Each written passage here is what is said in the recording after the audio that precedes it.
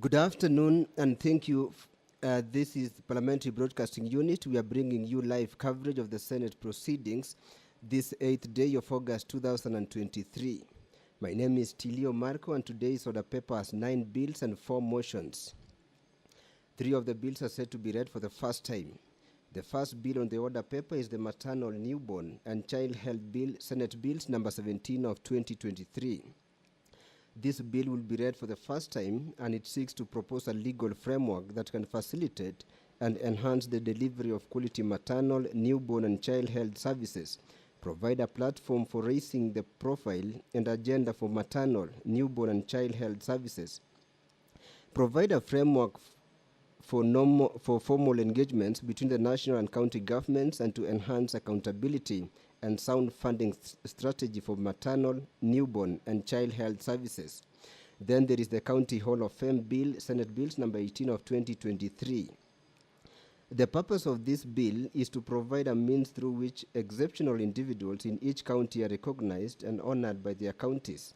The bill creates a forum by which the county governments can honor persons who may not necessarily be recognized at the national level, but are heroes and heroines within their respective counties. The bill, therefore, appreciates that each county may have a group of persons that it may want to honor at the county level of government. The County Hall of Fame, established by this bill, creates a forum for the recognition of such individuals. Another bill on the order paper is the Rice Bill, Senate Bills number 19 of 2023. The bill seeks to establish the Kenya Rice Board and set out its role and functions, establish the Rice Development Fund to be administered by the Kenya Rice Board, and provide a legal framework for regulation of the rice industry across the different value chains in the sector. Rice is an important food and cash crop in Kenya. There is also the Prompt Payment Bill, Senate Bill number 18 of 2023. This bill seeks to put in place a legal framework to facilitate a prompt payment for supply of goods, works and services procured by government entities both at the national and county level. The act shall apply to all procurement transactions by the national government and the county governments. The bill requires that a procuring entity shall pay for the goods, works or services provided by the prescribed payment date, failure to which it shall be liable to pay an interest calculated on the basis of the central bank base rates.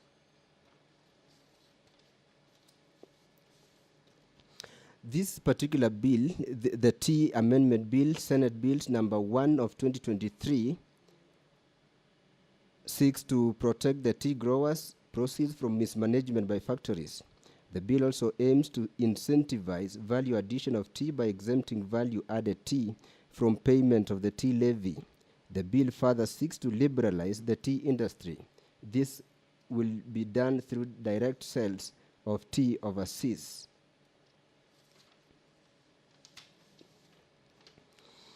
Another bill on the order paper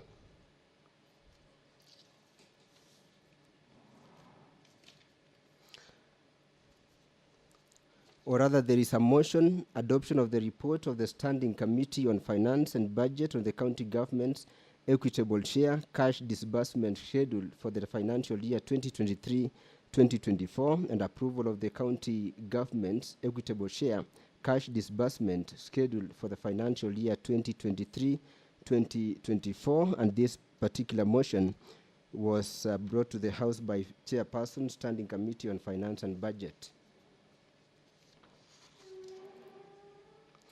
Then there is the County Boundaries Bill that is said to be read for the second time. This is Senate Bills number 6 of 2023. Then we have the Heritage and Museums Bill, Senate Bills number 8 of 2023, and the Kenya Sign Language Bill, Senate Bills number 9 of 2023. There is another motion, integration of ethnic minorities and marginalized communities. And the Senate resolves that the Ministry of Public Service, Gender and Affirmative Action, the National Gender and Equality Commission, and any other relevant state departments, in collaboration with the Council of Governors, initiate measures to identify and address the specific needs and challenges faced by ethnic minorities and marginalized communities in Kenya. and develop and implement national policy and legislative framework for the integration of ethnic minorities. You are watching Parliamentary Broadcasting Unit, and now Speaker of the Senate, Amason Jeffer Kingi, is coming in, and he's going to lead the senators in prayers. Thank you for watching. My name is Tilio Marco.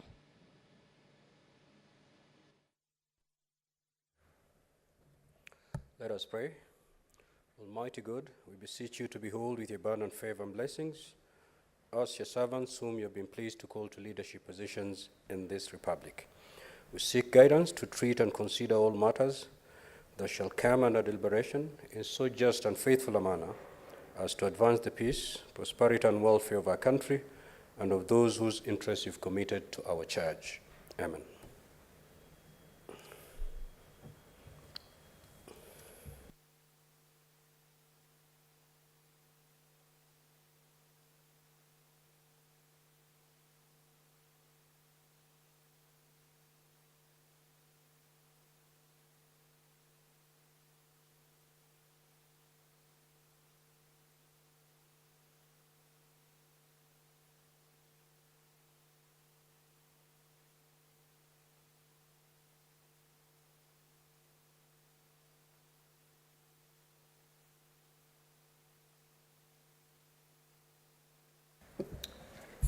Clerk, do we have quorum?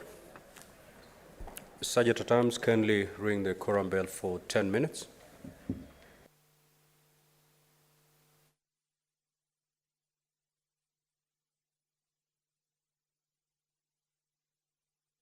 Going to be rung for 10 minutes to allow more senators to come in and enable the Senate to have the requisite quorum to continue with the business. This is after the Speaker of the Senate, Amason Jeffer Kingi, ordered the bell to be rung, and we can continue to analyze the order paper for you. And there is a report of the 146th Assembly of the Interparliamentary Union, IPU, and related meetings held in Manama, Kingdom of Bahrain from 11th to 15th March 2023. Also on the order paper, there is a motion on repossession of movable assets by lending institutions due to non-performing loans, and the Senate urges the National Treasury and Economic Planning to come up with policy framework to review the Banking Act in order to renegotiate the repayment terms of the loans and provide cushion for Kenyans with non-performing loans and prevent the loss of their movable assets.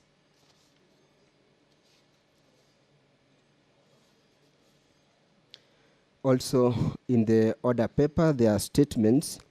The Senator for Turkana County, James Lomenen Ekomwa, is expected to make a statement concerning the arrest and continued detention of the Turkana pastoralist in Uganda.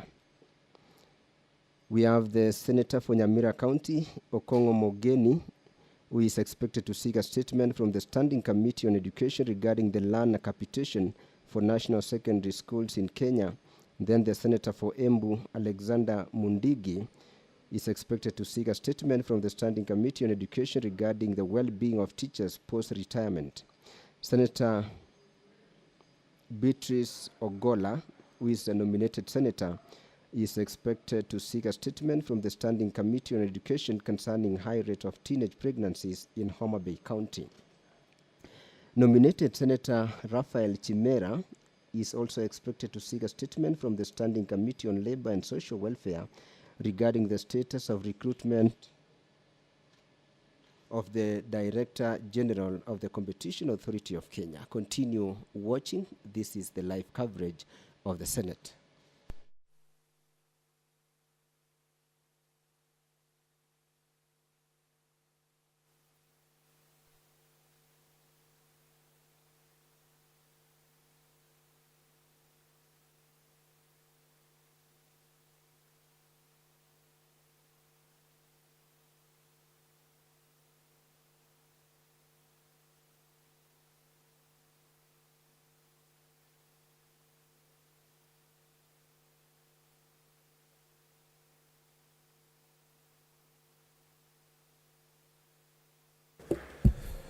Order number 1, administration of oath. Order number 2, communication from the chair.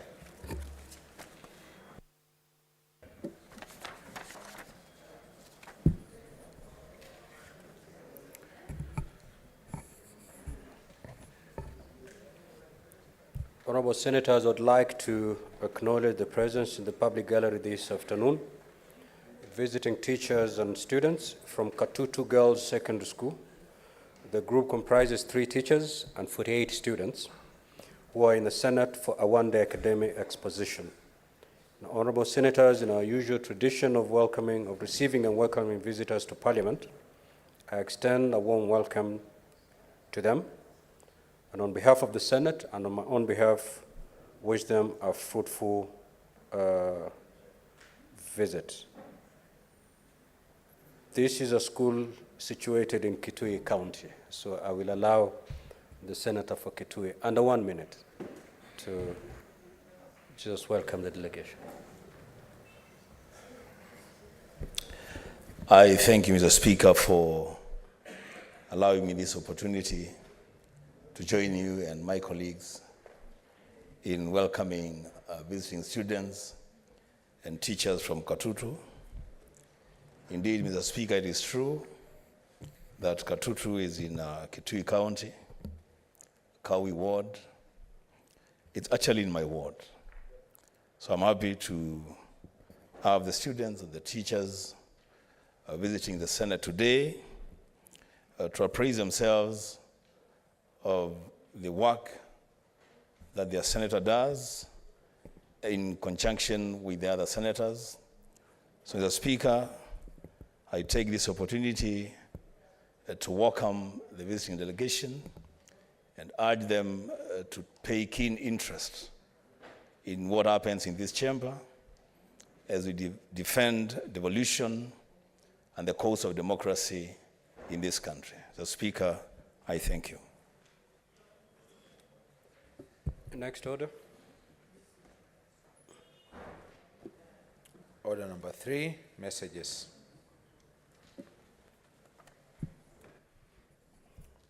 Honorable Senators, I wish to report to the Senate that pursuant to Standing Order 48.3 and 4, I have received a message from the Speaker of Nyandarua County Assembly, the effect of which is to petition the Senate to consult with the Kenya Wildlife Service, the National Environmental Management Authority, the Kenya Forest Service, and other government agencies, and speed up the gazettement of Lake Bolosat as a national reserve under the county government of Nyandarua in order to enhance its conservation, address issues of human-wildlife conflict, create job opportunities, enhance on-source revenue, and provide an alternative source of livelihood to the residents. The message was received in the Senate by way of a letter communicating a resolution passed by the County Assembly on 8th March 2023, which inter alia provided. They're aware that the Lake Bolosat is the only highland lake in central Kenya, and that it is a significant freshwater source, lies at an altitude of 7,600 feet, and is an essential part of the local ecosystem and economy. The lake feeds into the Osunyiro River, which supplies water to the Thompson Falls, which was declared a protected wetland under the Environmental Conservation and Management Act of 1999 in 2018 and spans approximately 4,800 square kilometers. Further, aware that the lake is a vital habitat for over 300 bird species migrating between Europe and Asia, and houses over 1,000 hippopotamuses, supports the livelihoods of people, livestock and wildlife downstream in several counties, and supports a variety of activities including commercial, agricultural, and tourism. The lake area also encompasses 2 major conservancies, Lewa and Olpejeta. Further, cognizant that the Nyandarua County government has been in consultation with the National Government Ministry of Tourism, Wildlife and Heritage on the gazettement of Lake Bolosat as a national reserve under the Kenya Wildlife Conservation and Management Act 2013 to facilitate more effective conservation measures and boost ecotourism. Concerned that despite these efforts, the lake's ecosystem has significantly dwindled due to human activities, and that its area has shrunk from around 10,000 hectares to about 2,000, leading to a decrease in water levels and a drop in bird and hippopotamus populations, and that invasion of local communities with large herds of cattle and encroachment of riparian land has exacerbated the situation. Interventions to save the lake and its ecosystem has been limited, causing concern among the public and stakeholders.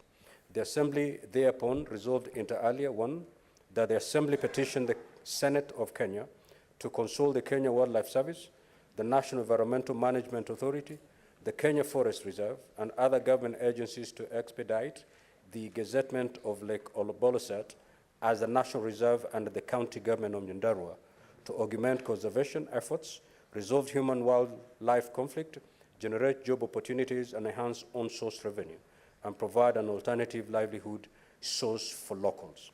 2, that the Nyandarua County government initiates consultations with the Kenya Wildlife Services for a potential partnership to enable the county government to fully protect the lake and generate revenue from it.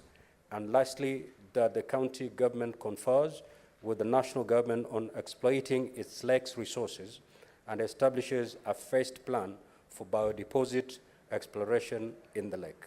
Honorable Senators, I do direct that pursuant to Standing Order 48.7c, that the matter, together with a set of correspondence received from the County Assembly of Nyandarua, be referred to the Standing Committee on Land, Environment, and Natural Resources for consideration. I thank you. Next order. Order number 4, petitions. Order number 5, papers. Order number 6, notices of motion. Order number 7, questions and statements. Statement pursuant to Standing Order 52.1. The Honorable Senator Lominen.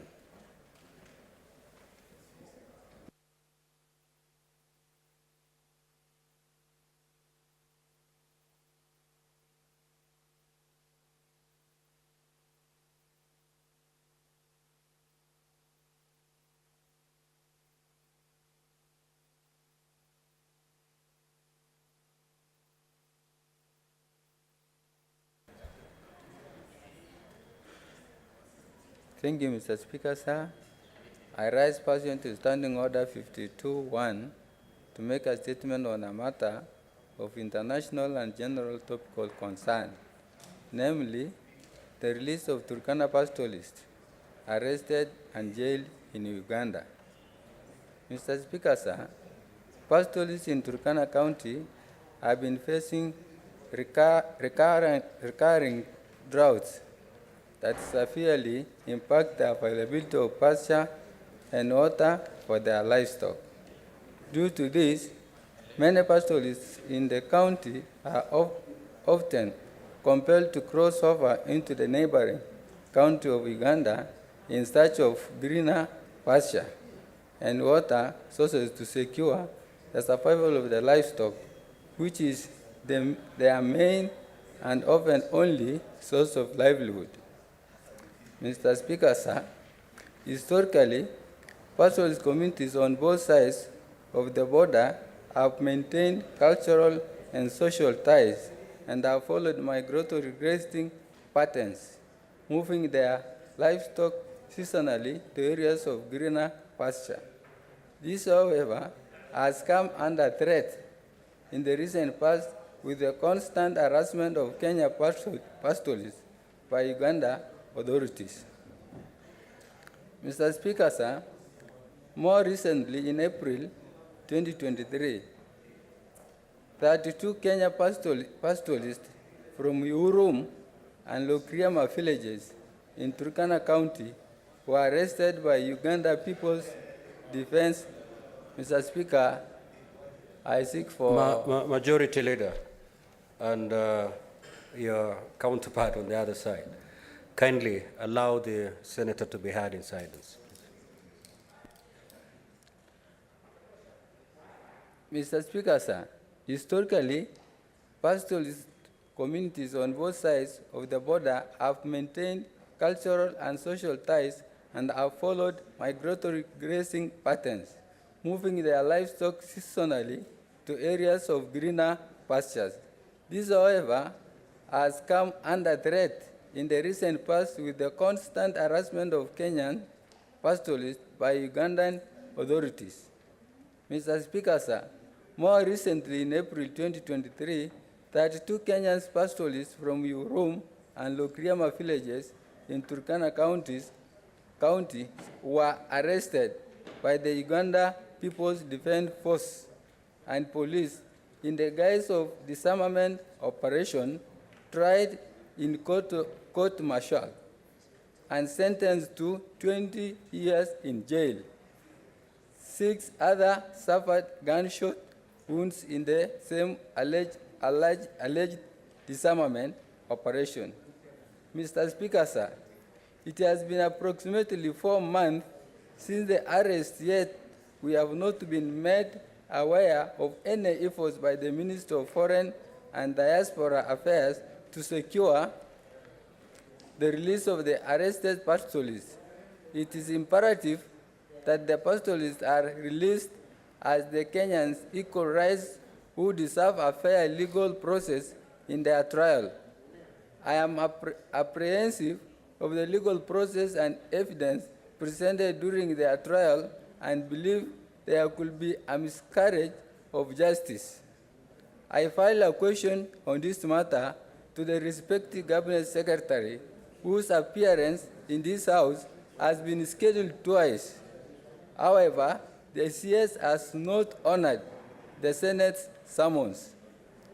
Mr. Speaker, sir, it is from foregoing that I urge the Standing Committee on National Security, Defense and Foreign Relations to inquire into this matter and initiate engagement with the Minister of Foreign and Diaspora Affairs to secure the release of the arrested pastoralists. I thank you, Mr. Speaker. Senator Esi.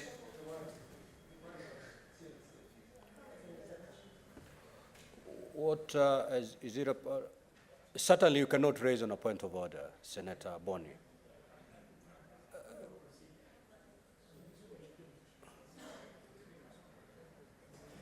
Let me help you out. You want some intervention so that you get some clarification?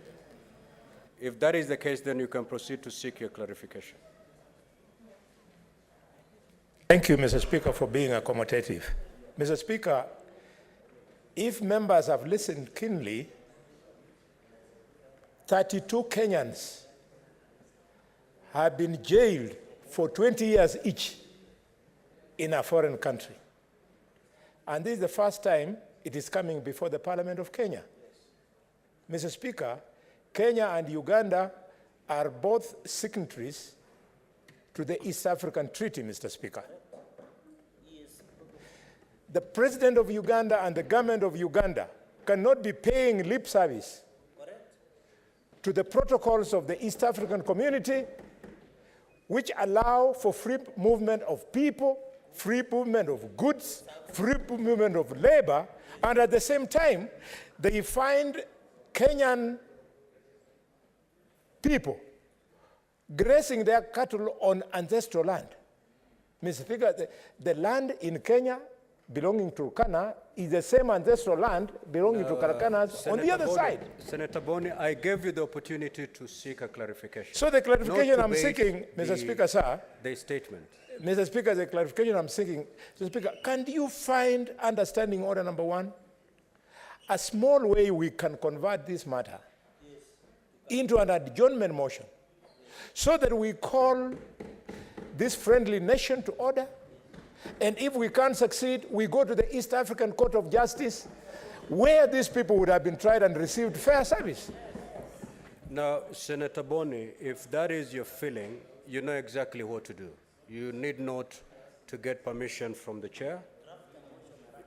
So, being a seasoned member of this House, if indeed that is your feeling, you know exactly what to do. Kindly proceed that way. Senator Essie, Senator Essie, please.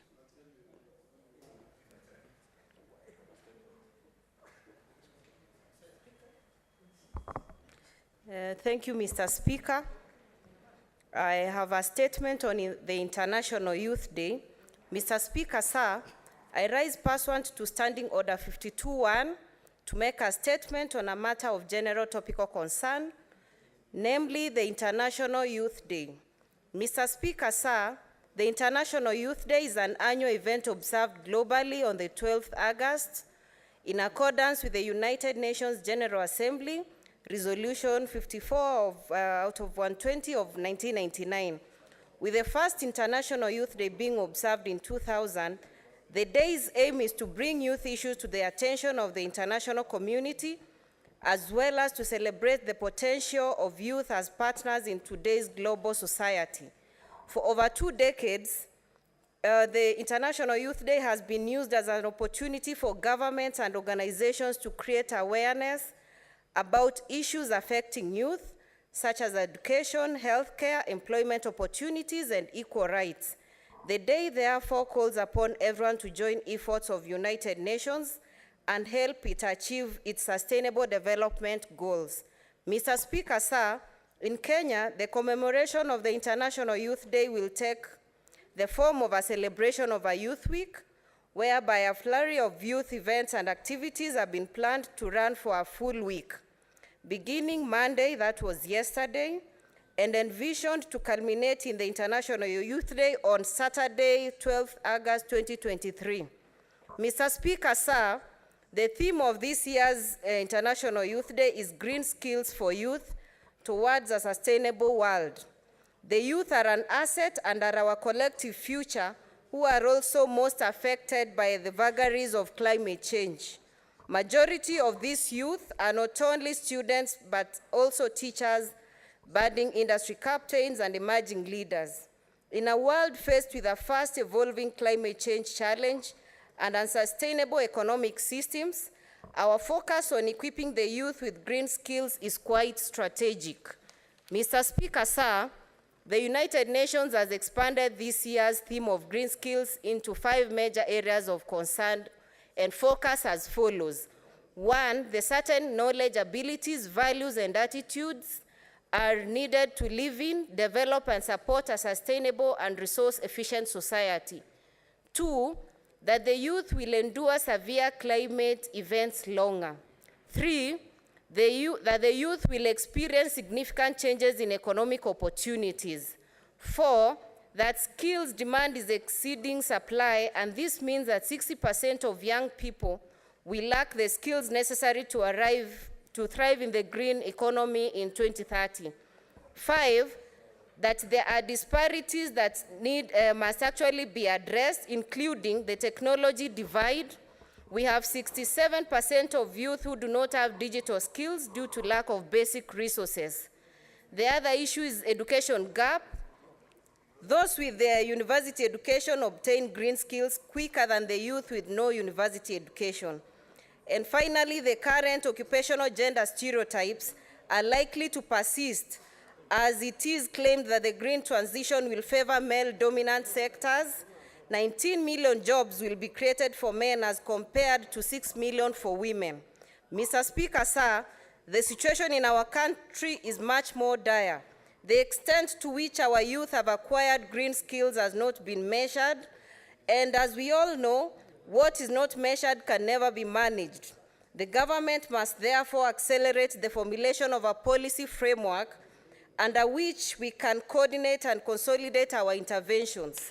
The youth need to be made aware of the unique challenges as their generation has to grapple with, and be helped to be ready to turn these challenges into opportunities.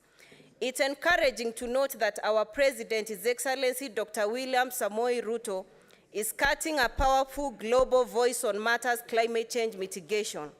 Mr. Speaker, the relevant ministry must translate this strategic positioning by the President into tangible benefits for our young people. An example of such benefit is registering the youth in community groups who participate in activities such as tree planting, which has an effect in reducing carbon emissions, hence earning from carbon credits. Mr. Speaker, sir, efforts at community level to impart green skills to the youth must be highlighted, lauded, and supported. Such examples include community groups such as Kisi Magenche Welfare Group in Bomachoge Borabu constituency that engages in tree planting, and the Cheploch Divers Rescue Team, which is a youth group that has been responding to cases of drowning in the North Rift counties.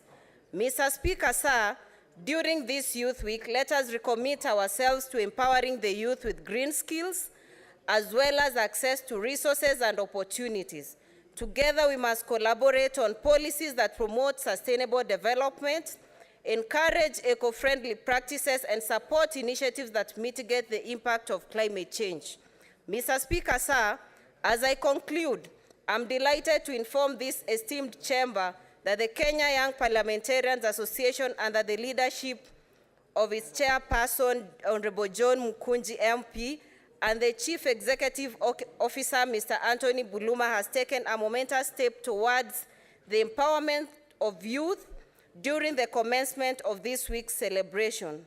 KYPA, in collaboration with the relevant stakeholders, hosted an inspiring event yesterday at the County Hall Mini Chamber within Parliament buildings to launch the week-long celebrations. This gathering provided a unique platform for young leaders from across the country to come together, exchange ideas, and voice their vision for a sustainable world.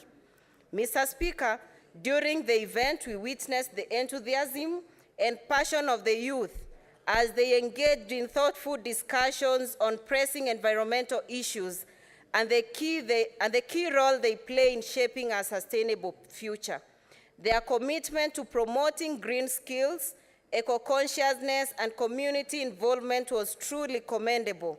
Furthermore, the occasion served as a bridge between the youth and policymakers by fostering a dialogue that enabled young parliamentarians and their more experienced counterparts to exchange perspectives and collaborate on actionable solutions for a sustainable world. Mr. Speaker, sir, as we navigate the challenges of this rapidly changing world, we must recognize that the solutions lie in the hands of our youth. By empowering them with green skills and nurturing their ideas, we lay the foundation for a sustainable, inclusive, and prosperous future for Kenya and the global community. I call upon the Senate to engage with the county governments to explore avenues to fast-track imparting our youth with green skills for a sustainable world. I thank you for this opportunity to make this statement, Mr. Speaker. Senator Okenyuri Esther MP, thank you. Statements pursuant to Standing Order 53-1. Honorable Senator Mogene.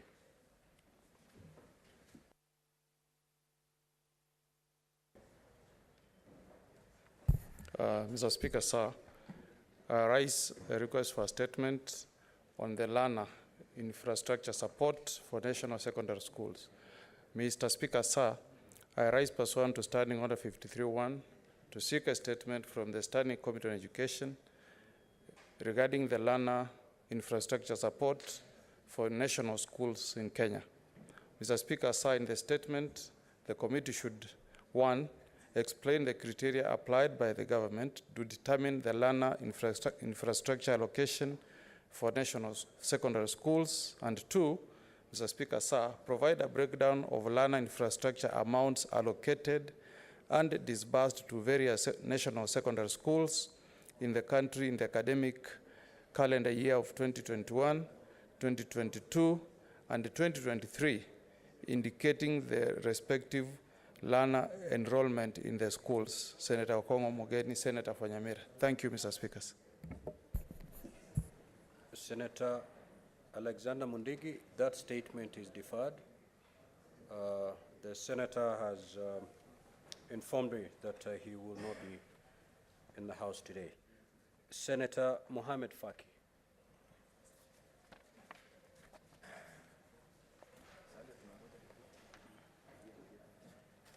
Asante Mheshimiwa Spika, nimesimama kuambatana na kanuni za kudumu ya 53(1) kuomba taarifa kutoka kwa kamati ya kudumu ya barabara, uchukuzi na makao kuhusu barabara zinazomilikiwa na mamlaka ya kura, yani Kenya Urban Roads Authority katika kaunti ya Mombasa. Mheshimiwa Spika, katika taarifa hiyo kamati iangazia yafuatayo: iarifu Seneti ni barabara ngapi shirika hili la kura limeweza kurekebisha kutoka mwaka 2018 hadi mwaka 2023 katika kaunti ya Mombasa, ikiorodhesha majina ya barabara hizo kikamilifu. Pili, ichunguze matumizi ya fedha zilizotengwa kwa urekebishaji wa barabara hizo, ikizingatiwa kwamba baadhi ya barabara hizo zilizo chini ya mamlaka ya kura hazijarekebishwa kikamilifu. Na tatu, ieleze sababu zilizopelekea kura kutumia wakandarasi kutoka kaunti za Nairobi kukarabati barabara za Mombasa, ili hali wapo wakandarasi wenye ujuzi na tajiriba ya kutosha katika kaunti ya Mombasa ambao wanaweza kufanya kazi hizo. Asante Mheshimiwa Spika. Senator Beatrice Ogola.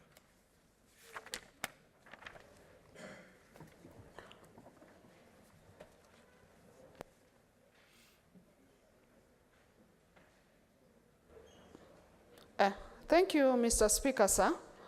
Mr. Speaker, sir, I rise pursuant to Standing Order 53(1) to seek a statement from the Standing Committee on Education concerning the high rate of teenage pregnancies in Homa Bay County. In the statement, the committee should, 1, provide detailed data on the numbers of school-going children impregnated in Homa Bay County, categorized by the respective schools and sub-counties.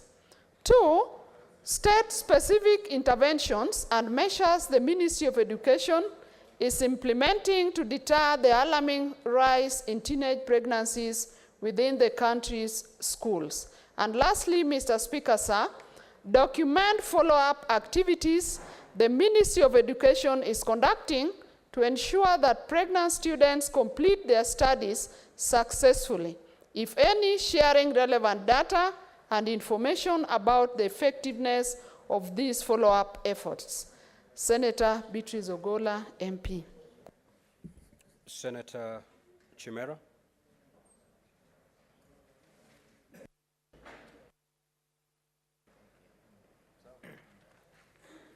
Thank you, Mr. Speaker. Mr. Speaker, sir, I rise pursuant to Standing Order 53(1) to seek a statement from the Standing Committee on Labor and Social Welfare regarding the status of recruitment of the DG of the Competition Authority of Kenya. In the statement, the committee should, number 1, explain the progress made in the recruitment of the Director General of the Competition Authority of Kenya and where the Public Service Commission has been involved in the process. Number 2, state the actions that have been taken to ensure adherence to the stipulated timeframes for acting appointments as stipulated in Section 34, subsection 3 of the Public Service Commission Act, number 10 of 2017. Number 3, Mr. Speaker, state how long the position has been vacant, detailing who has been serving an acting capacity during this period, and whether the provisions of the said section of the Public Service Commission Act have been complied with. And lastly, Mr. Speaker, outline any measures taken by the relevant authorities to expedite the process and ensure the appointment of a substantive Director General within the limits set by the Act in order to uphold the principles of transparency, accountability, and fairness in the recruitment and appointment of public officers. Thank you, Mr. Speaker. Senator Hamida Kibwana.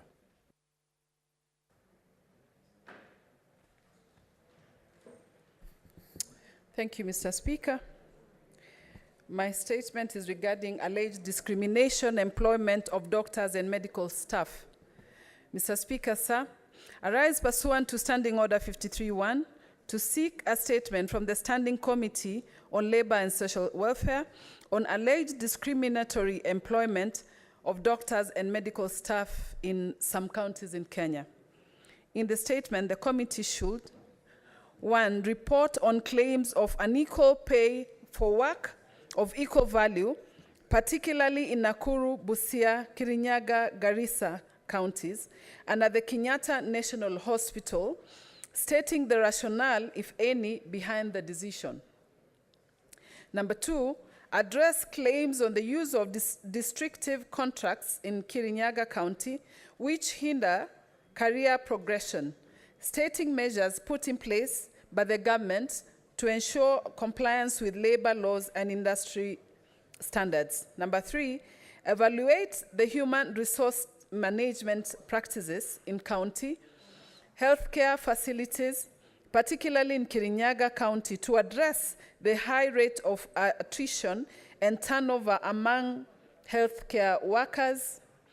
And number 4, recommend appropriate sanctions and measures against county governments found violating the labor laws and practicing discrimination in the employment of healthcare workers. I thank you, Mr. Speaker. Senator Chiranke.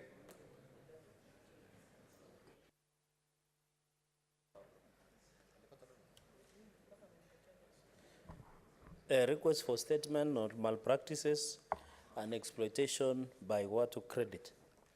Mr. Speaker, sir, I rise pursuant to Standing Order 53-1 to seek a statement from the Standing Committee on Trade, Industrialization and Tourism regarding alleged malpractices and exploitation of Kenyans by Watu Credit.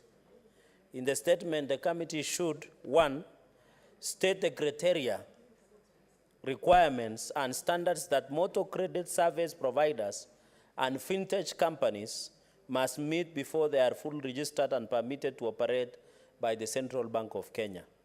Number 2, Mr. Speaker, clarify whether the Watu Credit is a duly registered motor creditor and if it falls under the regulatory purview of the Central Bank of Kenya, giving reasons for the highest interest rates charged by Watu Credit to its customers, leading clients to pay more than triple the market price for a motorbike.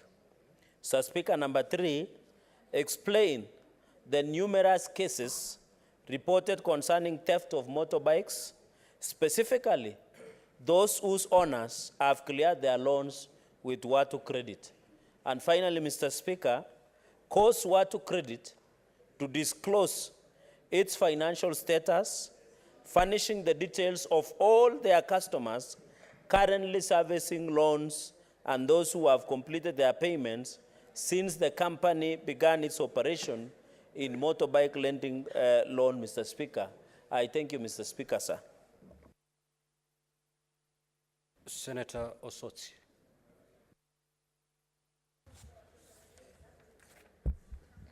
Thank you, Mr. Speaker.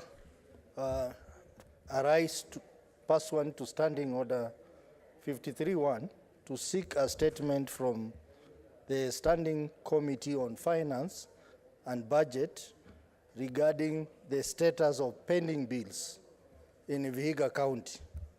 In the statement, the committee should, 1, give a breakdown of pending bills in Vihiga County for the financial years 2014-2015 up to 2021-2022, stating the nature of the pending bill, the financial year when the pending bill was accrued, the total amount of the pending bill, the respective suppliers owed by the county government, and the reasons for the delay in paying the suppliers.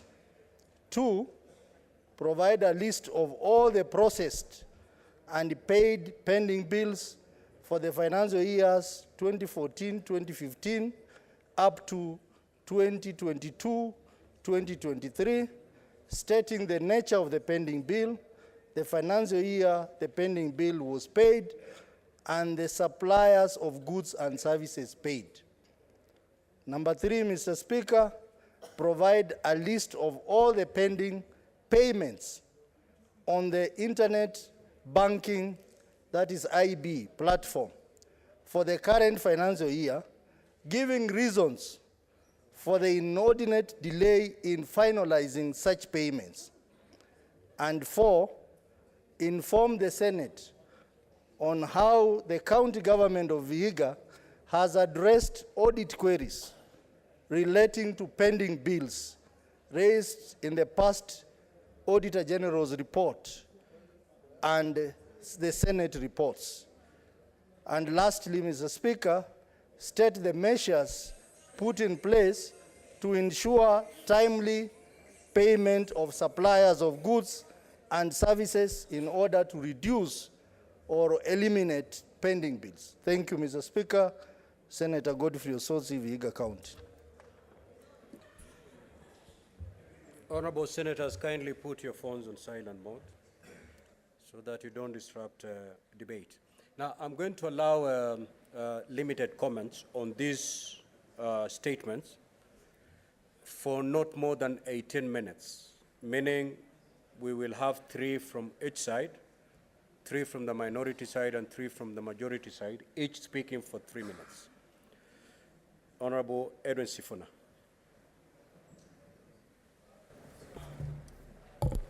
Mr. Speaker, allow me to very briefly support the statement that has been brought by Senator Godfrey Osotsi regarding the status of pending bills in his county. As you're aware, Mr. Speaker, out of the over 350 billion shillings pending bills owed by county governments to various suppliers and institutions in this country, more than 100 billion of that amount is owed by Nairobi County alone. Mr. Speaker, as I was submitting to the House last week, I have been very encouraged by as a Senator of Nairobi that we have had certain discussions regarding some of those pending bills, especially those that were incurred by the National Nairobi Metropolitan Services. And we were able to extract a concession from NMS, at least the Comptroller of State House, when he appeared before PAC, assured us that that money is not going to be appearing in the books of Nairobi anymore. So this is a problem. We have had certain submissions in public that now we are going to see timely disbursement of resources to counties in line with the disbursement schedule that we will pass as a House. I hope that that is going to be the solution to this question of pending bills in the country, Mr. Speaker. So I want to support this statement. I wish that the committee does a comprehensive job and, if possible, extends it to also the other counties. I thank you, Mr. Speaker. Senator Mungatana. Majority Leader, you should lead by example, Majority Leader. Senator Cheriot.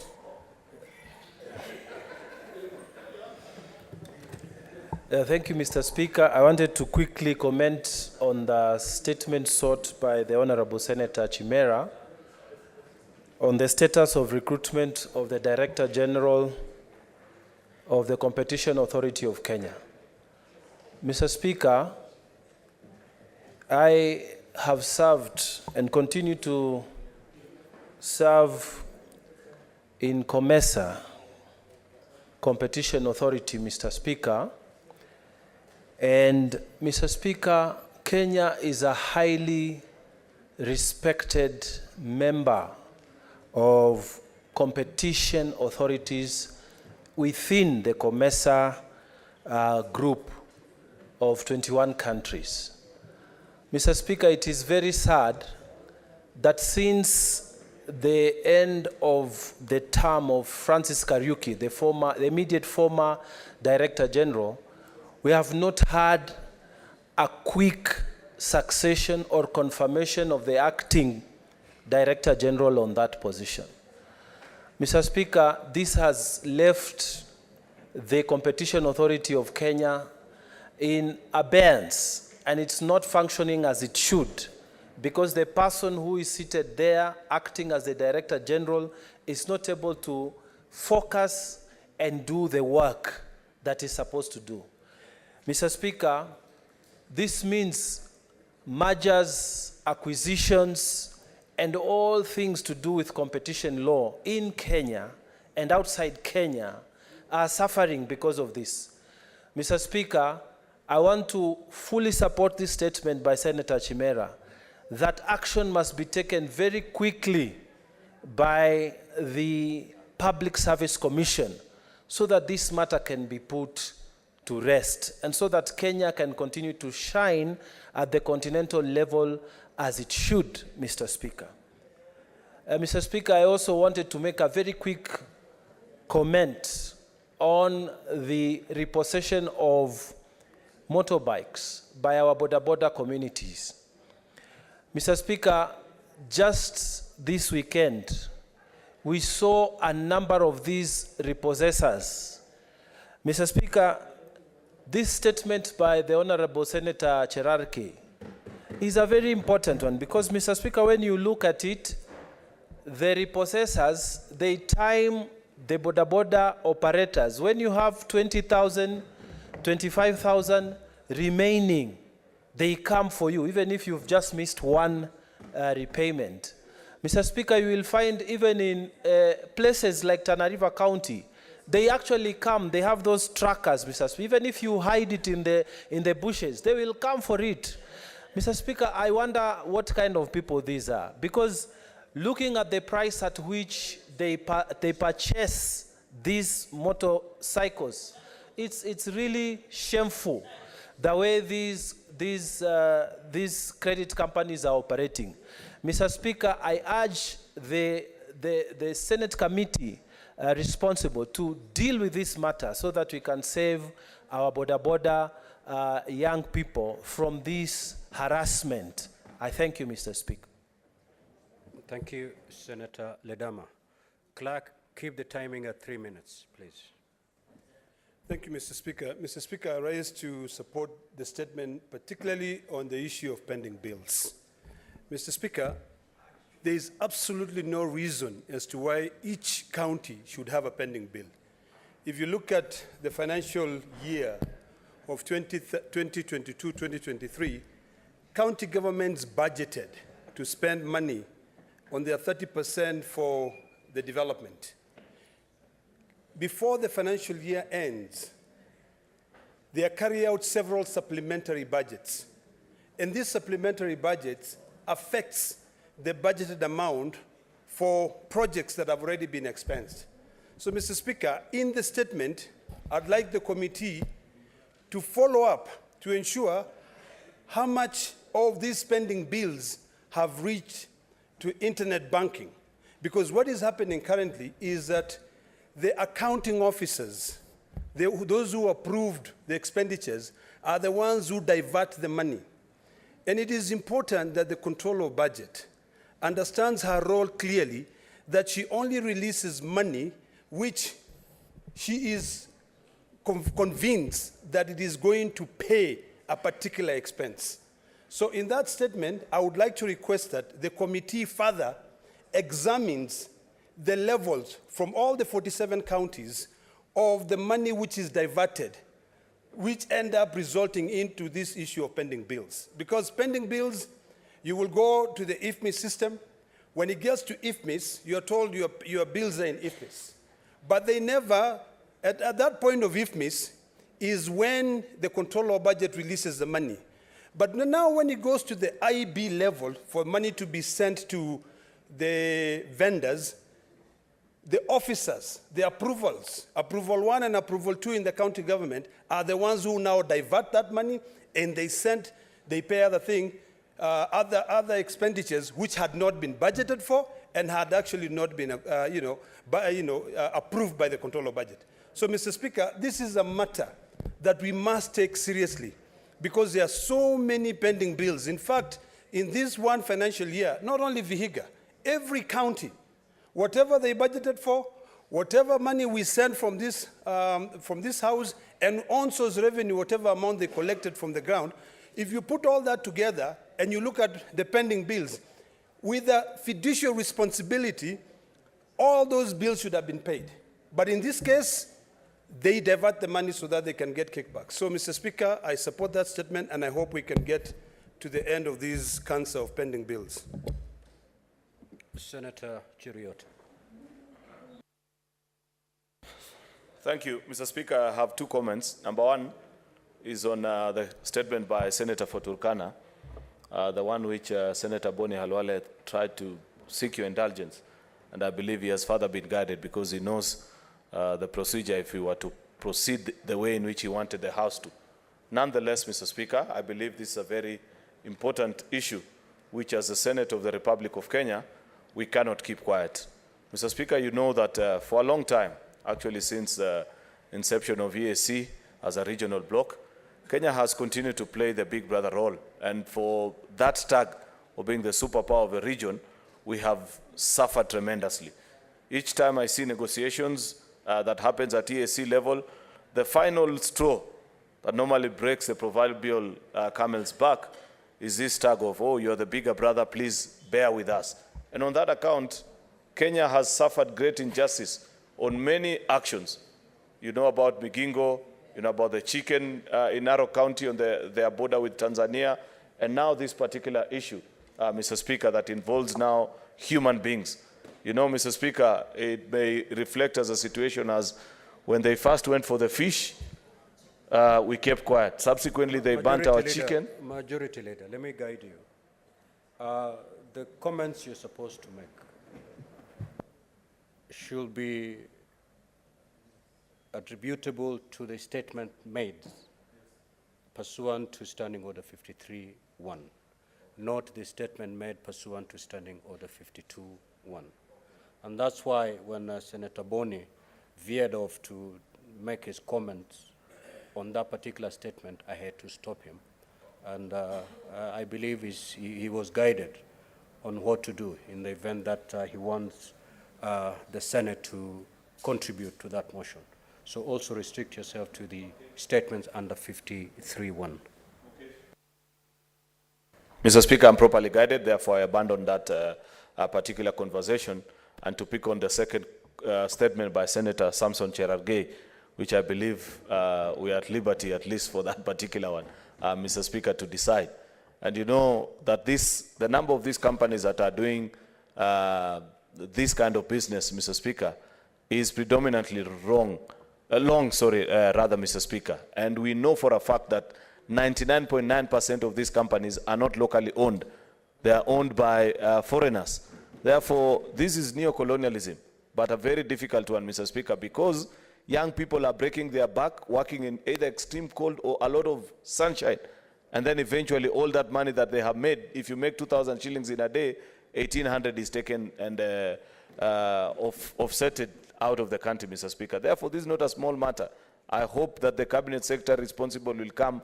These are such businesses that are of great national interest, Mr. Speaker, that as Parliament, we should legislate even to keep them within the confines of the country. That if you want to do this kind of business, you must at least have significant shareholding locally.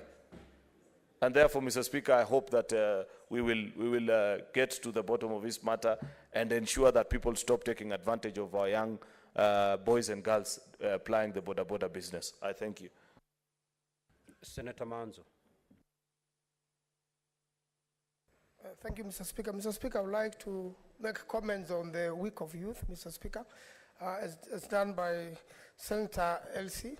And Mr. Speaker, the issue of youth, which is now being celebrated all over the world, is a very critical issue, and I like that. Senator Manzo, again, restrict your comments to the statement made pursuant to Standing Order 53.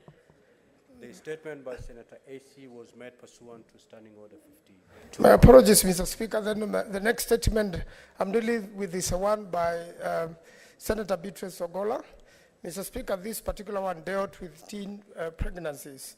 And again, it's a very sensitive issue in the country. Mr. Speaker, there are rising cases in the counties of teen pregnancies whereby families are attempting to resolve the matter other than letting it go to court or other than letting the police handle such cases whereby in a lot of situations amounts to abuse of people under the age of 18, and the law is very serious about it to protect them.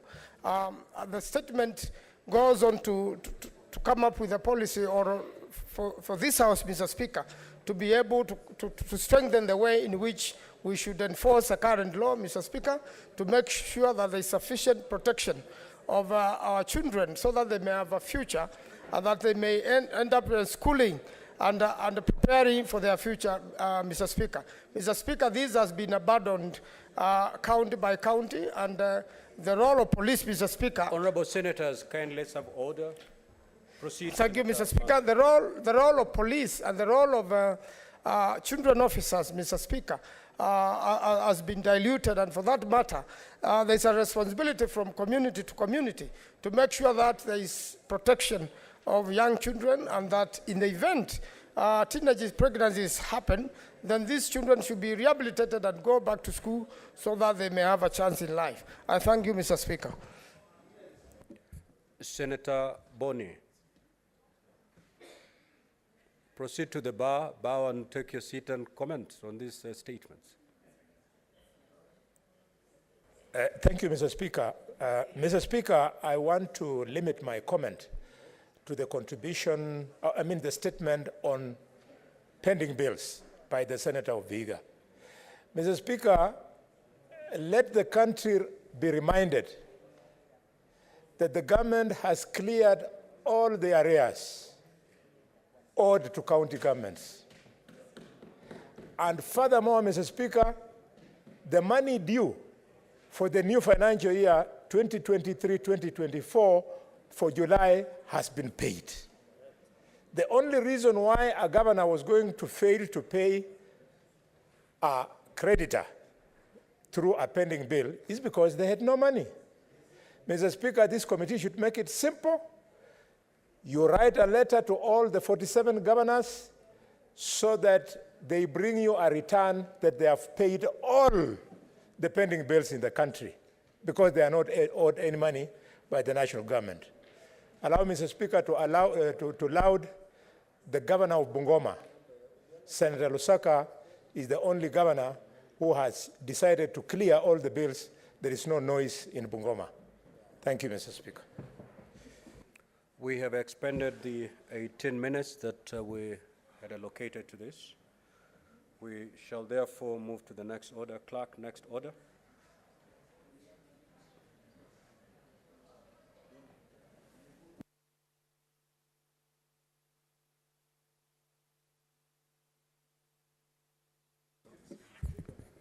Statements pursuant to Standing Order 56-1. But honorable senators, we have a division in the form of Order 11. And I'm informed we do have the requisite delegations to conduct a division. I will therefore wish to rearrange the sequence of the order paper before senators walk out to attend to other businesses. So we will pen the statement pursuant to Standing Order 56 and rearrange the order paper in the following manner. We will straight away move to Order 11 and proceed to do division, and then we will come back to the order paper as presented to us today. So clerk, kindly proceed to call that particular order.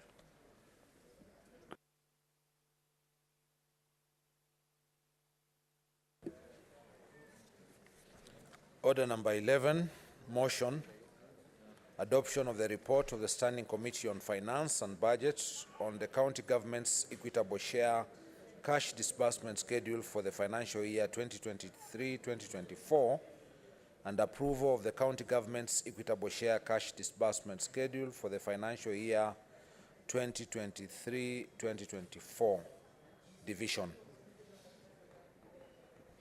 Sergeant at Arms, kindly proceed to ring the division bell for 5 minutes.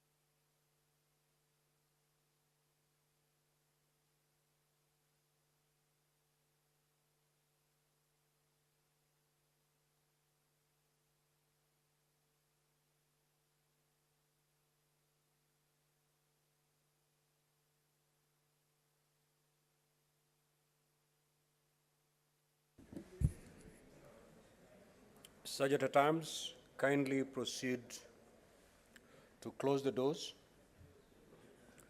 and draw the bar.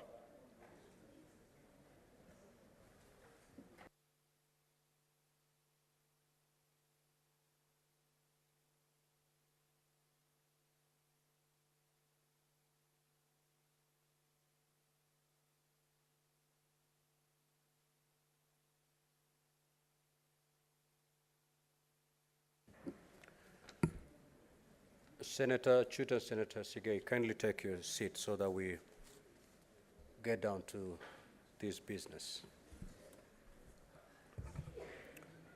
Now, honorable senators, I proceed to put the question that the Senate adopts the report of the Standing Committee on Finance and Budget on the county government, into brackets, equitable share, cash disbursement schedule for the financial year 2023-2024, laid on the table of the Senate on Thursday, 27th July, 2023, and that pursuant to Section 17(7) of the Public Finance Management Act and Standing Order 189.3, the Senate approves the county government's equitable share cash disbursement schedule for financial year 2023-2024.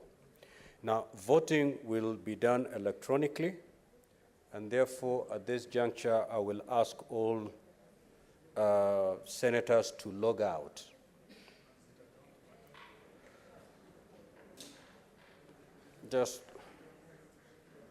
Just log out.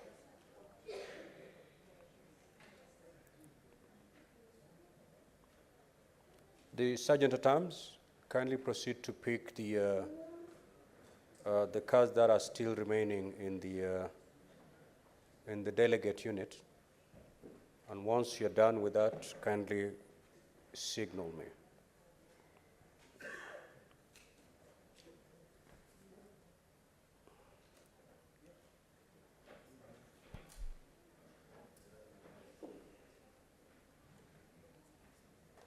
Sergeant at Arms?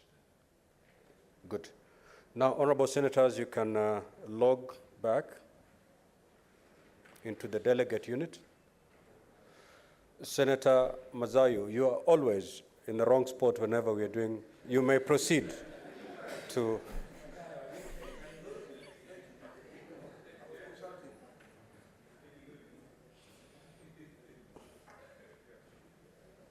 So once you've logged back into the delegate unit, you may now proceed to vote by pressing yes, no, or abstain.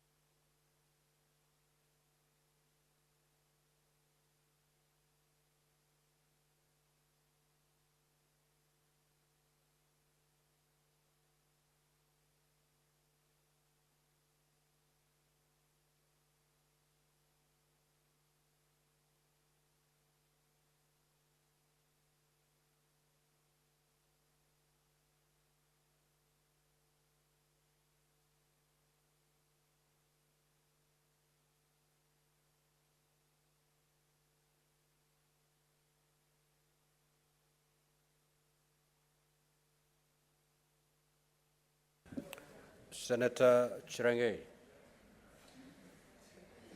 Just reminding you that we are still very much in session.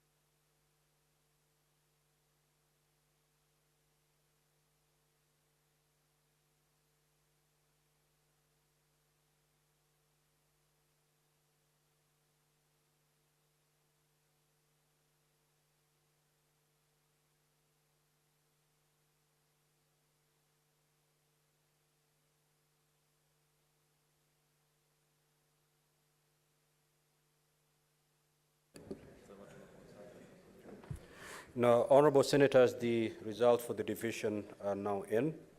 The ayes, 28, noes, 0, abstentions, 0. So the ayes have it.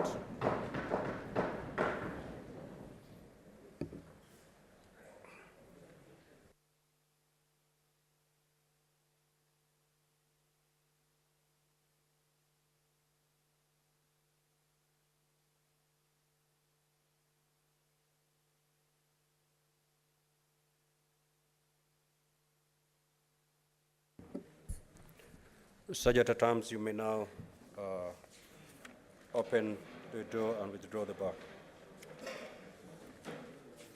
So, honorable senators, we will pick it up from where we were before we rearrange the sequence of the order paper. That is statement pursuant to Standing Order 56-1B. The chairperson, County Public Investment and Special Funds.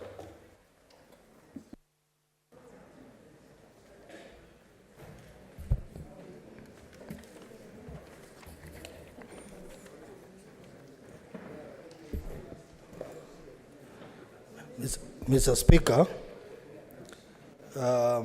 wish to make a statement relating to the activities of the County Public Investments and Special Funds Committee made pursuant to Standing Order number 56-1B for the period between 15th April 2023 to 30th June 2023.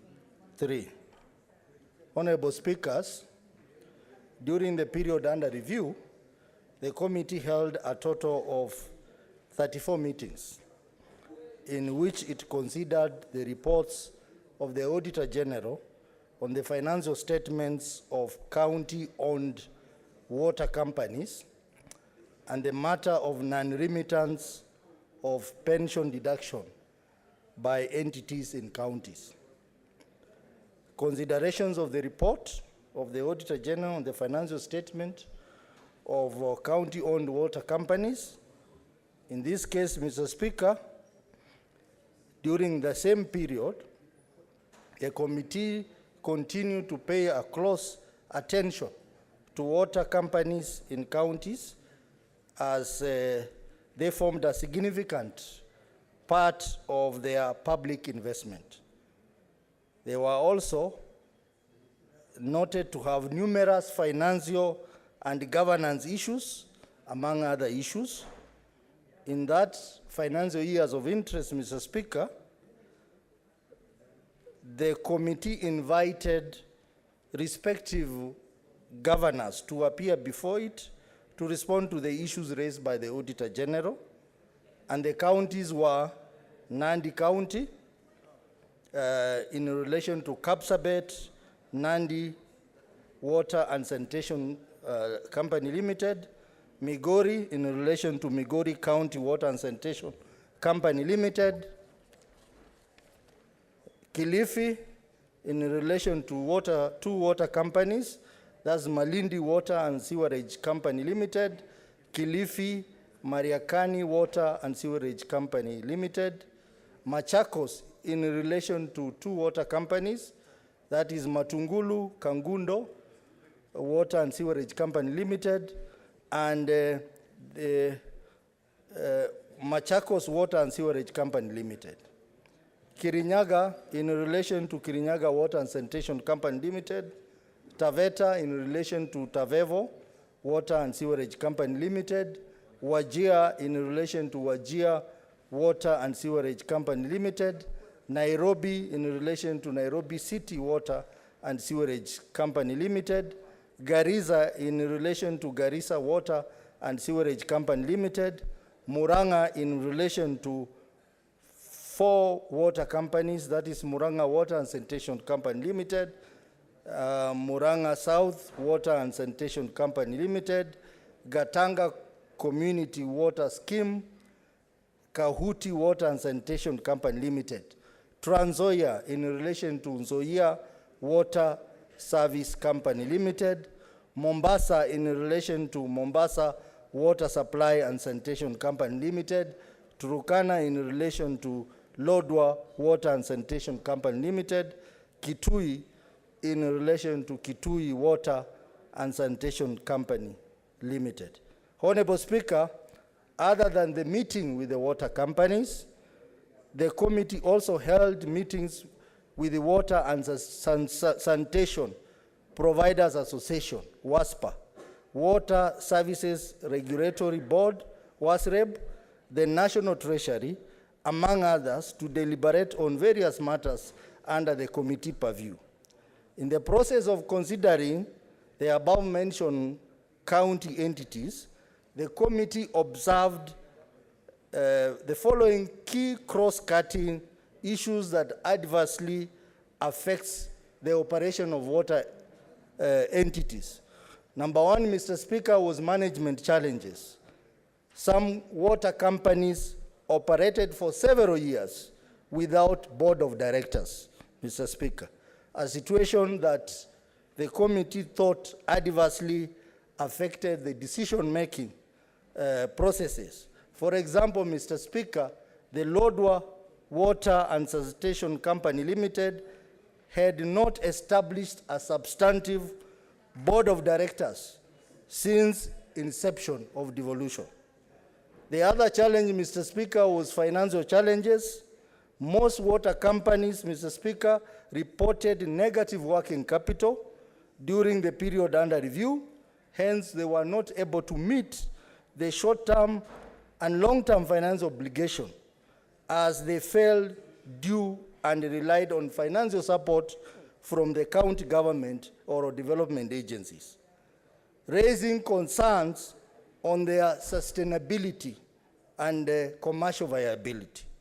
For instance, Mr. Speaker, Mombasa Water Supply and Sanitation Company Limited had a negative working capital of 1,464,597,678 as at 30th June 2021. The negative liquidity, Mr. Speaker, meant that the company was in undesirable and precarious financial position. The other major challenge, Mr. Speaker, was non-revenue water. All water companies that we interrogated, Mr. Speaker, within that period had non-revenue water that exceeded the sector benchmark of 25% as prescribed by WASREB and international best practice. And this, Mr. Speaker, was attributed to losses resulting from dilapidated infrastructure, what we refer to as physical losses, and inaccurate meter reading and billing, that is commercial losses. For instance, Mr. Speaker, Wajir Water and Sewerage Company Limited had a non-revenue water of 82% for the financial year 2020-2021, which was the highest under our review.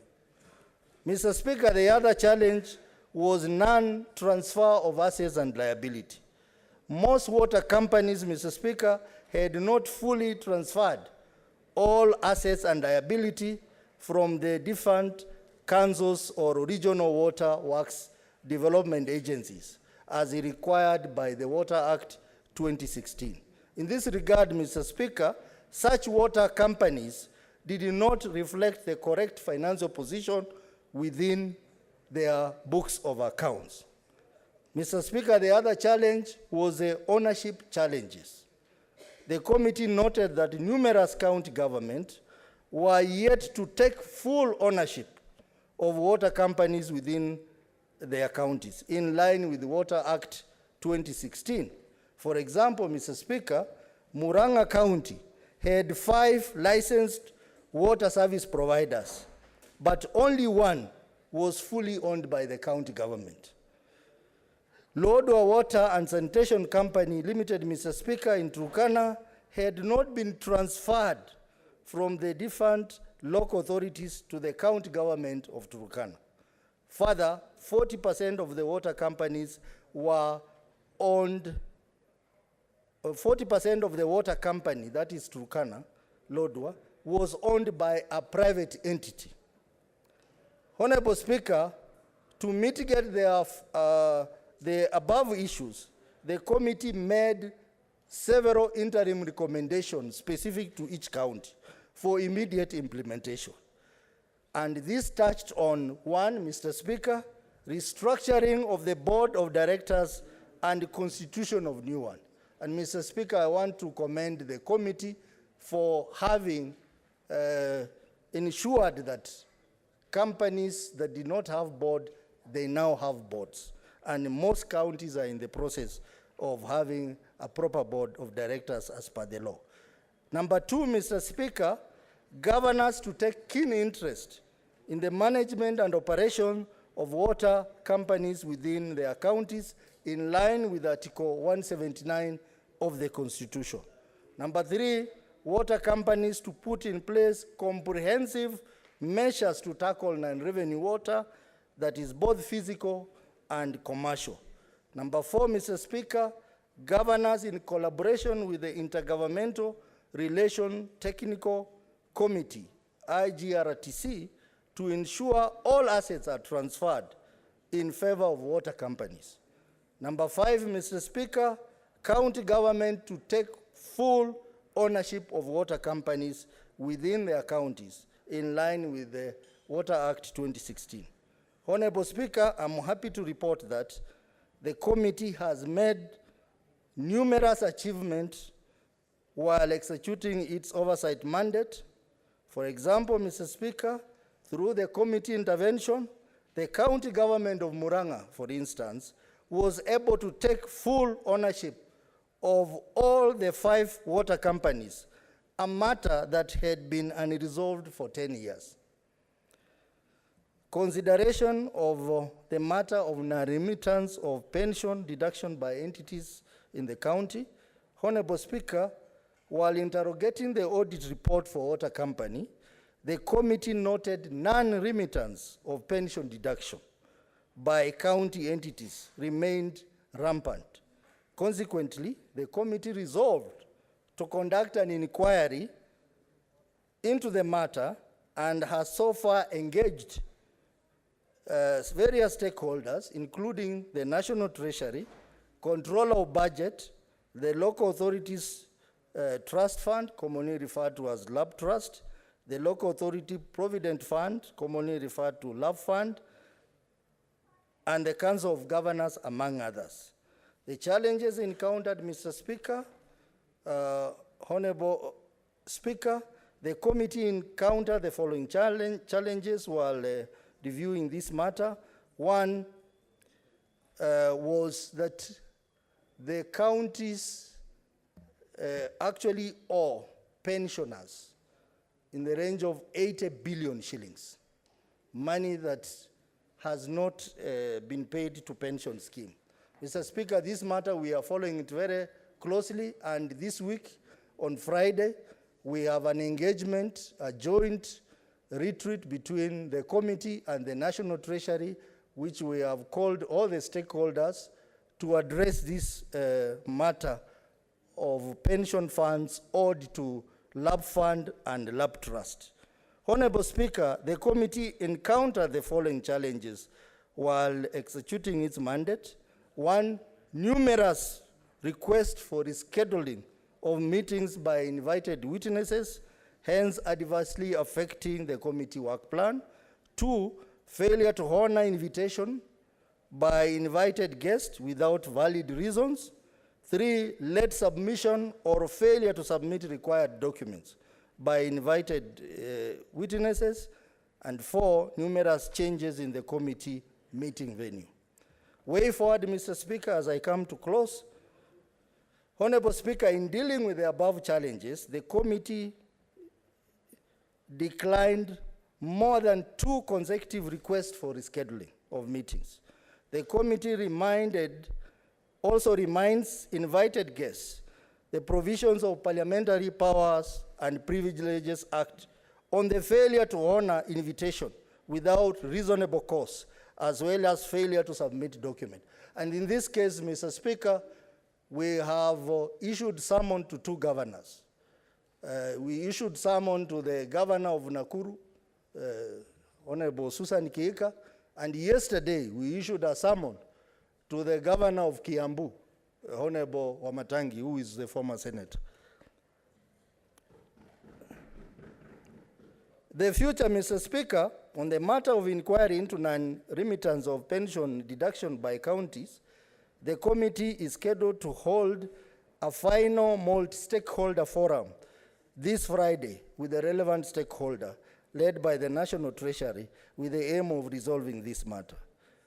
Number 2, Mr. Speaker, the committee is scheduled to have a consultative meeting with the Ministry of Water, Sanitation and Irrigation, with the 9 regional waterworks development agencies and Water Sector Trust Fund to deliberate on the issue of transfer of assets and liabilities to county government, and also look at the various provisions in the Water Act which impede devolution. 3, Mr. Speaker, the committee plans to conduct field visit to various counties. Priority will be given to the investment that are facing huge fiduciary risks. The committee is also in the process of preparing its report for tabling. I want to report that we have so far done more than 10 reports which are going to be tabled in due course. The Honorable Speaker, the committee is also scheduled to commence its interrogation of the auditor's reports on the financial statement of funds within the counties with effect from the month of September. Mr. Speaker, allow me to congratulate my committee for the commitment, for the teamwork in ensuring that this committee remains very active. And I want to say this committee has done a wonderful job in positioning the role of Senate in as far as issues of accountability and transparency in water companies in the county is involved. With these few remarks, Honorable Speaker, I submit. Thank you. The Chairperson, Standing Committee on Delegated Legislation.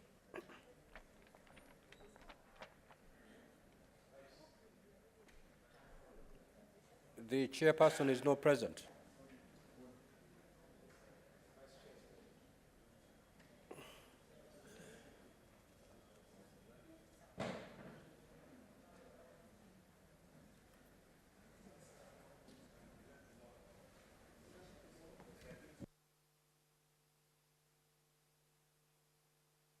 Okay, then this will be dealt with tomorrow because actually the Secretariat is yet to receive that report.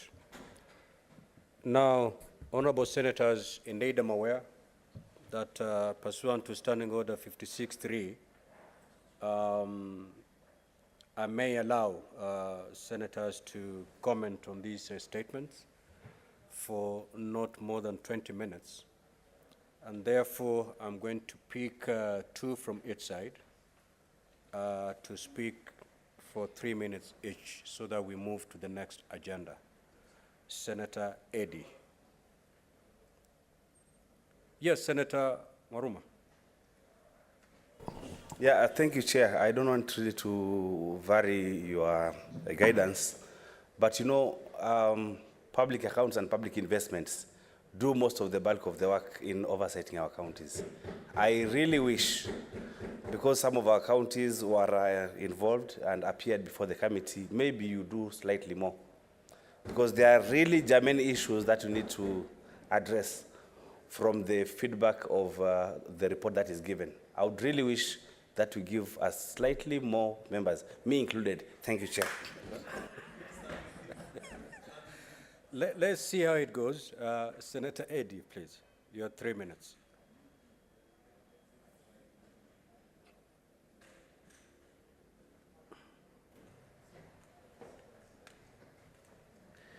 Thank you, Mr. Speaker, for giving me this opportunity. I've actually missed this dispatch for the last 3 months that I've been sick, and I want to thank you, Mr. Speaker, for the great support you have offered me during the last 3 months. I also want to thank colleagues who have really been supportive, including my captain, Senator Arun Cheriot. Whenever he gets to the house, he comes and checks on me this other side. And above all, I also want to thank colleagues from this other side who have also been able to check on me even in the house. But that said, Mr. Speaker, I want to, first of all, congratulate and really commend Senator Osotsi for being a great leader. I'm a member of this committee, Mr. Speaker, and I really appreciate the functionality of Standing Order number 194 that initiated this committee.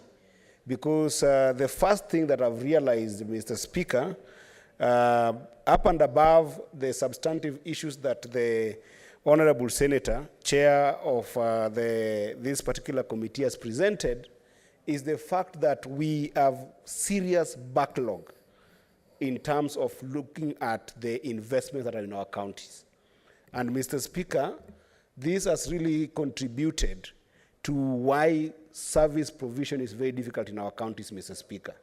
And alongside that, Mr. Speaker, one thing that the examination of the water companies in our counties has actually exposed to us is the idea of integrated development. And I wanted to give feedback with the issue of non-revenue water, Mr. Speaker.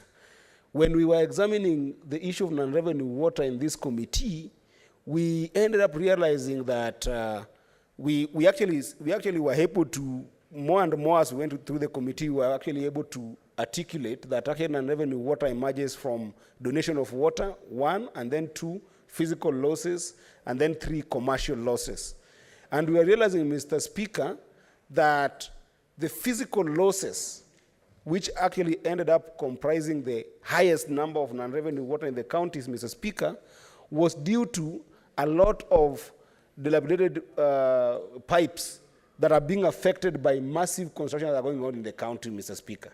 And you can imagine if this is what is happening in the counties where one department that is dealing with water is rectifying water in the counties or even nationally, and then departments that are dealing with roads in these counties are also coming to affect the same places where these pipes are passing, Mr. Speaker, then becomes an endemic problem for provision of water and sanitation in this country, Mr. Speaker. So I want just to comment on that aspect, that can we be able to have a way that we can be able to feedback both national bodies as well as local bodies, especially in the counties, so that we have an integrated development plan that looks into these issues and help these counties grow. Otherwise, Mr. Speaker, I thank you, and I hope that this committee will continue. Senator Chirange. Thank you, Mr. Speaker. So I want to comment on our counterpart committee, County Public Investment Committee. I think in this session, Mr. Speaker, this is the first time that we have separated county public accounts. Mine are two observations. Mr. Speaker, sir, is on the running of water companies. Most of the water companies are under, most of them are underperforming, and I think the major reason, Mr. Speaker, is on non-revenue water. I think they need to improve in collecting water, because, Mr. Speaker, under Article 43, water is life. There is access to water. But the goodness, I'm happy under William Ruto's government, the intention of developing dams, Mr. Speaker, including Keben Dam in Nandi County, Posta Dam, Itare Dam, Karmenu, Thipa, Twake, among other areas, Mr. Speaker, and even in northern part where Senator Chute comes from in Marsabit, Mr. Speaker, is that there will be many dams that will ensure each and every, Mr. Speaker, water is available to Kenyans. Even when you look at aquifer water, also the presence of aquifer water, Mr. Speaker, in Turkana, we need to exploit. But my point is that we need to improve. And in fact, Mr. Speaker, the second observation we made, especially in Eldowas and Kapsabet Water Company, is non-revenue water, where they are yet to automate the collection of water, water tariffs and water levies across Nandi. Nandi, we still have a big challenge. We believe by construction of Keben Dam, Mr. Speaker, sir, it will allow us to get a lot of funds and money. Mr. Speaker, the third point is I want to request the committee as a future to assist us in developing these waterworks. Because where I come from, we are under Lake Victoria Water Node Services. Yet the headquarters and assets are all of them based in Kakamega, Mr. Speaker. Is it possible to create counties that have some particular cultural and thinking to be in one waterworks? Because our assets are being controlled at Kakamega, sometimes they take vehicles, meters, Mr. Speaker. Is it possible, and even our money, Mr. Speaker, under CSR that is given to Lake Victoria Water Works, when you go to Lake Victoria Water Works in Kakamega, they have employed one ethnic group, Mr. Speaker, apparently from where Senator Utsotsi comes from and Senator Boni Khalwale. Yet the huge chunk, Mr. Speaker, comes from Nandi County and part of Uasin Gishu County, Mr. Speaker. Is it possible for the CPIC to push to ensure if we have waterworks that controls at a peculiar? Mr. Speaker, the biggest challenge also is in Nairobi Water and Sanitation Company. Mr. Speaker, can you believe most of these water companies do not have a substantive CEO and chair because of the conflict of interest of running of billions of shillings? I request that most of these water companies are being run, Mr. Speaker, without substantive heads, without functioning boards, Mr. Speaker. Can the CPIC step in and stabilize most of the boards to ensure we have substantive chair and, Mr. Speaker, and others? Mr. Speaker, finally, on the special funds, I didn't get anything apart from the funds of Lab Trust and Lab Fund, on the bursary fund, on the emergency funds that are being... Mr. Speaker, can you believe counties spend emergency funds before even emergency happens? Especially through sodas, chai, and mandasi. So, Mr. Speaker, we... Senator Mwaruma. Yeah, thank you, Mr. Speaker, for this opportunity to comment about the report by the Chair, County Public Investments and Special Funds. Actually, I would like to thank the Senate because of seeing it fit to divide the committee into public investments and public accounts. Because, Mr. Speaker, for the last many years, we have not been having the Senate do oversight on the public investments, including the water companies special funds like the car and mortgage funds and so on. So I think that is something that we need to laud ourselves on. I would like to comment specifically, Chair, Mr. Speaker, on the issue of debts. My county is one of the counties that has a very big debt of over 450 million. During the meeting, or when our county came, the county company is called Tavevo, we have found that the debt has gone out to 451 million. That debt, of course, there's some some money lost because of lack of collection of the revenue through pilferage, but most of the money is lost through non-revenue water, Mr. Speaker.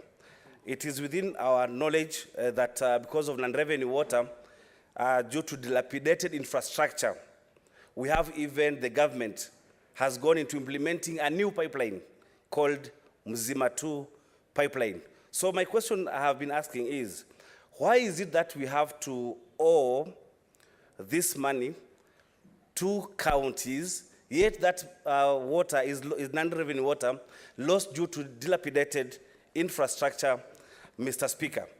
Right now, when you had the CS some 2 weeks ago, she did say that Mzima 1 was meant to supply 40,000 cubic meters of water per day. But right now it is supplying 32,000 cubic meters. So I would like to urge the chair, CPIC, that we need to write off, look for a way of writing off the historical debts. That is number one, Mr. Speaker, because then the debts are not due to the making of the county governments. And sometimes water supply is disconnected due to those debts. Number two, and very important, Mr. Speaker, is non-remittance of pensions to the schemes. I have a statement, I think it's coming up tomorrow, about non-remittance of employees' pension funds to their schemes. That's really grievous. We've been given a figure of 80 billion, and you can't sit pretty as a Senate. And we know that money is not being remitted. People who have worked for very many years and their money is not remitted to the pension funds. That is the LAP Trust and the LAP Fund and so on. So I would like to be enjoined, if possible, on Friday. Senator, your time is up. Senator Seki. Thank you, Honorable Speaker. I also want to add my voice to this statement under the Committee of CPIC and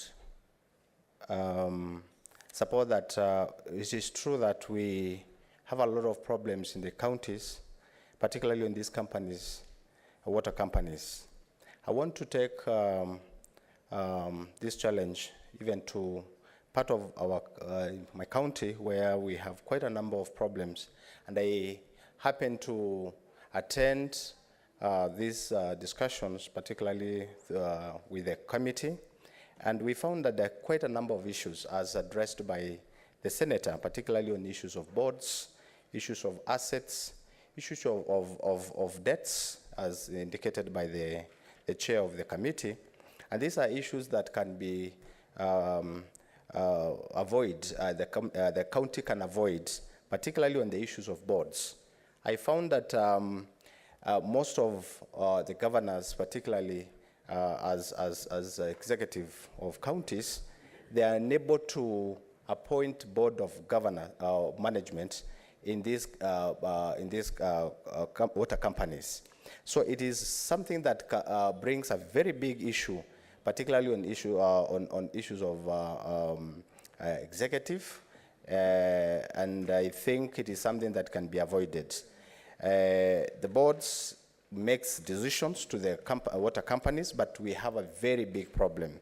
We found that in Kajiado County we have 3 water companies, particularly that is Nolturesh Water Company, Olkejodo Water Company, and Lolaisa Water Company. But I think the committee only handled the issue of Olkejodo Water Company. We are still yet to wait for 2 companies to be handled.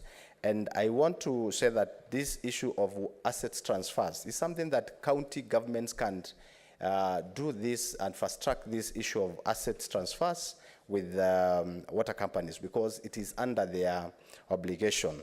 On issues of debts, that is non-remittance of pension fund, it is something that I don't know why the county governments are keeping this money.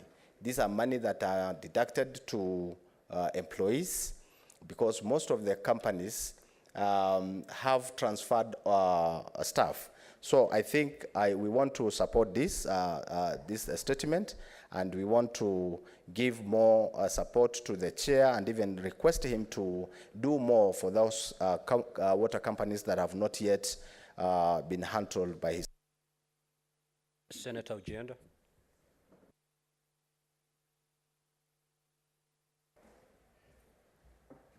Thank you, Mr. Speaker. Let me contribute to the statement by the chair of CIPIC, Senator Osotsi. Let me also confirm that I'm vice chair of CIPIC. A lot of work has been done so far, I think, for counting the 3 years, because we've been doing audit reports from 2019, 2020, 2021, and 2018. We have done almost 10 counties. That means about 30 reports. A lot of work has gone into this process, Mr. Speaker, sir. And let me confirm that most of the challenges, as Chair has echoed, arises from the fact that some of the counties have been unable to completely own these companies. And one of the recommendations, Mr. Speaker, sir, that runs across the board is the involvement of the IGTRC to ensure that most of these companies transition from the previous county councils or from the previous water boards that we had to the current framework where counties now own. Mr. Speaker, sir, we're all aware of the change in the law. We have the waterworks that have taken over the work of the previous work of the boards. And my learned friend, Senator Cherargei, Senator Fernandi, has raised questions about jurisdiction of, for instance, Lake Victoria Water South and North, which previously control companies from different counties. I think the waterworks, and I think the concern across the board has been that the water service providers, or WSPs, which are the companies, are providing services or are dealing with loans that are taken by the waterworks or the previous boards. So loans are taken and you do not know what activities they're going to. Assets are developed for you and you pay the loans which you don't take. I think that is a concern that we've had with most of the waterworks. Previously, the boards, loans were taken from ADB, and the water service providers have to repay those loans. I think that is one area that has to be tidied up. Mr. Speaker, sir, on the other funds, Senator Fernandi has raised the concerns about other funds. We have just started with the water sector, and most of these counties have now domesticated. They have their own water acts or water statutes under the framework of Water Act 2016. And I think that's a good move for most of the counties. The ones where we have a multiplicity of companies, including Kajiado, are in the process of seeing the possibility of having one effective water company, or at least two companies, so that we are able to audit these companies with ease, and we are able to audit companies that actually deliver to the people of those counties. Mr. Speaker, sir, we will in due course audit the other funds. There are many funds like special funds that have previously been unaudited. For instance, fire education funds, special loans funds, mortgage funds, and I think all these funds will eventually be audited. We are doing audits for 3 years at a time, and I think the creation of this committee, Mr. Speaker, sir, was timers. It will help the question of accountability for our counties. Thank you, Mr. Speaker, sir. Senator Kisang. Thank you, Honorable Speaker, for giving me this opportunity to contribute to the statement by the chair of the CIPIC. Honorable Speaker, we want to thank the 12th Parliament, the 3rd Senate, in its wisdom to split CIPAC and CIPIC, because for the last 9 years, Honorable Speaker, CPIC in the last Senate did not audit special funds and investments in the counties. That's why we have, as a committee, a lot of backlog. We have dealt with about 3 financial years for close to 40 counties, and basically in the course of this month of August, we should be finishing. Honorable Speaker, from what we've seen from the water companies, technically 90%, over 90% of these companies are technically insolvent. They are not able to run on their own because of so many things: inefficiencies, corruption, incompetence, lack of capacity for the staff. Because, Honorable Speaker, most of the water companies, they were run as if they were independent from the county governments. But at least now that we have met with the governors, they have known that they are in charge, they are in control of these particular water entities. And most of them have even reconstituted the boards, because in the past, some of the board of directors ran as if they're independent. When the governors wanted to restructure, some of them even went to court to stop the governors from reconstituting the boards of the water companies. Honorable Speaker. Honorable Speaker, on the non-revenue water, from what my colleagues have said, actually all of them did not meet the allowable threshold of 25%. I think it's only one county that met it, but others were as high as 82, because of some of them said they donated a lot of water during coffee time. Others, basically because of dilapidated pipelines, inefficiencies, they don't have meters. Some sell water as bulk, charging just a flat rate of 1,000 bob, regardless of how much water you consume. So I believe with the measures that have been put and they've been advised by both the committee and also the Ministry of Water, basically the water companies will turn around and make surplus instead of relying on the county governments. Some of them actually are getting grants to run. Otherwise, most of them are unable to even pay their own salaries. Honorable Speaker, finally, on assets, what's REP and the waterworks in the region? In fact, we are thinking it might not be necessary to even have the waterworks, because these waterworks, they have given some of the water companies, they own some assets, and the assets are not transferred to the water companies. Senator Kavindu. Thank you, Mr. Speaker, sir, for giving me this opportunity to support this report by the CPIC chair. Mr. Speaker, it is true what he has read, because recently we appeared with my governor and some of the water companies before his committee, and the issue is that most of these companies are really misusing the funds from the water, and even the deposits that people pay so that they can be reconnected water from the source to their homes. They misuse everything, and people cannot even get water, and the revenue, they don't even account. Mr. Speaker, like my county, my governor wants to change the companies and have only one company or two which can be accountable and which can supply water effectively to the people and be accountable. Thank you, Mr. Speaker, and I support this statement. Senator Abbas. Thank you, Honorable Speaker. Honorable Speaker, I think I want to also support the committee for the good work they have done. Actually, I'm impressed that the committee of CPIC is actually doing a very good job, that they're moving, the backlog is actually being reduced. However, Honorable Speaker, I think there's a lot of, lack of some information in the county issues, especially in the water sector.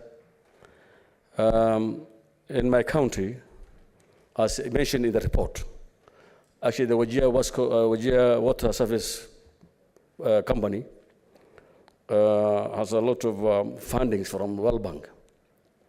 However, the same money is not actually accounted for, and it's not actually, it does not come through the assemblies, the county assembly to oversight. Most of the grants that have been received is actually not, it's only audited by the Auditor General, and it takes too long for that money to be audited, accounted for. The company actually has been used to employ, many staff, and the company was only able to support less than 100 staff. And therefore, I think we need to oversight those things properly. One other thing is actually the statutory reductions.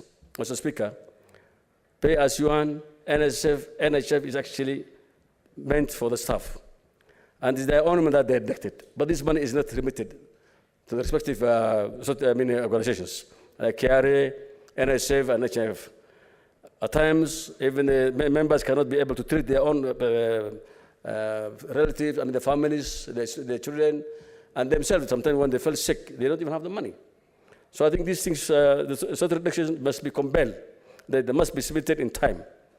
One other thing, Honorable Speaker, is that the counties now are more or less relying so much on the equitable shares only.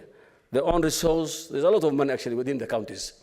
But that money is not actually, they don't put much effort, and the money is not collected, or it's collected but not accounted for. Two, in the water works and the water companies, water agencies, water functions for water is devolved. And so many water agencies and the service board is holding and getting a lot of money from the exchequer. I think it's the high time that this Senate must move fast so that we can all push the national government to at least take all the devolved sanctions from these water service boards to the counties. Because at times, there's replication of work. You see the county doing some dams, the boreholes, and then the same water works are also doing the same job. That money can be taken to the counties, so at least. Honorable Senators, before we move to the next order, I would like to acknowledge the presence in the public gallery this afternoon, visiting teachers and students from Machani Mingi Secondary School. The group comprises 6 teachers and 41 students who are in the Senate for a one-day academic exposition. Honorable Senators, in our usual tradition of receiving and welcoming visitors to Parliament, I extend a warm welcome to them, and on behalf of the Senate and my own behalf, wish them a fruitful visit. Majority Leader, under 1 minute. Kindly welcome the students and teachers. Thank you, Mr. Speaker. I want to take this opportunity on behalf of the Senate to welcome the visiting students and teachers from Machani Mingi Secondary School in Nakuru County, a neighboring county not far from where I come from, Mr. Speaker. I hope and do believe that these young children will get the full value for the time that they have taken to visit with this house. This has been a very eventful afternoon with many reports being presented. They have seen motions being processed. And in the next few minutes, Mr. Speaker, they will see even a bill being moved by none other than the Majority Leader. It's not on every afternoon that you get to have a spice of everything that happens in Parliament, Mr. Speaker. Therefore, I hope that they will get to enjoy, be inspired as they prepare to take on the baton of leadership from the current generation that is before this House, because it is for them that we are trying to make this country better, and once they get it, Mr. Speaker, it is my hope that they'll make it better than what we will have handed over to them. So to these students, on behalf of your Senator, Senator Tabitha Karanja Keroche, who's out of the Senate today on other engagements, I do welcome you to the Senate and wish you a fruitful stay. I thank you, Mr. Speaker. Next order, Clerk.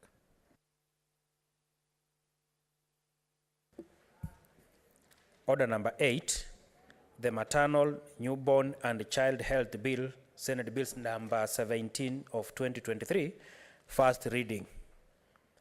A bill for an act of Parliament to provide for a coordinated system for the provision of quality maternal, newborn and child health services, to provide for response to maternal and child morbidity and mortality in the country, to provide for a healthcare system that facilitates the attainment of health rights for the mother and child, and for connected purposes.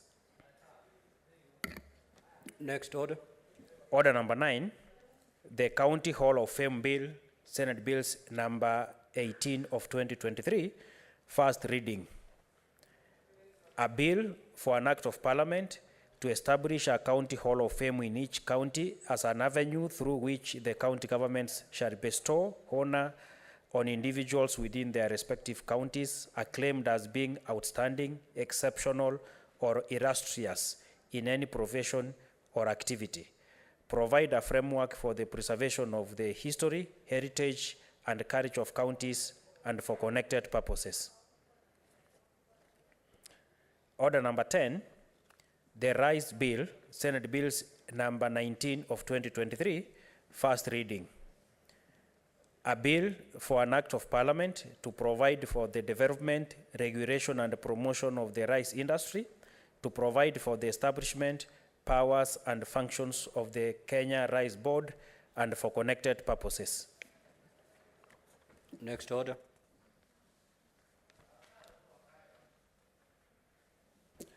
Order number 12, the Public Finance Management Amendment Bill, National Assembly Bills number 16 of 2023, second reading.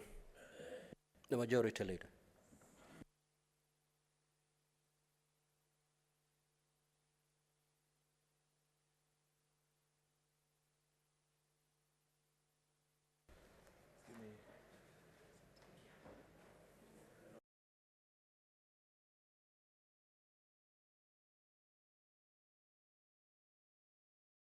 You can proceed to table the report and then move. Thank you, Mr. Speaker. I needed that guidance. Mr. Speaker, sir, I beg to lay the following paper on the table of the Senate. This is a report of our committee, the Standing Committee on Finance and Budget and Public Finance Management Amendment Bill, National Assembly Bill number 16 of 2023. Mr. Speaker, I beg to lay.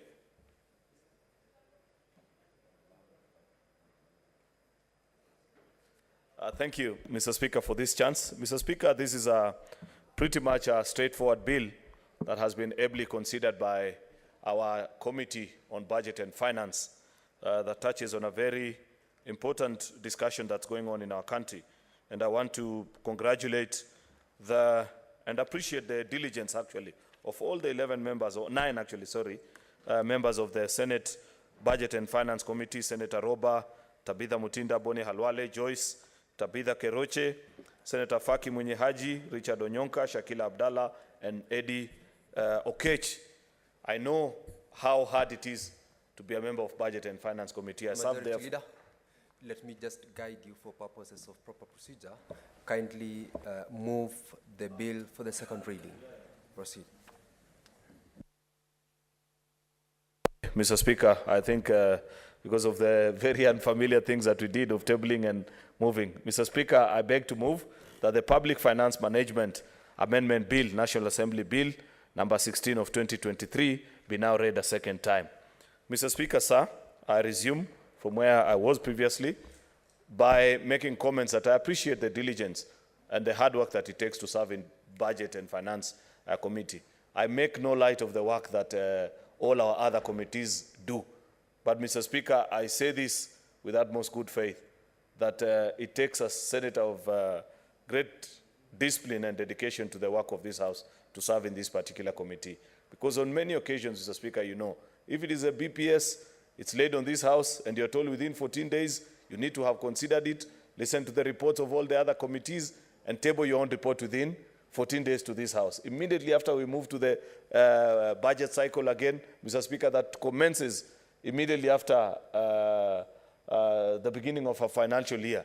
And these colleagues of ours have to churn out reports. We've just concluded on the cash disbursement schedule, Mr. Speaker, which we are told actually we are out of time. We should have made that consideration, Mr. Speaker. But you know for a fact that the timelines fell when we were on recess. And therefore, I appreciate the work that this committee has done. Mr. Speaker, this bill was introduced in the National Assembly as a National Assembly Bill number 16 with a sole intention, Mr. Speaker, of amending certain provisions of the PFM Act of Parliament that gets, I think this is the most amended Act of Parliament in the history of Parliament. Every other financial year, something keeps on coming up, And therefore, Mr. Speaker, perhaps we need to come up with a proposal on how perhaps the reason why people continue to violate the PFM Act, Mr. Speaker, is because it keeps on changing so quickly that they don't even follow through, or many people don't get the time to appreciate and understand its provisions. That is not to make excuse, Mr. Speaker, for any accounting officer that they can get the clip of the majority leader of the Senate speaking and say that you can see even the majority leader has acknowledged that because of the many changes they make to PFM, it's hard to stick or follow through with the regulations. As good public servants, we expect of them to be kept abreast with all the happenings in Parliament, as such that when we conclude on any amendment, they are able to read and follow through.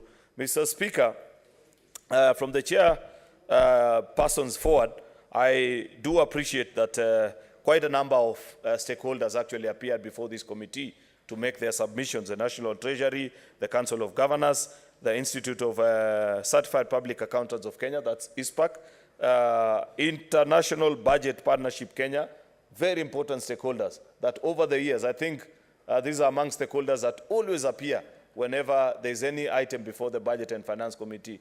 I forget the name of their director, is Dr. Somebody, a small-bodied gentleman, but greatly patriotic and loves this country and appears each time that there are matters before the Senate to come and make their contribution. Last but not least is the CRA, which by and large, in my first stint at the committee, Mr. Speaker, we actually had a dedicated chair for the CRA chair, because it's impossible as Budget and Finance to consider any matter without CRA to come and to make their presentations, and on many occasions, they never fail us. Therefore, Mr. Speaker, I do follow through with the proposals that have been made. Excuse me.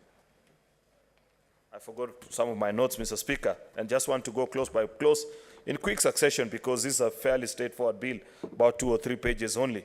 That this bill, Mr. Speaker, seeks to amend the following clauses: PFM Act number 18 of 2012, to operationalize the public debt and borrowing policy, Mr. Speaker, with regards to the framework for monitoring the level of public debt and align it with provisions of Article 214.2 of the Constitution of Kenya 2010, which defines public debt to mean all financial obligations attendant to the loans raised or guaranteed securities or guaranteed by the national government. This is an important conversation, Mr. Speaker, because you know, and I wish Senator Mtata was here, because I know out there he's been quite vocal about this conversation of the need for us to rethink and perhaps have a better conversation on how we keep our debt stockpile, how we report, what framework we can create as the legislative body, so that at any given time, Mr. Speaker, we as a country know what is the value of the debt that Kenya owes to any lenders, actually, be they domestic or foreign. And I know that we are greatly in need of this particular policy, Mr. Speaker, monitoring public debt borrowing policy framework, Mr. Speaker, because I know that 2 years ago, before this House, as a member of Budget and Finance Committee, then CS for Treasury appeared before us one afternoon. I don't remember the exact legislation that we are considering, but when we insisted that he present us with an accurate reporting mechanism of what is it that Kenya owes its lenders, Mr. Speaker, we were presented by an Excel document, an Excel spreadsheet, and told that that is the only register that can be maintained, Mr. Speaker. And that points out to the challenge that we continue. In fact, to be sincere, Mr. Speaker, this legislation on its own is not enough. It is not sustainable to actually cure that malady in terms of reporting. If today Kenyans wanted to visit a specific either website or government office where they will get an accurate representation of the amounts of money that we owe our lenders, Mr. Speaker, I'm afraid you will struggle around Harambee Avenue until you go back home without an accurate figure of what the exact amount is. And therefore, that this act is beginning to direct us towards the preparation of a framework to guide that particular process is important. But I still feel, Mr. Speaker, that as Parliament, that is both us and the lower house, Mr. Speaker, we need to move further than just creating the framework. We must provide the reporting mechanism, Mr. Speaker, for every lending that the country incurs to be reported in an open mechanism, the justification for the same, provided, Mr. Speaker, and in an open way, because I know this conversation, and I've watched people present before television screens, including senators sometimes, that actually part of the debt that we are paying cannot be accounted for, that some of it, there is a possibility that it never even found its way to this House. That's a serious indictment of us as a House of Parliament, Mr. Speaker, and I hope that by creating this Parliament, when we, this framework, Mr. Speaker, when we come to the reporting regulations, because that is what is being proposed in this particular bill, the reporting mechanism, Mr. Speaker, we will provide, Mr. Speaker, and make it possible for us as both National Assembly and the Senate to do actually a thorough audit of this debt, what were the conditions for that particular borrowing, and the purpose for which it was borrowed, Mr. Speaker, because that remains unclear. And we cannot expect that the people you represent, Mr. Speaker, in this House will be in a better position than you as a senator who serves in this House to tell them of this mechanism. Mr. Speaker, Clause 3 of the bill seeks also to amend Section 12 of the Act by deleting paragraph B and introducing provisions that provides for the proper management and efficient use of budgetary resources by national government entities. And also, Mr. Speaker, I like that it further proposes that on the definition of public debt, Mr. Speaker, you know, this conversation about national debt has created a thinking, especially in Kenya, because we have two levels of government, that people imagine that even when we borrow for purposes of funding certain projects in our counties, Mr. Speaker, is still considered as a debt for counties and a debt separate for national government, Mr. Speaker. Kenya is one unitary state, despite the fact that we have two levels of government, Mr. Speaker, and therefore it's my expectation and appreciation, rather, Mr. Speaker, that even as we make this amendment, Mr. Speaker, we will be in support of the proposal to conclude on this issue and ensure that we just call it the public debt, because it's a debt owed by the people of Kenya, and I like that provision. Clause 5, Mr. Speaker, as I move to conclude, of the bill, seeks to amend Section 31 by deleting the word national debt wherever the word appears and replacing it with public debt, for the same reason that I've just explained, Mr. Speaker, that it's one people, is the people of Kenya, and it actually makes it in sync with the constitutional provisions. If you read Article 211 all the way to Article 214, Mr. Speaker, it refers to as public debt, not national debt. And therefore, this was an act actually of poor legislative drafting. And students of legislative drafting need to follow through with this conversation. On many times, moving bills here, Mr. Speaker, I have pointed out on the need for us to try and seek to maintain the same language or wording that is used in the Constitution with the wording that is used in bills that we bring before Parliament. Otherwise, when you introduce new phrases, new clauses, you confuse members of the public, you open up yourself for legislation, for litigation, rather, Mr. Speaker, and I agree with that proposal. Second last, Mr. Speaker, is Clause 6, which seeks to amend Section 50 of the PFM Act that requires the CS for Finance to submit to Parliament in writing explanation where specific public debt has exceeded the threshold as is set out in law, and provide reparative measures to restore or to improve it. That appreciating of the fact that we know where we are as a country, there is no need for further debate on our debt sustainability situation. But at least now, Mr. Speaker, we are beginning to take our place as Parliament and have a standing where for every breach or every time, Mr. Speaker, where public debt has exceeded certain thresholds, a written explanation be offered to Parliament so that Parliament can take actually its rightful place, Mr. Speaker, and receive on these reports. I see many times we are criticized, and rightfully so, Mr. Speaker, that what is it that you are doing as legislators? When the debate of public debt came to Parliament, what did you say? What have you done? And all that conversation. Now, Mr. Speaker, I appreciate that finally we have the reins of power and are able to do this with so much ease because it's now expressly provided for. First of all in the Constitution and subsequently now in this legislation, Mr. Speaker. Mr. Speaker, I must commend our committee because I see in the way the bill it is drafted, it tried to make the reporting mechanism to be only the National Assembly. I don't know where some of these drafters come from or emanate from. I think they wake up, some of them from drunken stupors and just draft legislation without proper reading or reflecting on what the Constitution says. How can Constitution, Mr. Speaker, speak so clearly about Parliament that it shall provide legislation for reporting mechanism for public debt. Then some idiot sits somewhere, Mr. Speaker, and just drafts legislation and say, oh, National Assembly shall be receiving these reports.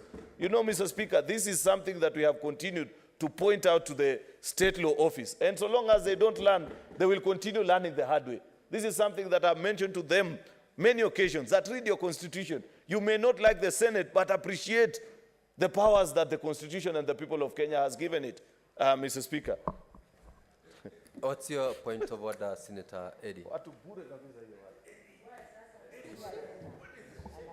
Mr. Speaker, Senator Leader Aaron Cheriot is my leader. Yeah. And I never want to interrupt him, especially when he's submitting on very serious issues that define our relationship with the National Assembly.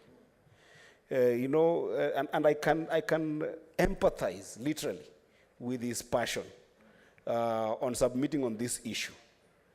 But Mr. Speaker, is the wonderful senator in order to use the term idiot? Some idiot somewhere.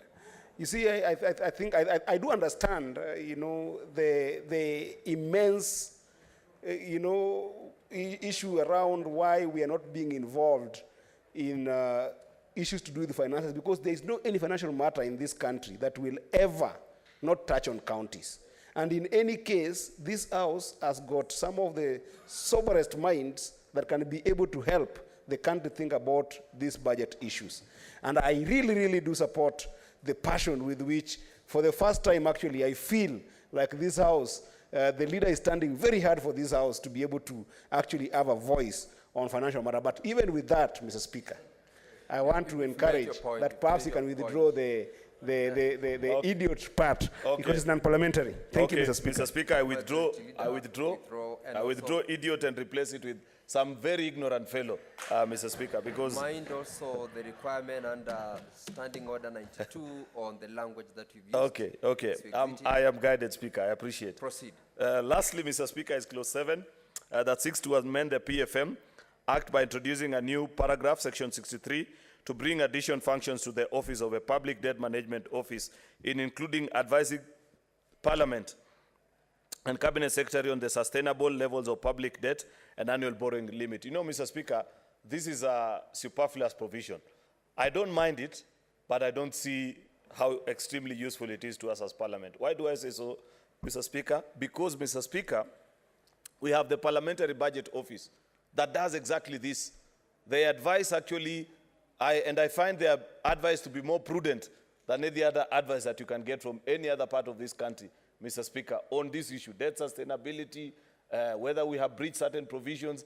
I find the provisions of, or the advice rather, Mr. Speaker, of the Parliamentary Budget Office to be more accurate than, or more responsive actually to my needs as a legislator than any other advice that come from elsewhere, Mr. Speaker. And therefore, on those provisions, while I do not mind it, I feel that our committee should continue to use actually the advice of PBO, Parliamentary Budget Office, very professional analysts that serve in that particular department, some of the brightest minds on public finance that you'll find in this country, Mr. Speaker. And therefore, reading through the recommendation, Mr. Speaker, the last but not least, is this conversation about anchoring of the public debt as a percentage of the gross domestic product in present value terms will ensure actually the consistency that we have been looking for and provide or promote sustainability in public debt, Mr. Speaker. On 2 occasions, Mr. Speaker, when I've had the opportunity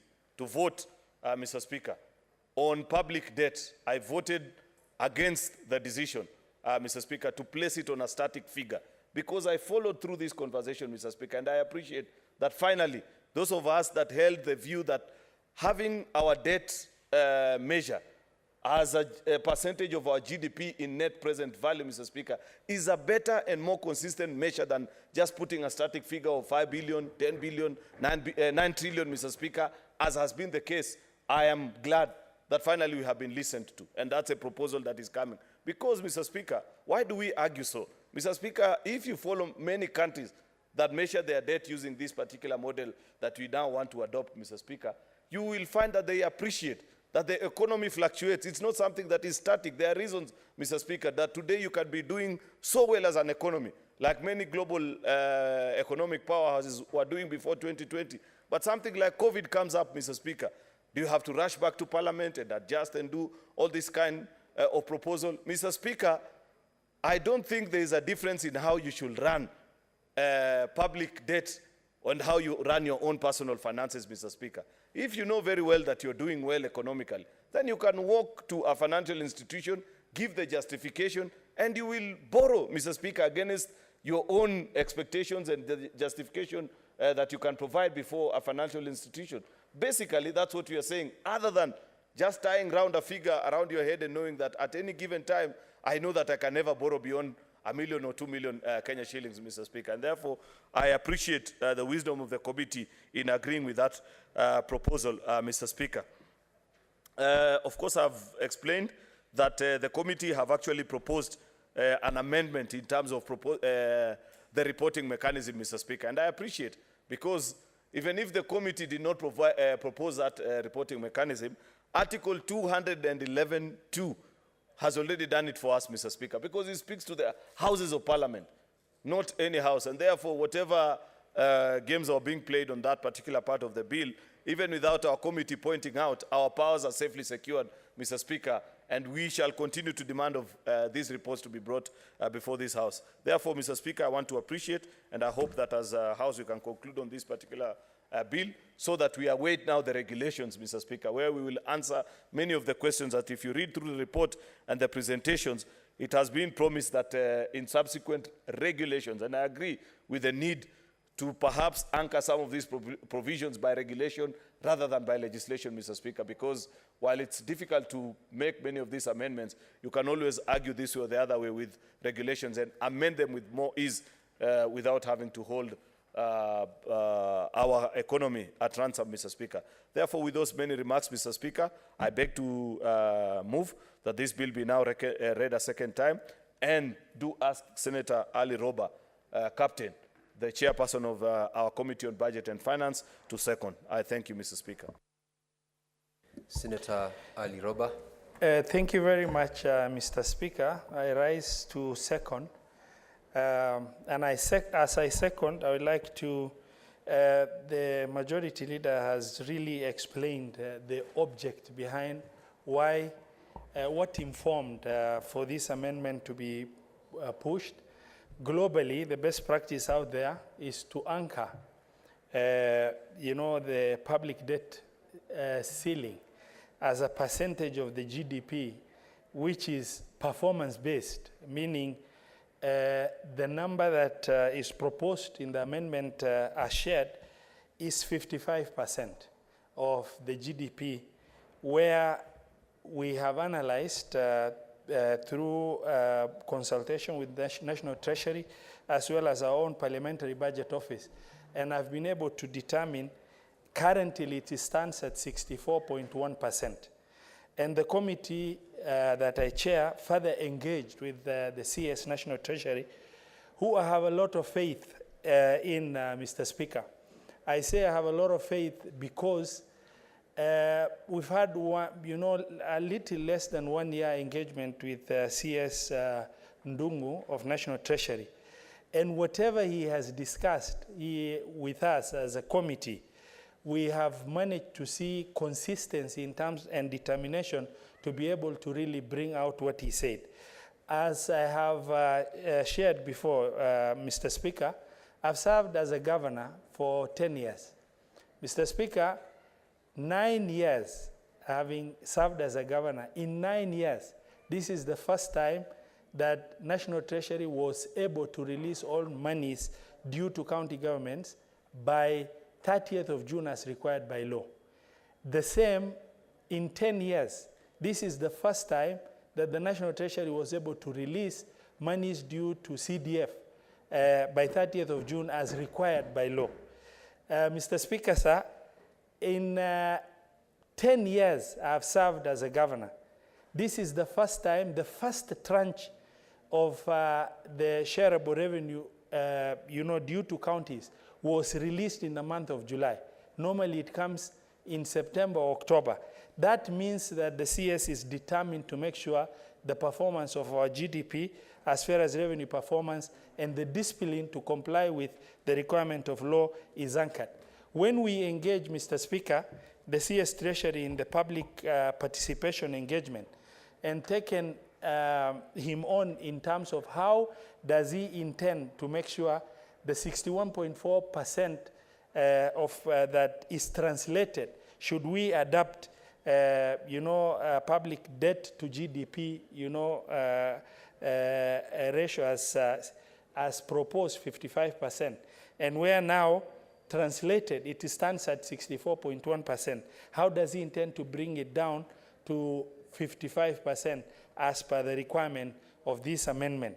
And the CS Treasury shared that he intends in 2024 to bring it down from 64.1 to 61.8, and 2025 to 60.1, 2026 to bring it down to 58.2, and by 2027 to comply and bring it down to 55%, which is very serious commitment from CS Treasury and a healthy one, because should our GDP grow, then this percentage will mean growth in borrowing ceilings within the 55%, but a higher number, as opposed to what we used to have, where there is absolute debt ceiling number, regardless of performance of government.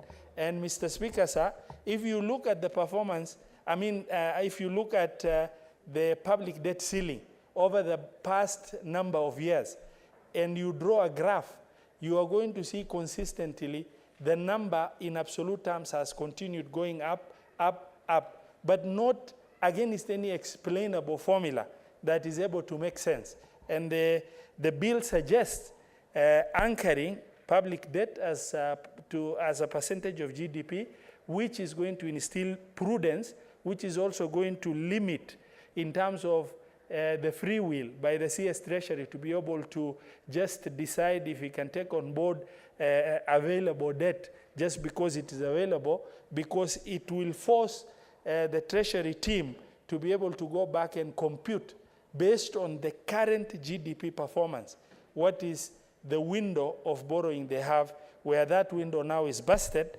and over the next 5 years, the object and intent of this bill is to make sure that it is brought down to 55% within the law, down from 64.1%. Mr. Speaker, sir, I beg to support and second the motion.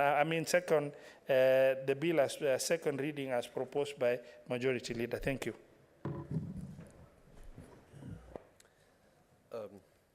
Honorable Senators, I now propose the question that the Public Finance Management Amendment Bill, National Assembly Bill number 16 of 2023, be now read a second time. Honorable Senator Samson Kiprotich, Cherargei.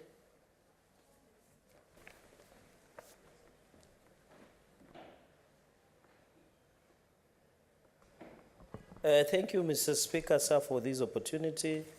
I rise to support this Public Finance Management Amendment Bill 2023, Mr. Speaker, sir. It has to go on record that for the different occasions when the ceiling of public debt was being raised on the floor of this House, I voted against. Because one, it was no longer sustainable. To put an absolute figure, Mr. Speaker, sir, as you are aware, the debt now will be anchored on a percentage as opposed to absolute figure then. As you are aware, as we talk today, the 10 trillion public debt that the country is facing, Mr. Speaker, is 64.1% of the gross domestic product, or GDP, as you are aware. Mr. Speaker, sir, this issue of public debt continues to be a serious issue, especially when the country is struggling both with domestic and foreign borrowing. And the President, Dr. William Ruto, on several occasions, has averred and stated that he is willing to ensure that we stop foreign borrowing, to ensure we have a sustainable, Mr. Speaker, public debt in this country. Mr. Speaker, this issue of putting anchoring percentage into GDP of public debt is very critical. At 55%, Mr. Speaker, and in any extreme cases, increasing it by 5% by the Cabinet Secretary in charge of National Treasury, and by only explaining the breach of that 5% increment upon 55% of GDP and explaining it to the Parliament, Mr. Speaker. Mr. Speaker, when you read under Article 201 on the public finance, on the Constitution, sorry, on the principles of public finance, Mr. Speaker, on the public finance, and that is Article 201B, Part C, it says the burdens and benefits of the use of resources and public borrowing shall be shared equitably between present and future generations, Mr. Speaker. So even if it means the borrowing, we must be considerate of the posterity.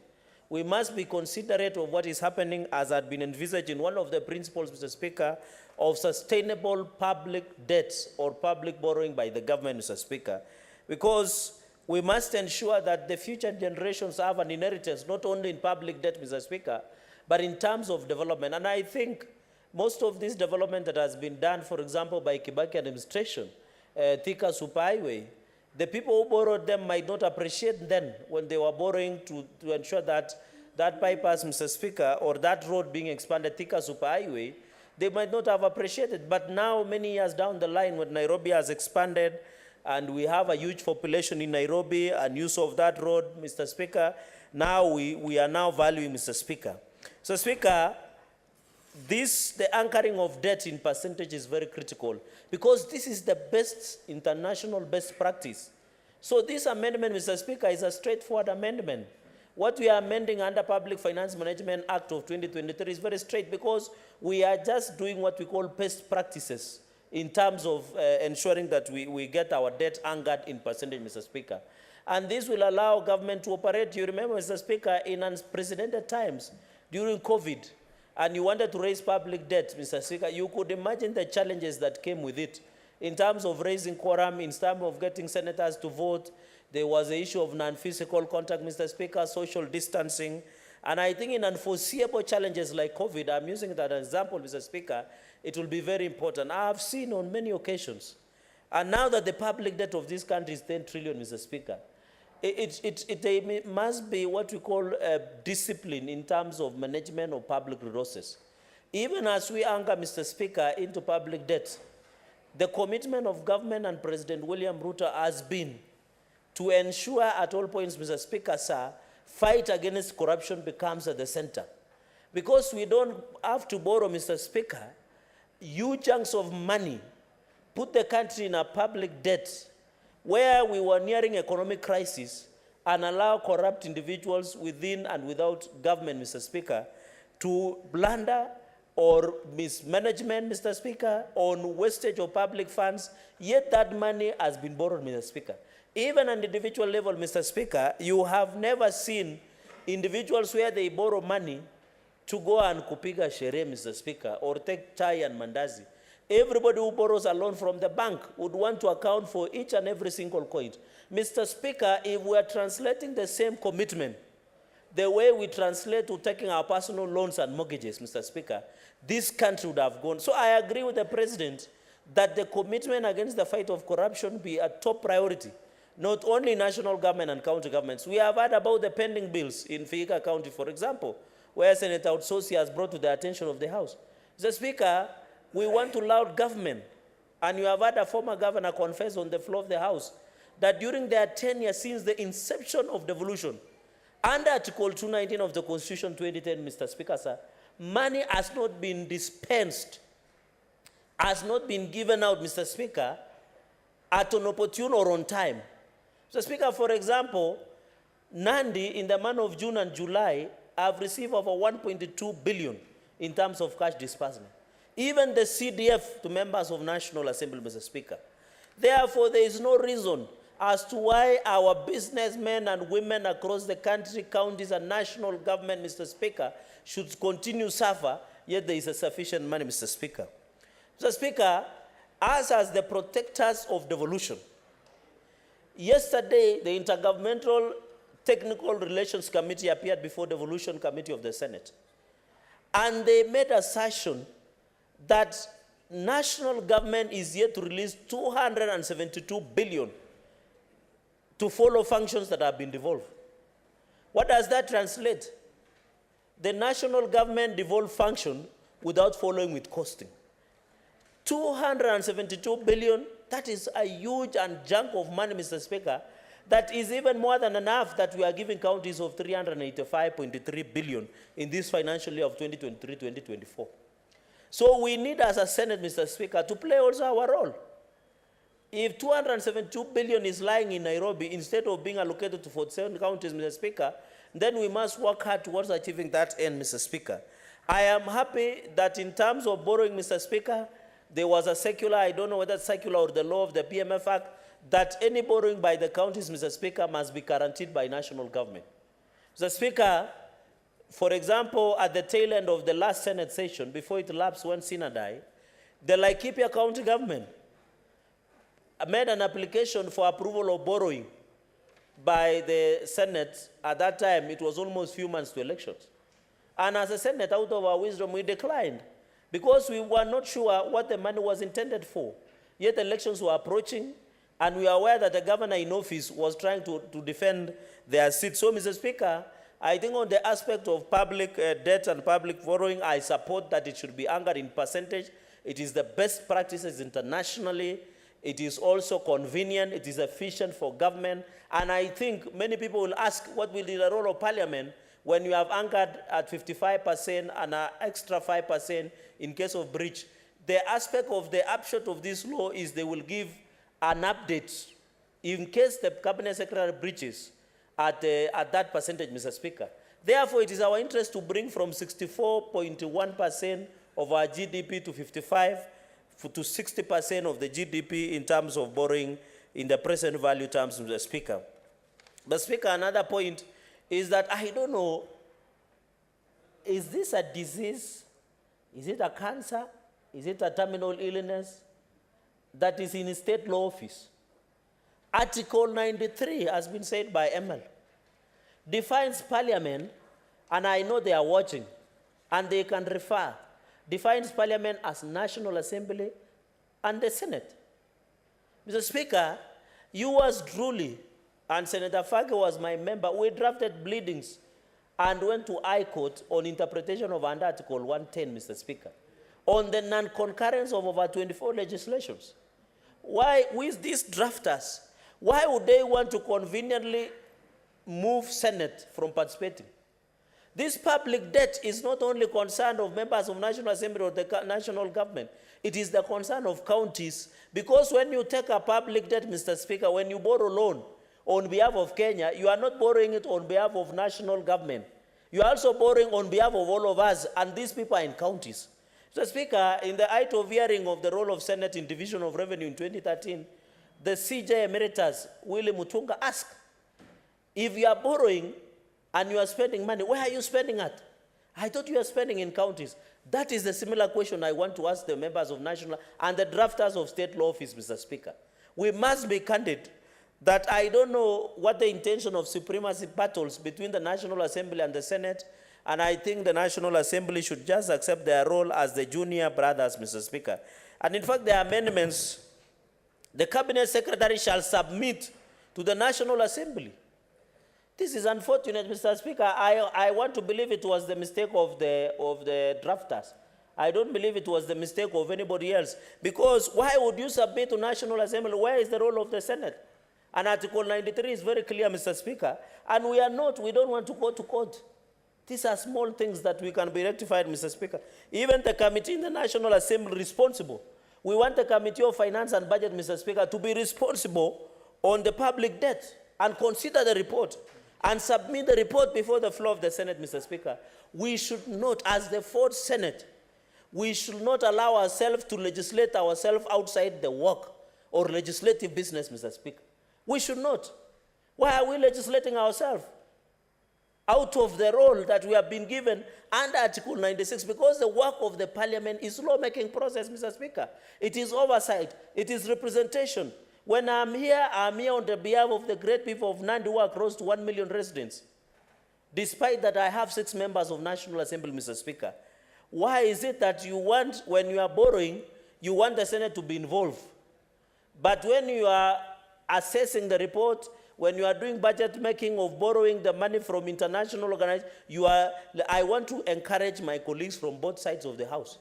Kindly, let us not legislate ourselves outside our work. We are slowly taking ourselves out of work, Mr. Speaker. Another point that I wanted to make in quick succession, the National Assembly shall discuss the report and report. We must have our own Finance and Budget Committee to consider and table in Senate. We must know what is the public debt. The public debt, unless somebody will tell me, the people who are paying public debt through taxation are people who do not live in 47 county governments.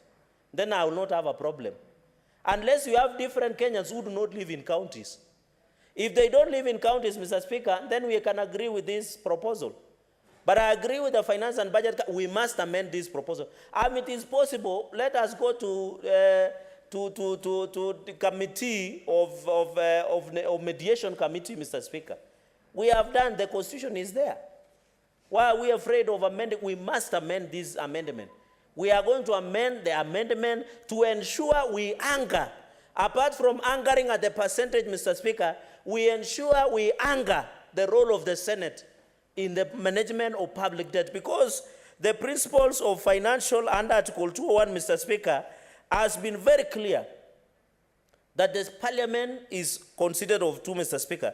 Mr. Speaker, one of the interesting things, when it comes to public debt and resultant financial obligations incurred by the national is a charge on the National Consolidated Fund, unless the Cabinet Secretary determines regulations approved by Parliament. Why are you cherry-picking the role of Senate? You just cherry-pick.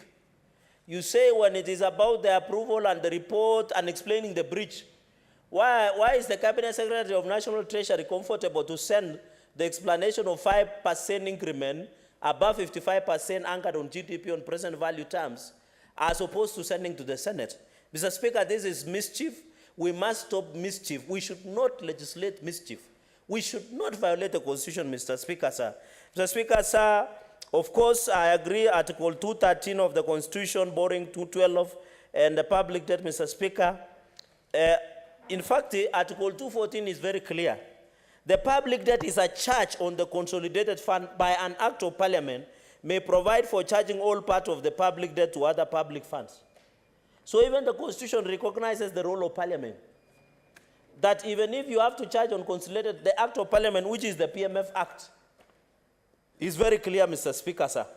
Mr. Speaker, sir, all financial obligations and public debt has been defined. When you look at the borrowing by national government, Mr. Speaker, there is about reporting mechanisms, Article 211, like with within 7 days, either House of Parliament so request by for financial present to the relevant information. Mr. Speaker, so this section, you being one of the learned seniors, Mr. Speaker, and of course I know your prowess and competence, having you represented me in different courts of not in this country. Mr. Speaker, Mr. Speaker, I want to say this, Mr. Speaker. When you look at Article 211, Mr. Speaker, and you understand this very well, this proposal by PMF Act and legislative drafters, Mr. Speaker. What is your point of order, Senator Faki? I don't wish to interrupt my junior, Senator Chiragei, but he said that he had been represented in courts of note in this country. Is the resident magistrate court in Kapsabet a court of note or a court of record? Where they tried to kick it I do believe Senator Cherargei meant courts of law. Yes. But because of where he comes from, yes, and the dialect, he was unable to pronounce it very well to the satisfaction of the Honorable Senator from Mombasa. Proceed, Senator Cherargei. Mr. Speaker, you know the dominant language of Senator Faki is Kiswahili. Some of us are speaking Queen's English, but I just met courts of law, Mr. Speaker. And Mr. Speaker, I don't doubt he is conversant in both languages, but the prowess of my English, grasp of English language and Queen's language can only be equated to the late Kijana Wamalwa, Mr. Speaker. Mr. Speaker, in conclusion, so that this is a straightforward amendment, when you look under Article 211, Mr. Speaker, we still have a role. So even if these drafters who are mischievous, I don't want to use the bad language or unparliamentary language, decided it's national, it will be negated. And you know, Mr. Speaker, Senator Okoitio Mutata, with all due respect, or other Kenyan might move to court and have this part nullified. Because Article 211 is very clear that the reporting of public debt is done by houses of parliament. So why would somebody in state law office, we need to determine competence of people who are drafters in state law office, or they need to come for capacity building before the Senate, or some of us who can do pro bono, Mr. Speaker. Because why would we legislate a law that somebody will go to court, Senator outsource and nullified? I think we need to amend and ensure, Mr. Speaker, with those many remarks, I support this amendment to anchor the public debt on percentage of GDP to present value terms, Mr. Speaker. We are struggling with a public debt of 10 trillion. I hope when this is anchored, Mr. Speaker, we are able to bring the public debt GDP of 64.1% to 55%, Mr. Speaker, and ensure, Mr. Speaker, that the country moves forward. We need to give it to the president so that we can ensure he implements the plan of transformation and economic prosperity going into the future, where all Kenyans will enjoy under Kenya Kwanza administration. With those many remarks, Mr. Speaker, I support the amendment with the amendments. Thank you, Mr. Speaker, sir. Senator Osotsi Godfrey Atieno. Yes. Thank you, Mr. Speaker, for the opportunity to contribute to this bill, which is Public Finance Management Amendment Bill 2023. Mr. Speaker, from the onset, I want to say that I will support the bill, but with the reservation. Having listened to a number of contributions from colleagues, clearly this bill will require some amendments, Mr. Speaker. Mr. Speaker, there are provisions in this bill which clearly violate the Constitution. For example, Mr. Speaker, when you make reference to the National Assembly under the Amendment 2D that says that the Cabinet Secretary shall submit to the National Assembly by 30th April in every year a report on debt status and the borrowing undertaken by the national government. Mr. Speaker, this ignores the role of the Senate because, Mr. Speaker, if you look at the Constitution, under Article 225, financial control, Article 2251 talks about an act of parliament shall provide for the establishment, functions, and responsibility of the national treasury. 2 of that article talks about parliament shall enact legislation to ensure both expenditure, control, and transparency in all governments and establish mechanism to ensure their full implementation. So clearly, Mr. Speaker, this implies that Senate has a role in financial control, in determining expenditure control and transparency in all governments. All government means includes even county governments. This particular amendment offends Article 225 of the Constitution that requires involvement of Parliament, in this case, the National Assembly and the Senate. So, honorable senators, colleagues, I want to implore you that we should not pass this bill unless the amendments that recognizes the role of Senate are included in this bill. Mr. Speaker, I have also noticed that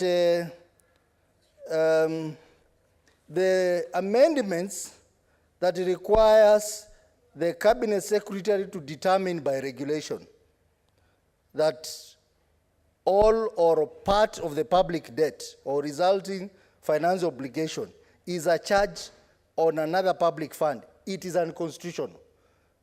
Mr. Speaker, if you refer to Article 214 of the Constitution on public debt, it's very clear, Mr. Speaker.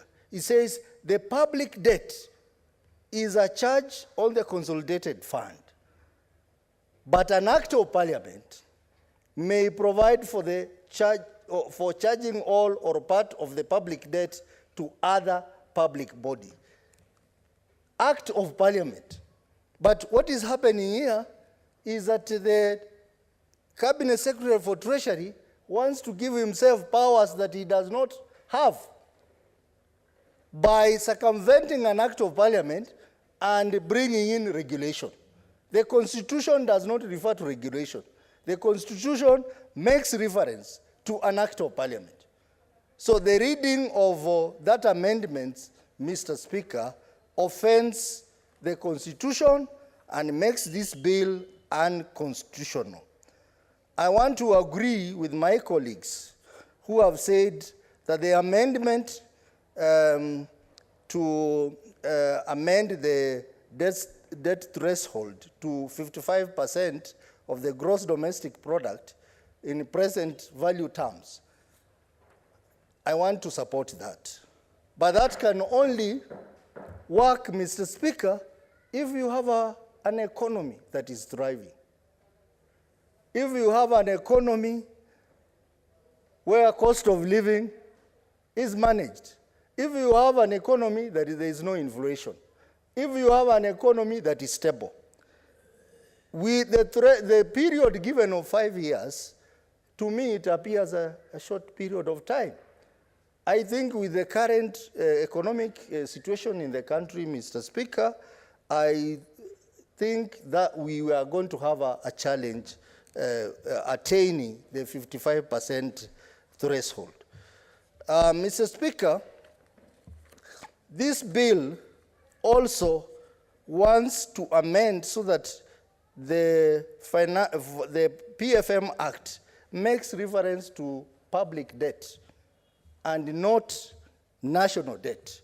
I even wonder where they got the national debt, because national debt is a strange term to the Constitution and forgets about the county government.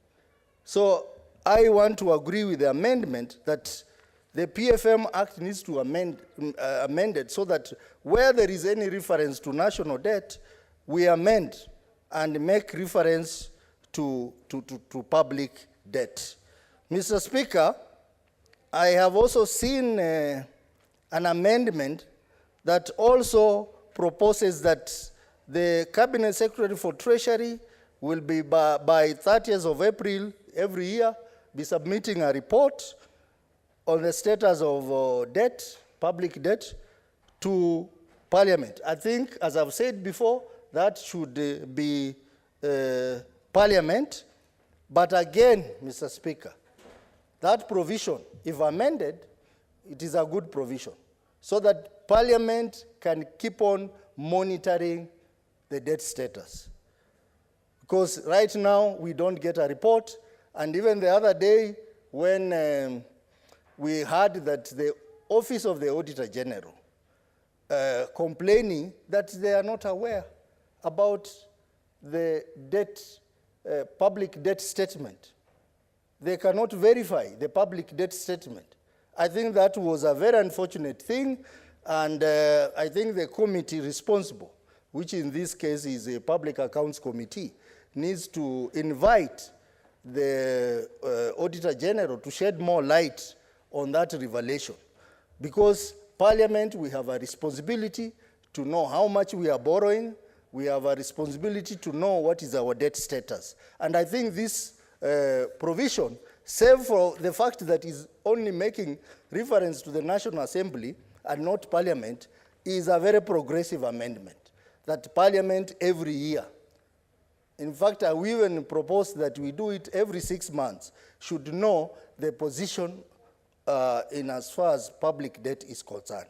Mr. Speaker, with the amendments that I have suggested, and I hope the Committee for Finance and Budget will sponsor this amendment, so that as a Senate, we should not legislate ourselves out of work.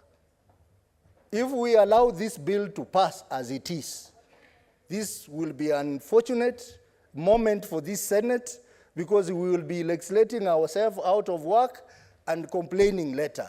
We expect the Committee for Finance and Budget to make appropriate amendments to ensure that this bill is constitutional, because as it is now, this bill is unconstitutional, and every Kenyan has a right to move to court to challenge the provisions contained in this bill, Mr. Speaker.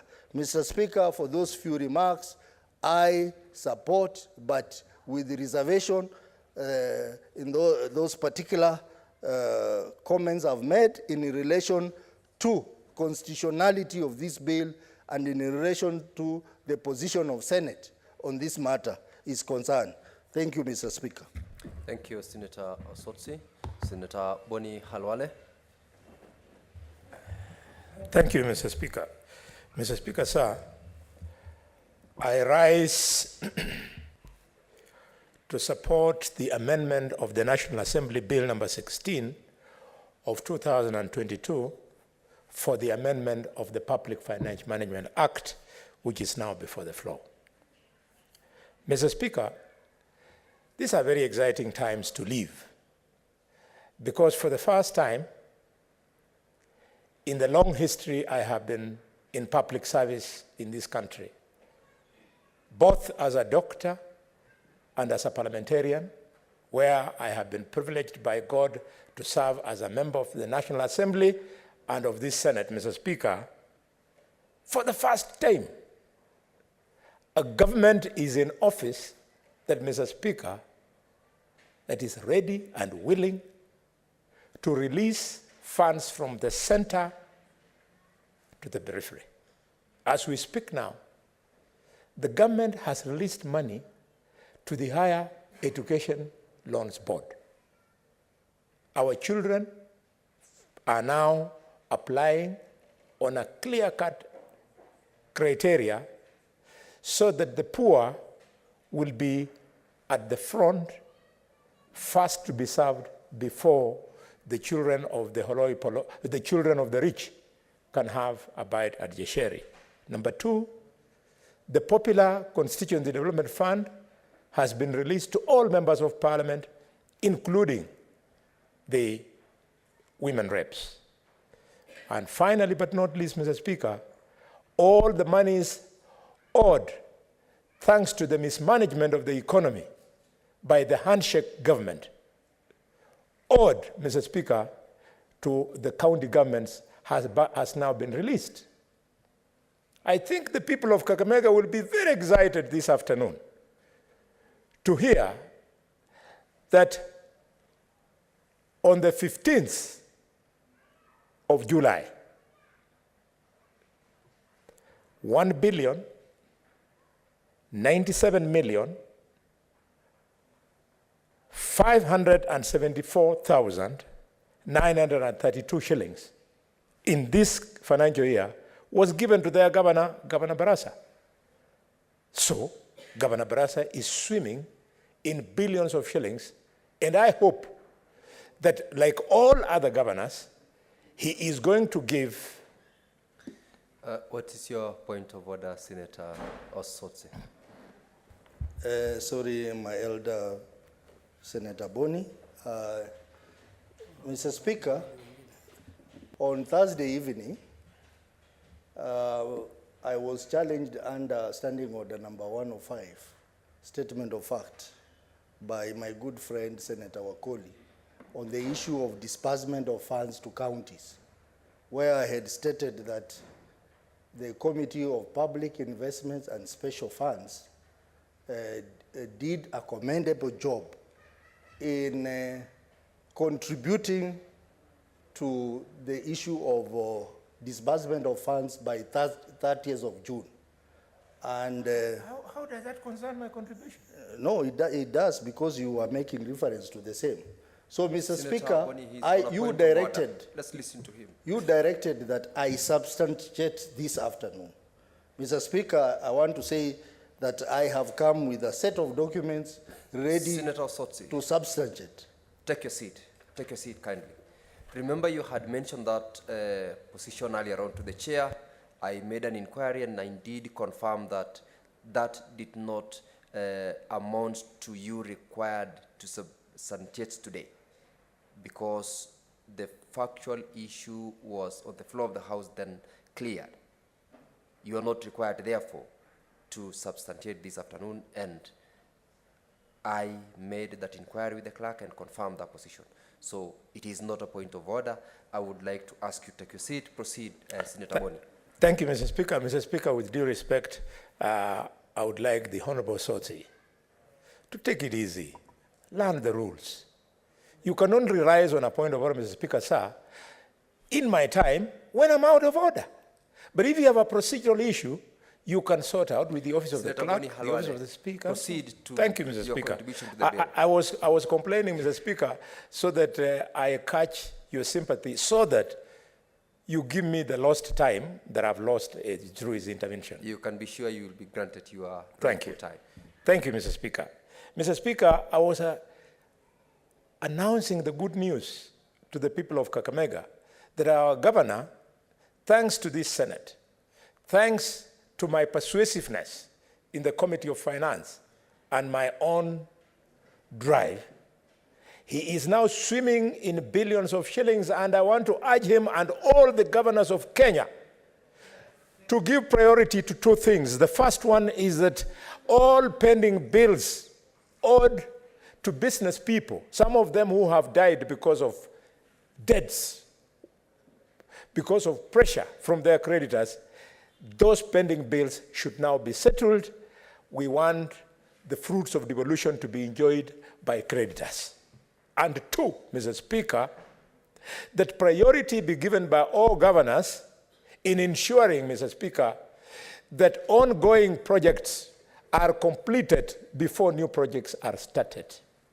Specifically, in Bomet, for example, the Bomet Stadium, when I pass there, whenever I fly over that stadium on my way to Kakamega, I feel very offended that 11 years into devolution, that stadium is not complete.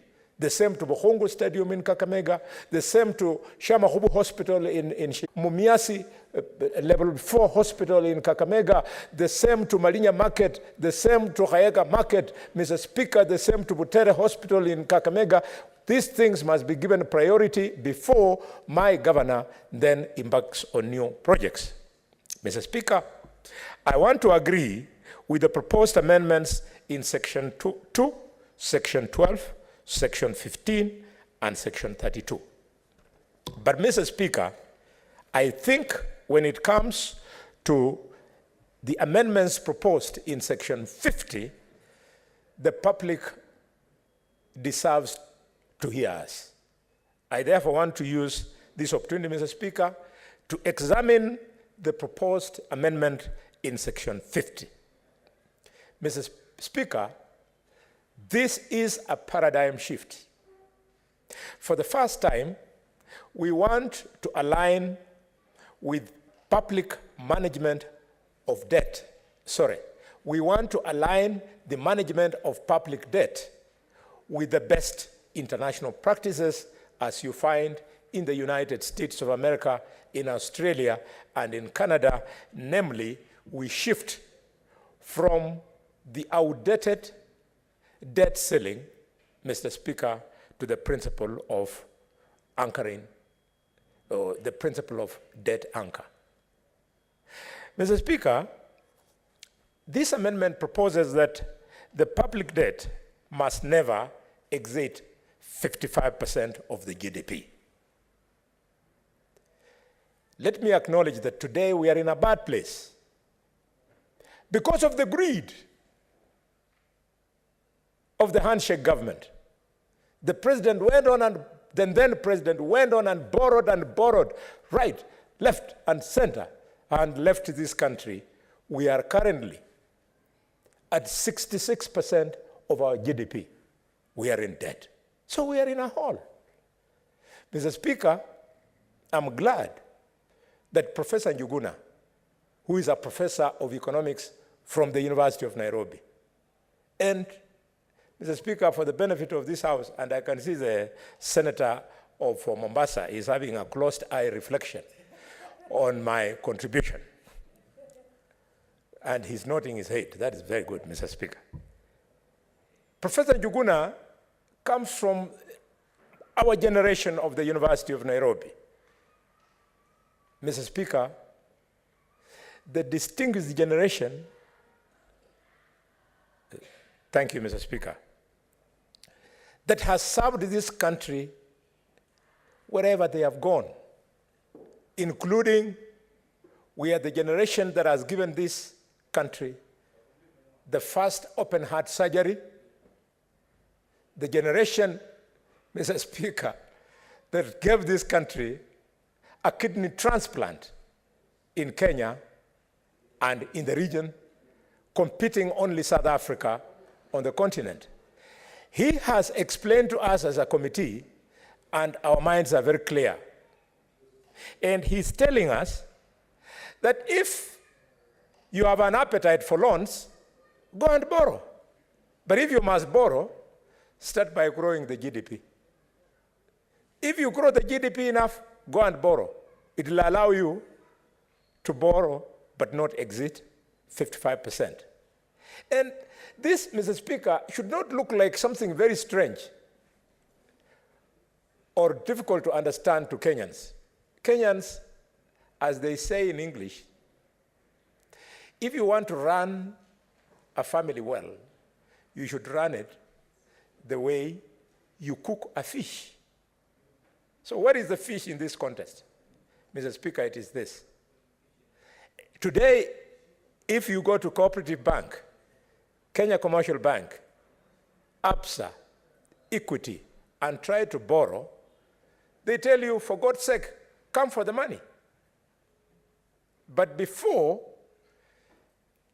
they credit you with the money that you want to borrow, they look at your performance. They look at how good your account is. If it is good, you borrow. If it is poor, you don't borrow. So we are now saying our big reserve, the gross domestic product, will in future be determining whether we can go and borrow or not borrow, Mr. Speaker. Mr. Speaker, this therefore lays emphasis on scientific management of public debt. It shifts the focus on growing the GDP. I remember, Mr. Speaker, I think those days you must have been in class 8 or below. The then Minister for Finance, Finance Minister John Michuki, approached us in 2009. He wanted us to raise the debt ceiling. And Mr. Speaker, why are you smiling? I suspect I have misquoted your age, forgive me. Mr. Speaker, and because of the hawk eye of former Member of Parliament for Imenti Central, Kitobu Imanyara. Kitobu Imanyara was able to spot the mischief. It is what gave birth, Senator Mungatana, you'll remember, to the famous computer errors. Yes, you remember the famous computer errors. So there can be mischief when it is not scientific. But now that we are making it scientific, it will be forever easy for us as parliamentarians to see that somebody is exceeding, Mr. Speaker, the 55% anchor. I therefore want to thank members of the minority side. I've listened to your contribution, including the one of Senator Soti. There is very good grasp of this and especially the distinguished senator from Mombasa, who in my committee, he was the first to spot what was concerning us. And what was that, Mr. Speaker? We were concerned that the provision that then allows the cabinet secretary in charge of finance to then exceed the 55% on exceptional circumstances could visit this country a disaster. And I salute you, Senator Faki. So, we put Professor under a lot of pressure to convince us why we would give a moratorium of 5 years where the minister is enjoying that particular window. And he convinced us.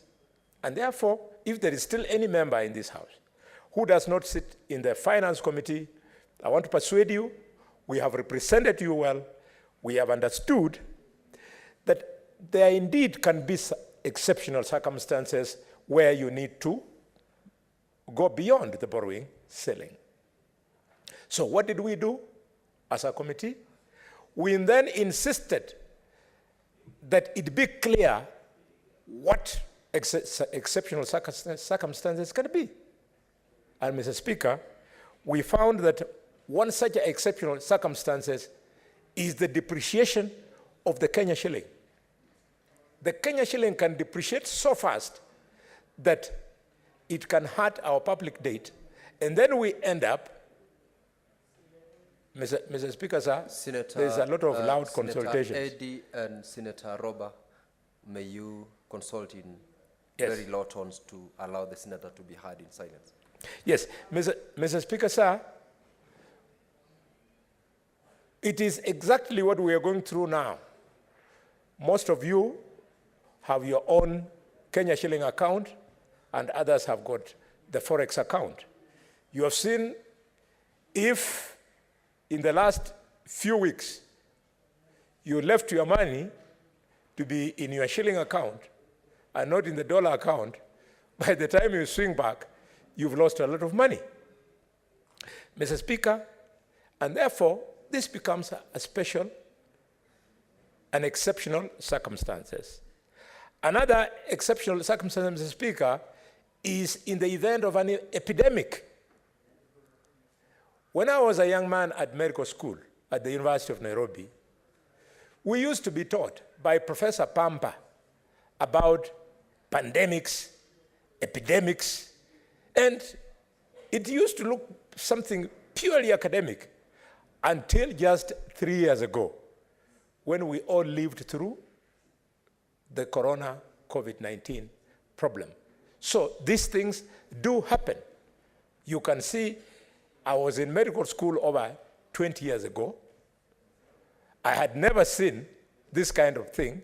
When I was being taught at medical school, I thought it's just theory, but it came to pass. So this law anticipates that eventuality. Mr. Speaker, we have negative climatic change. You know that we are just coming out of the longest drought period. So that it has happened now, it can happen again and force our Minister of Finance, the Cabinet Secretary in Finance, to treat it as an exceptional circumstances to force him to borrow. Mr. Speaker, the internal conflict leading to civil strife can be a cause of this kind of problem, with the bad manners of some honorable members, not in this House, but at other levels, putting sufurias on their heads. It can morph into an internal strife. So we want to anticipate this, and as we do, we want to urge our sufuria-wielding leaders in this country to realize that the answer lies in growing our GDP. Mr. Speaker, we also know that external shocks can actually become a serious exceptional circumstance. And you and I are lucky we are now living in times when we have witnessed an actual external shock, namely the war and conflict in Ukraine. It is external, far removed, over 8,000 kilometers away from here. But, Mr. Speaker, it has affected us. And then, last but not least, Mr. Speaker, we have the issue of natural disasters. It might look laughable, but who would have known that locusts, which were last a threat in this country after the Second World War, would again be a threat in our lifetime. So such disasters, including floods, etc., are a real thing. Mr. Speaker, I want to conclude by registering my disappointment, Mr. Speaker, with the Attorney General of Kenya, who is my friend. In fact, after this, I'm going to place him a call. When this proposed amendment was, Mr. Speaker, brought before the House, it went to the Cabinet. And the Your time is up, Senator Boni. Just for your information, the public stadium that you made reference to in Bomet has been condemned and fit for completion by the Minister of Sports after having swallowed millions of shillings and having been there for the last 7 years. Senator Mwinyi Haji Mohamed Faki.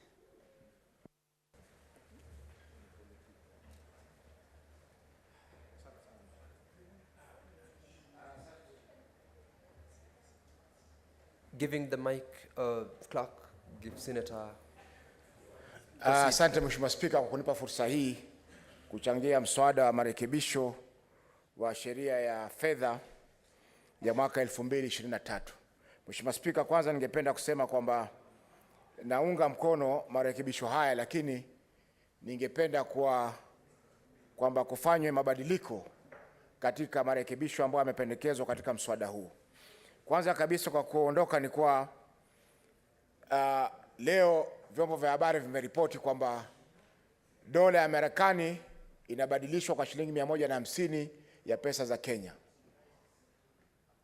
ambayo kwa kusema ukweli ni jambo la kusikitisha, kwa sababu ina maana kwamba sarafu yetu inapungua thamani ikilinganishwa na dola ya Kimarekani ambayo ndio sarafu inatumika kimataifa.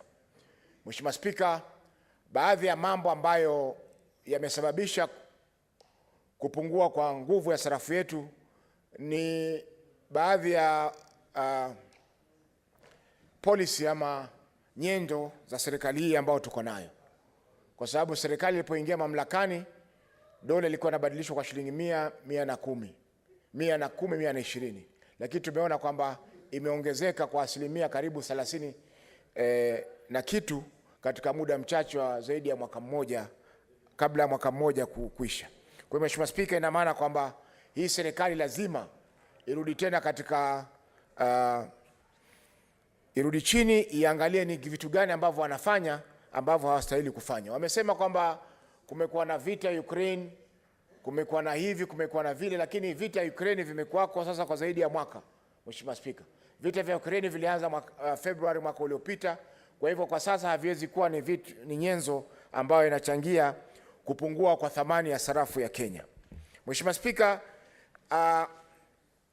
kipengele cha 211 ya katiba yetu inaipa bunge hili fursa ya kutunga sheria zinazoangalia masuala ya kukopa na pia kuweka wazi sheria ambayo itamruhusu waziri wa fedha kuweza kutoa ripoti kwa bunge, na nikizungumzia bunge ninazungumzia bunge la Seneti, Mheshimiwa Spika, na bunge la kitaifa. Kwa hiyo Mheshimiwa Spika, huu mswada unapotaka kupunguza hii fursa ya kuleta ripoti na wapeleke ripoti kwa bunge la kitaifa peke yake, ina maana inakiuka katiba katika kipengee cha 211. Tukiangalia baadhi ya marekebisho kama vile 2B, 2C, Mheshimiwa Spika, 2D na 2E, zote zinasema kwamba waziri wa fedha ataweza kupeleka ripoti katika bunge la kitaifa kabla ya tarehe 30 mwezi wa 4 kwa kila mwaka. Kwa hiyo Mheshimiwa Spika, ina maana hapa kwamba ile nafasi ya kuripoti itakuwa haiji tena katika bunge la Senate, itakuwa inapelekwa katika bunge la kitaifa peke yake, na hiyo itakuwa inakeuka katiba katika kipengee cha 211. Mheshimiwa Spika, pia kipengee cha 211B ya pili inasema kwamba katika muda wa siku 7 baada ya kauli kutoka kwa bunge lolote, yani bunge la kitaifa ama bunge la Senate, waziri anaweza kuitwa akaeleza ripoti ya mikopo ambayo imechukuliwa na vile pesa ambazo zimetumika katika mikopo hiyo. Kwa hiyo Mheshimiwa Spika, kwa vipengee hivyo viwili, ina maana kwamba kipengee cha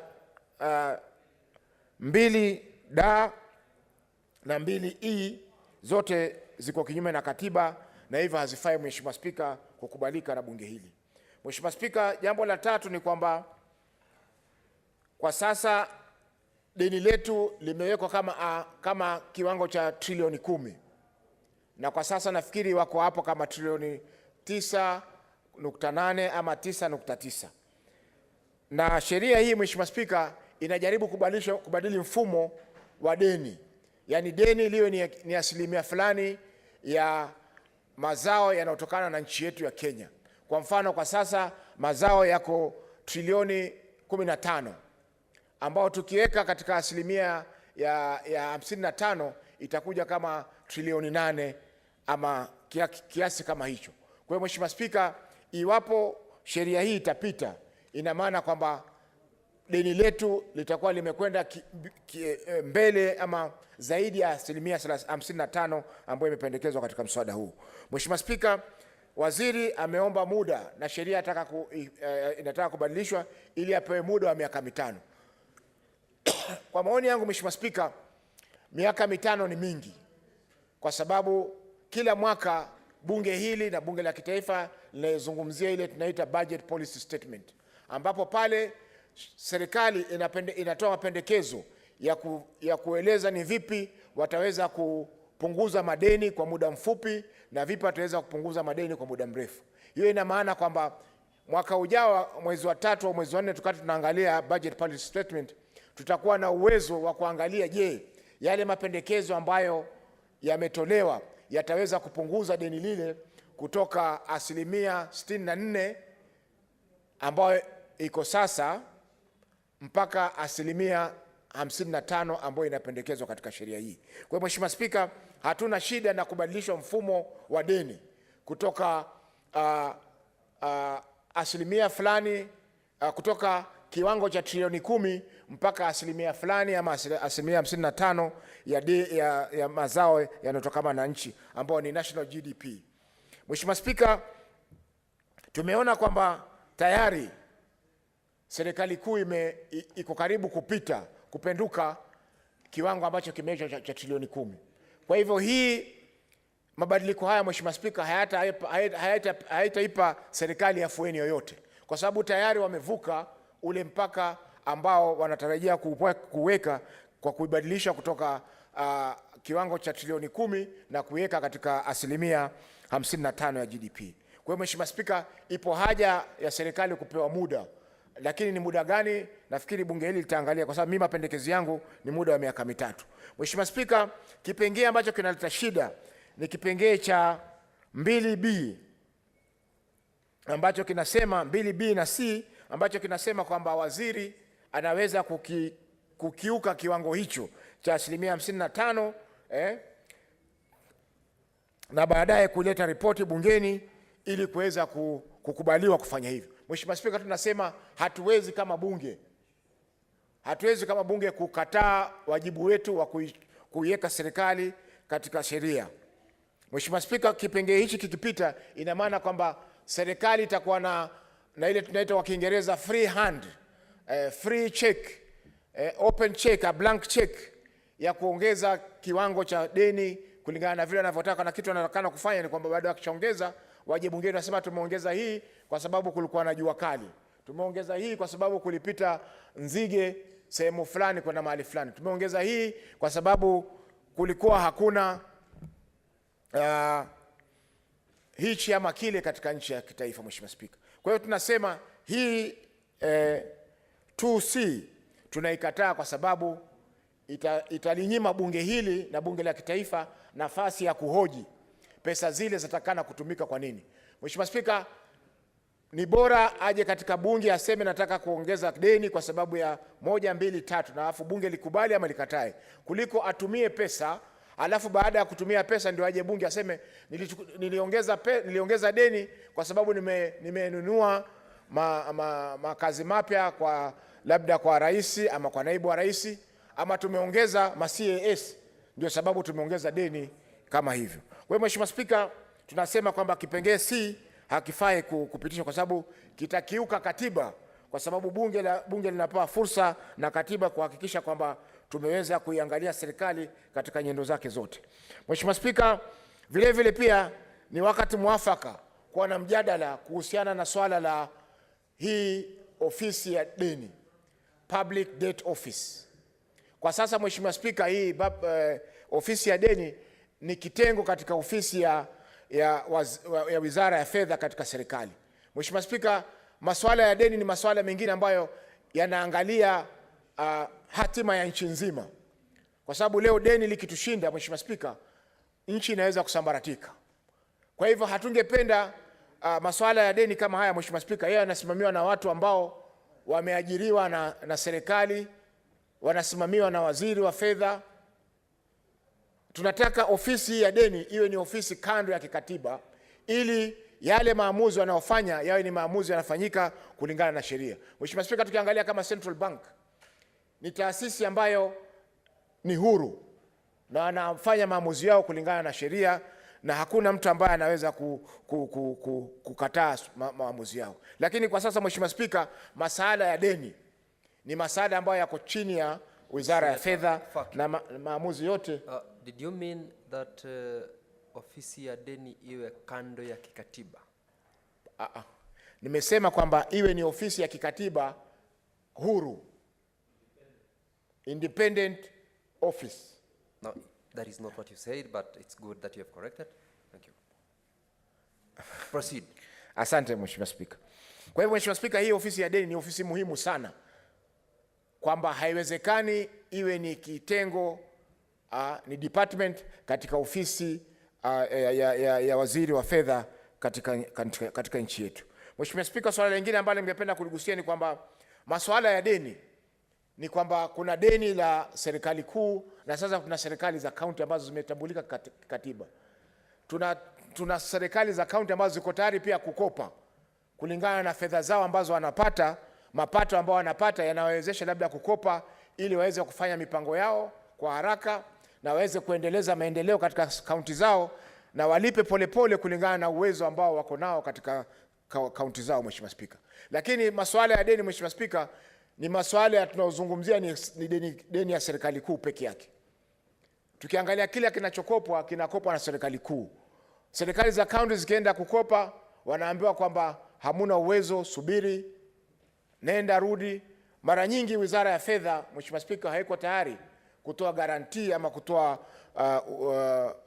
dhibati kwamba zile serikali za kaunti ziweze kukopa. Kwa hiyo Mheshimiwa Spika, ipo haja ya hili deni liweze kugawanya, tujue kwamba serikali za kaunti zinaweza kukopa kiwango gani na serikali kuu inaweza kukopa kiwango gani. Kama serikali kuu inaweza kukopa 70% ya hiyo 55 na serikali za kaunti ziweze kukopa 30 ya hiyo 55 ama 60 kwa 40, ingekuwa ni bora kabisa, kwa sababu kwa sasa hatujui ni vipi serikali za kaunti zinaweza kukopa. Iwapo wale wanaokopa ni lazima wende kwa serikali kuu waweze kuamua nani atakayekopa. Mheshimiwa Spika, ikiwa mimi ndio nafanya maamuzi ya kukopa, kwa mfano Senator Roba amekuja kwangu na yeye pia ataka kukopa.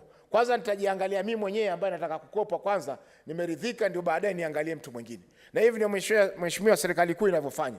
Kwamba serikali nyingi za county zikitaka kukopa, kwa sababu lile deni ambalo litakopa na serikali za county litachangia lile deni la kitaifa. Na likichangia deni la kitaifa ina maana kwamba ile nafasi ya serikali kuu kukopa itakuwa imepungua kwa sababu ya deni ambalo limekopwa na serikali zetu za county. Kwa hiyo Mheshimiwa Spika, ipo haja ya kuweza kuwa na mazungumzo tuweze kujua ni asilimia gani ya kiwango cha deni itakuwa linakopwa na serikali za county na asilimia gani inakopwa na serikali za kitaifa.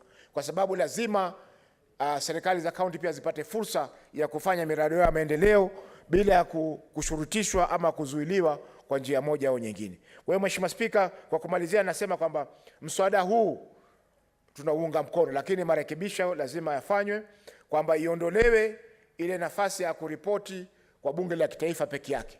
Lazima kama ni ripoti, kama tunavyojadili mswada huu kwa sasa, ni lazima ripoti ziletwe katika mabunge yote mawili, bunge la kitaifa na bunge la seneti. Mheshimiwa Spika, la pili ni kwamba uwezo wa waziri kukopa alafu baadaye ndio ajaulize kibali kutoka kwa bunge, hiyo pia hatukubaliani nayo, kwa sababu ina maana kwamba tutakuwa tumempa uhuru wa kupita kiasi waziri wa kuweza kukopa, ambao itakuwa ni kinyume na maslahi ya nchi yetu ya Kenya. Mheshimiwa Spika, na mwisho ni kwamba lazima tuwe na mjadala kuhusiana na mambo mawili ya ofisi huru ya deni, an independent public debt office, na pili tuwe tunajua kwamba ni asilimia ngapi ya deni ambayo serikali za county zinaweza kukopa na ni asilimia gani ambayo serikali ya kitaifa inaweza kukopa, kwa sababu zote ni serikali na zote zina mapato na zote zina haja ya kufanya maendeleo katika nyanja tofauti tofauti katika nchi yetu ya Kenya. Asante Mheshimiwa Spika, naunga mkono lakini kwa masharti hayo ambayo nimeyazungumza. Asante. Thank you very much, Senator Faki. Senator Mugatana Danson Buya. So Speaker, I want to thank you for giving me the opportunity to make a brief contribution. Mr. Speaker, I want to associate myself with the comments and the contributions of previous speakers, so I will not repeat. I will just say that I fully agree with the contributions with regard to the question of the standing of the Senate, Mr. Speaker. I think that was a mistake. And also, Mr. Speaker, about the day tanker, I fully endorse those submissions that have been made with our honorable speakers who have spoken to this bill.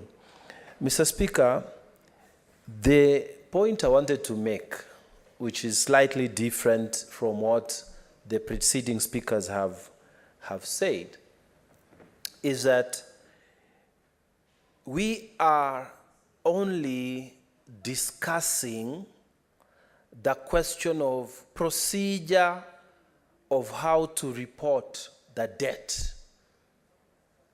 how to manage the debt, how to be responsible holders of public debt. But Mr. Speaker, I think this is also an opportunity for us to speak to Treasury about debt in itself. Mr. Speaker, I know there's a theory about growing in debt, development through debt. But Mr. Speaker, the debt levels in this country are not sustainable at all. And we need to seriously speak about this. Is an opportunity for us to debate this issue. Mr. Speaker, the debt that is accumulated in the public space comes because of excessive spending.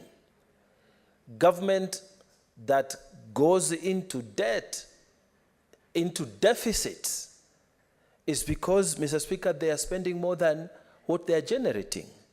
That deficit, Mr. Speaker, that happens in this financial year, it adds to the public debt stock that we have.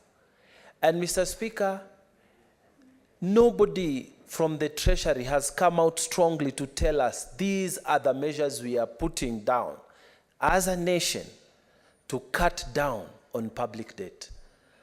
Mr. Speaker, this is a debate that we must have. We must talk, and the Senate will use this opportunity to tell Treasury, Mr. Speaker, that the levels of public debt are worrying. They are worrying, and we are not hearing positive voices from the Treasury telling how they will manage. They must come out with a plan, Mr. Speaker. Where we are now, it is bad. Whether you say we are going to report debt using the 10 trillion absolute figure or public debt to GDP ratio, you're still not telling us or giving us confidence as Kenyans that you want to manage public debt and the plan that you have to manage the public debt. Treasury is too quiet, Mr. Speaker. And I think the Senate must use this floor to explain to the Treasury that this administration, one promise, one of the promises, that we were going to control public debt, we are going to reduce public debt, but we don't hear a concrete plan. Instead, Mr. Speaker, what we are hearing is we want to be reporting, this is the way we want to report the debt here in every year. They are not telling us what should happen. Mr. Speaker, we want to hear a strong voice on spending cuts, Mr. Speaker. We want to hear how they will reduce this deficit, Mr. Speaker. They must tell us where they are going to cut off so that we can reduce and live within our means. Mr. Speaker, the President has spoken many times about living within our means. But the lieutenants who are supposed to actualize these words are not telling us what the plan is, Mr. Speaker. So the Senate will take this opportunity when they have brought this to tell them we are not happy. The plan is not clear, and we are not seeing what they are doing to reduce the public debt. Mr. Speaker, unfortunately, people are watching us. Kenyans are watching us. In 4 years, we'll have to explain whether we reduced the public debt as we promised or what we did when we had the opportunity to do so. And Mr. Speaker, what I'm saying is not rocket science. They must cut down on the spending. Mr. Speaker, Canada in the 1990s had a huge deficit, and they did it. Mr. Speaker, 20% spending cuts. They did it within a period of 4 years. And Mr. Speaker, in 3 years, the public debt went down to 0. And Mr. Speaker, within 4 years, the public debt to GDP ratio went to less. They reduced their own public debt by 1/3. We are asking, Mr. Speaker, that Treasury speaks to this issue because it is worrying to all of us. Otherwise, Mr. Speaker, we support these amendments which have been brought with the amendments that have been proposed by previous Speaker. I thank you, Mr. Speaker. Senator Eddie Gisharu.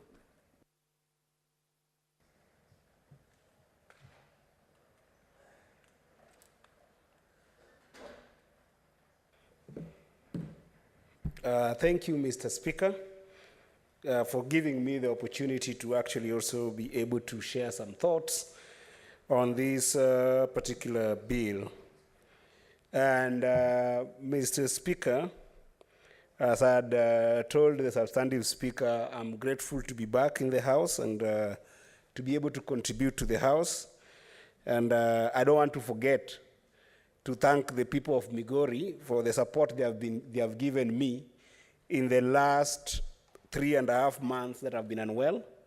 They sent me to this house, but they've also been very courteous to me when I was in my lowest moment. So I want to take this opportunity to thank them.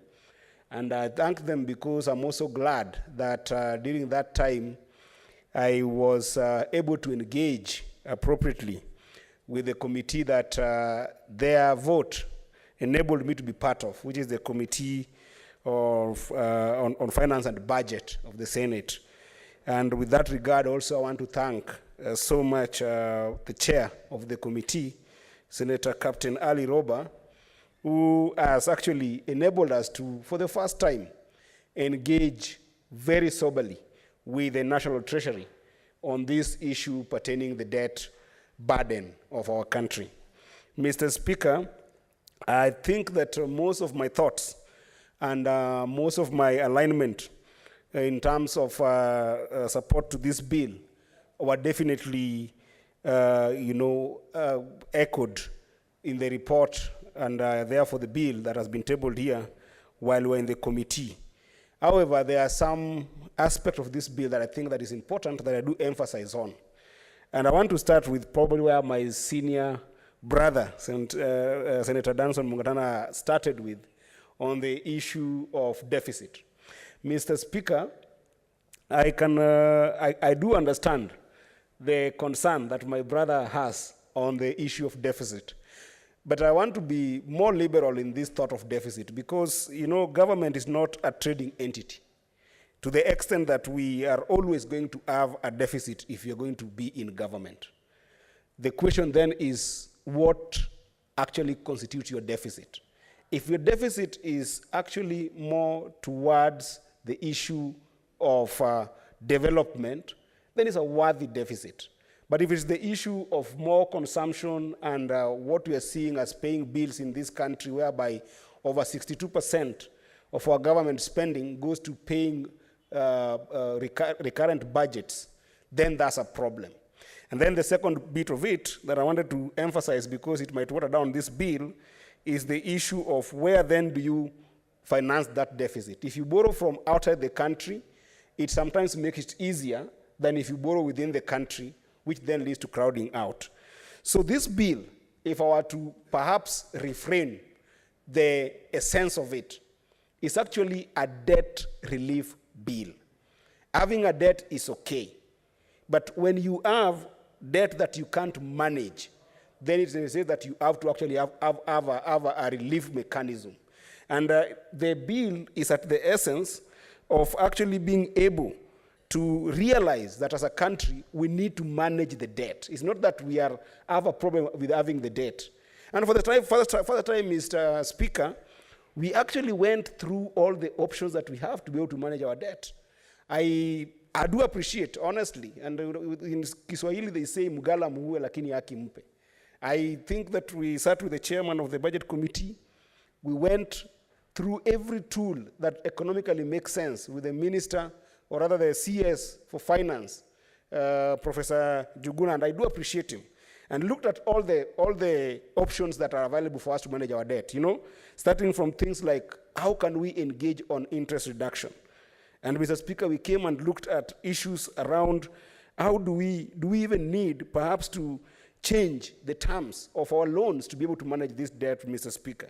Or do we need to even think about the classical idea of reducing the principle around debt issues in this country? Or do we even need perhaps to consolidate the debt in this country, Mr. Speaker? Or even the more classical ones is people trying to refinance their loans, Mr. Speaker. When we looked at all these things, Mr. Speaker, it became eminent that we were able to interrogate the single problem in our debt management in this country.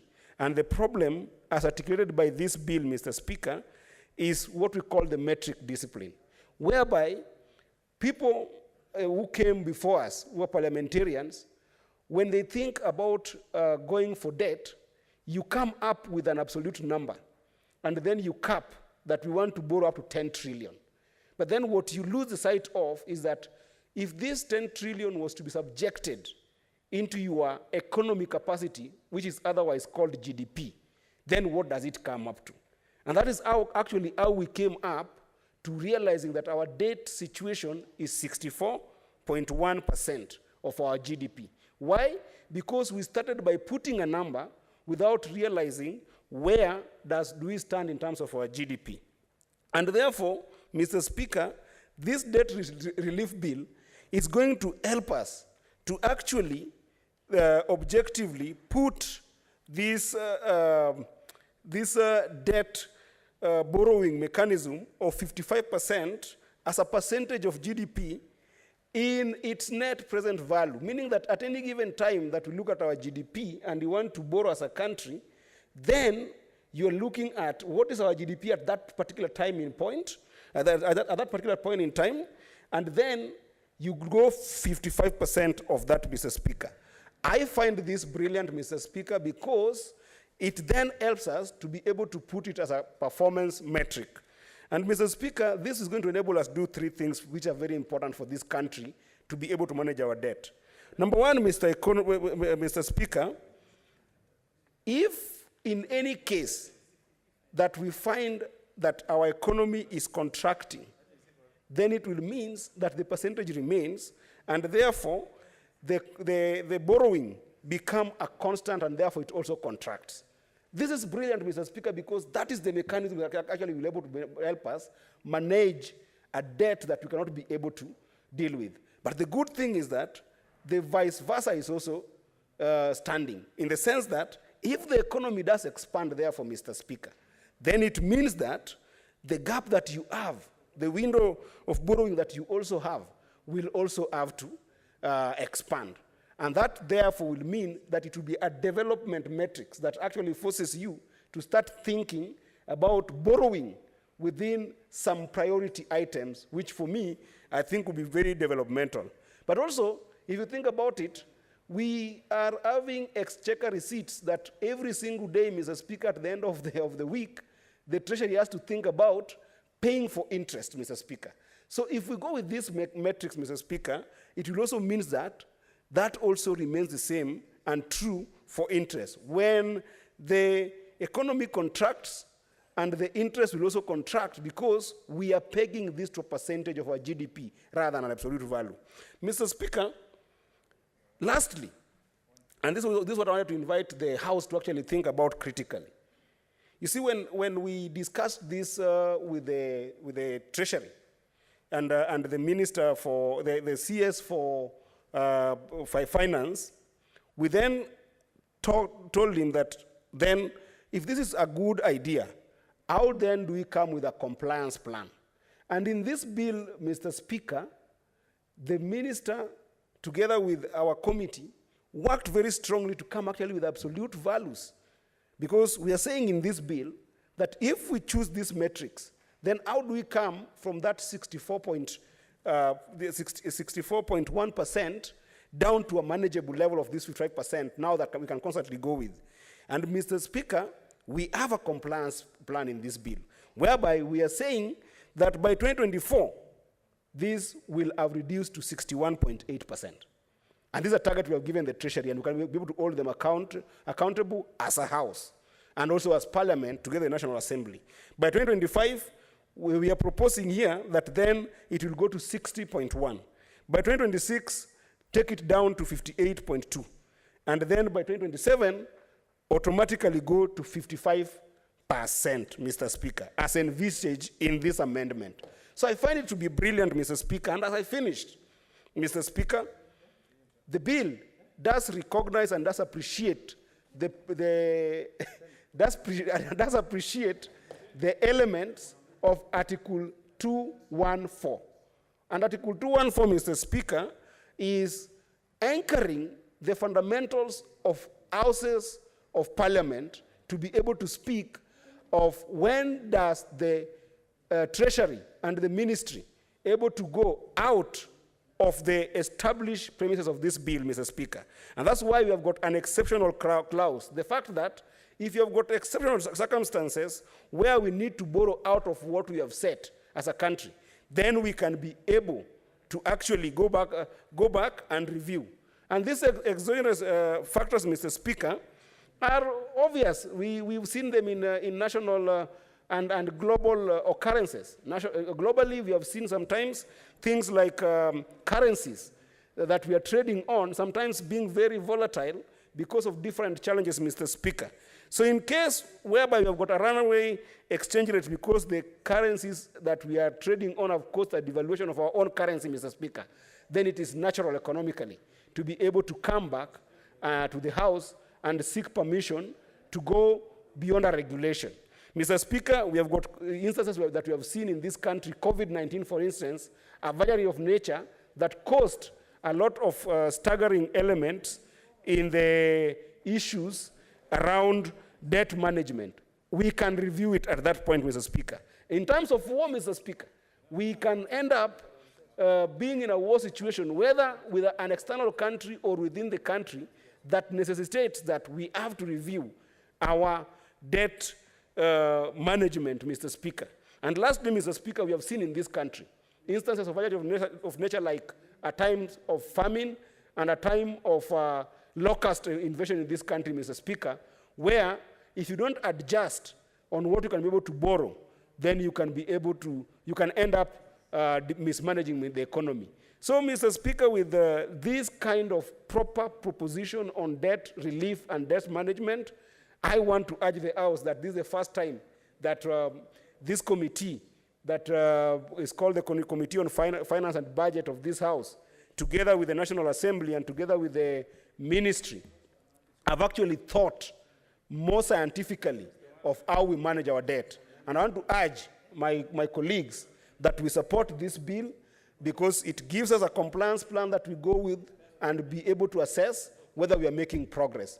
And with that, Mr. Speaker, I want to thank all the colleagues who have contributed, and I hope that we can be able to make sure that this bill goes through. Otherwise, I thank you so much, Mr. Speaker.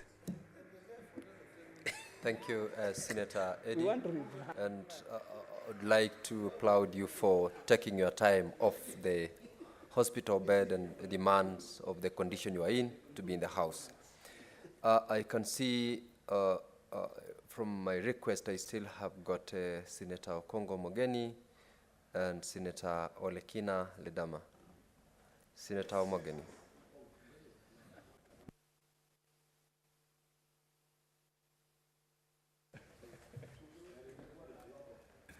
Mr. Speaker, I want to thank you for also giving me an opportunity to make a contribution to this proposed amendment to the Public Finance Management Act. Mr. Speaker, we know that globally, whether you go to the United States of America, even if it's Africa, you go to South Africa, one of the strongest economies, governments do borrow. I think that's a global accepted phenomena in managing finances of countries. So when, as a country, we are trying to put in place a framework that will be predictable on how our government will borrow, it's a good thing. There is no doubt about that, Mr. Speaker. So we are here to support the amendment which is on the floor, but of course with some few concerns to raise. Mr. Speaker, when the Kenya Constitution was enacted by the people of Kenya, 2010, the Senate was left with a very weak legislative mandate, Mr. Speaker. And I've always made this argument, Mr. Speaker, that when you read the 2010 Constitution, there are two things that you easily design. Mr. Speaker, there are roles that are reserved for Parliament. And when the Constitution mentions the word Parliament, it means the legislative mandate is co-shared by the National Assembly and by the Senate. Mr. Speaker, where the drafters of this Constitution intended a legislative mandate to be a preserve of the National Assembly, that has also been provided for specifically in this Constitution. And then there is the other approach where under Article 93, 94, 95, 96, the mandates of the houses have been limited specifically in the Constitution. Now, Mr. Speaker, when it comes to this issue of national debt, borrowing by national government, my argument has always been, Mr. Speaker, that this is a mandate that is co-shared by the two houses. And Mr. Speaker, we know the practice in the Commonwealth. If there is a practice that has been followed by a House of Parliament successfully in each year, then that acquires the force of law, Mr. Speaker. Last time I remember, we were here as a Senate engaged in a serious debate on raising the debt ceiling. That was considered by the National Assembly and the Senate. So we must guard, Mr. Speaker, we must guard any attempt of taking away that mandate from the Senate, Mr. Speaker. Because if you read plainly the provisions of Article 211, it starts by saying Parliament may, by legislation, prescribe the terms on which the national government may borrow, impose reporting requirements. So, on the plain reading of Article 211, Mr. Speaker, there is no way a proposed legislation can limit the reporting obligation to be a preserve of the National Assembly. That we should never allow. And I hope the chair, whom I have commended many times, has made an appropriate amendment to ensure that that mandate remains a mandate of the two houses. Anything short of that, Mr. Speaker, will be unconstitutional. And you know, the Supreme Court has made so many pronouncements, especially in Advisory Opinion 2 of 2013. It says it is actually us as a house, through our Speaker, that can give away our legislative mandate. The argument of the Supreme Court is that virtually each and every legislation affects counties. Why am I saying so, Mr. Speaker? Even if you go back to borrowing, we all know, Mr. Speaker, that our national debt is always the first charge when we come to sharing our revenue. The debt must be removed first. Whatever remains is what we share. So if we allow our government to borrow, you know, in a manner that is not properly managed, it means we will not have enough money to share to our counties. And these things we say here, Mr. Speaker, at times we say them jokingly, but they come back to bite us. Just on Thursday, if you recall, on this floor, I did mention that our governors should take issues of health facilities seriously. I said it on Thursday. Mr. Speaker, yesterday, my 3 MCAs who were traveling from Nyamira to attend a meeting in Nairobi got involved in a road accident just before my Mayu, Mr. Speaker. And one of the MCAs, our majority leader, waited for over 1 hour to get help. And the ambulance that was called took more than 2 hours, Mr. Speaker. More than 2 hours. We lost him. We lost him, Mr. Speaker. Listen to this. When they were taken to level 4 hospital in Naivasha, Mr. Speaker, Naivasha County Referral Hospital, level 4, has got no CT scan. There is no MRI machine in that hospital. It took us to look for ambulances from AAR Nairobi to go all the way to Naivasha to bring those MCAs to Aga Khan Hospital. So, Mr. Speaker, anytime we discuss issues that affect money that will be available to counties, we should always proceed with caution, Mr. Speaker. That's why I always say, Mr. Speaker, any legislation that we are passing today, warn yourself that these consequences could be at your doorstep tomorrow. You never know. Because what I learned yesterday is that from Narok all the way to Nairobi, there is no any government facility along that way, or along the entire stretch of Narok to Nairobi that can save somebody involved in a serious road accident. And that's why we always keep arguing that if we get an opportunity to share money to counties, let us give counties enough money that can assist them in giving the important devolved functions to the people. So going back, Mr. Speaker, to the proposed shift, that we have now created under this bill, which is to base our borrowing on GDP growth. Me, I still maintain that we are moving too fast. We are copying the West. We are picking best practices from the West. Yet our economy, when you're talking about our economy, you know, let's not pick abstract theories from the West and impose it on us before we do careful examination. Mr. Speaker, if you read about debt, international debt, the US has one of the, I think, the largest debt portfolio in the world. But look at the economy. The economy of California alone is more than the economy of the African continent. So when you base their borrowing on GDP, you cannot go wrong. But now look at, you know, a country like Kenya. If we are not careful, especially if you get a government that has a very high appetite for borrowing, I have no doubt, Mr. Speaker, that some of the functions that are devolved, including healthcare, water, would suffer because it will be very, very hard to give adequate resources to the counties. Mr. Speaker, imagine, and I'm not laying any blame to the previous government. Mr. Speaker, imagine if we did not have the kind of data that we had. We would not have had quarrels on this idea of how much money we should give to counties. If our debt portfolio was down, counties would have gotten more than 407 billion.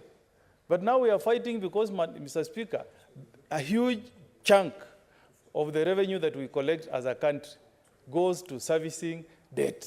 That's the reality, Mr. Speaker.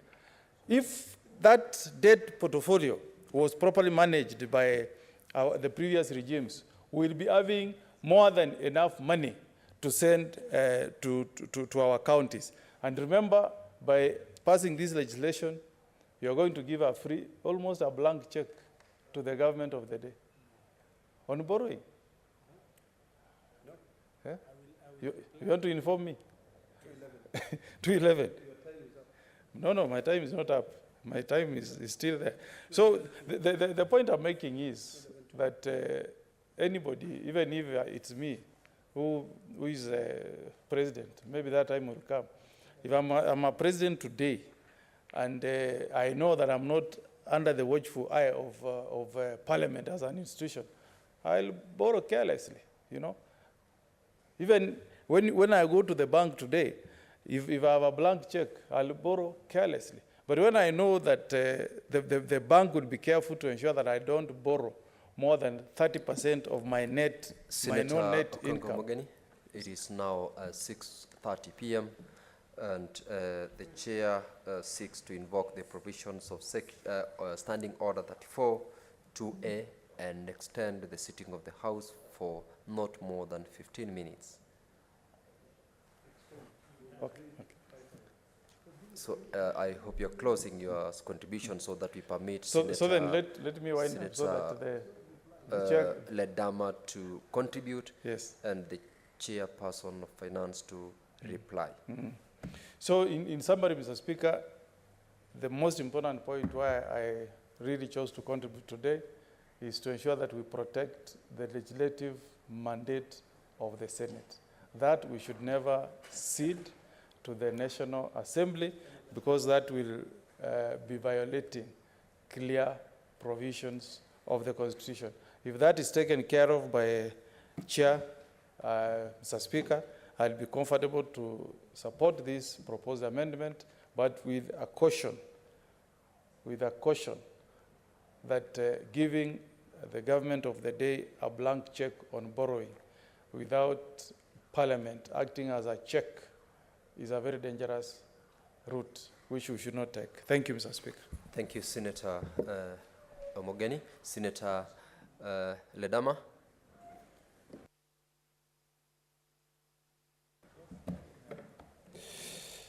Thank you, Mr. Speaker. Mr. Speaker, I rise to support this bill.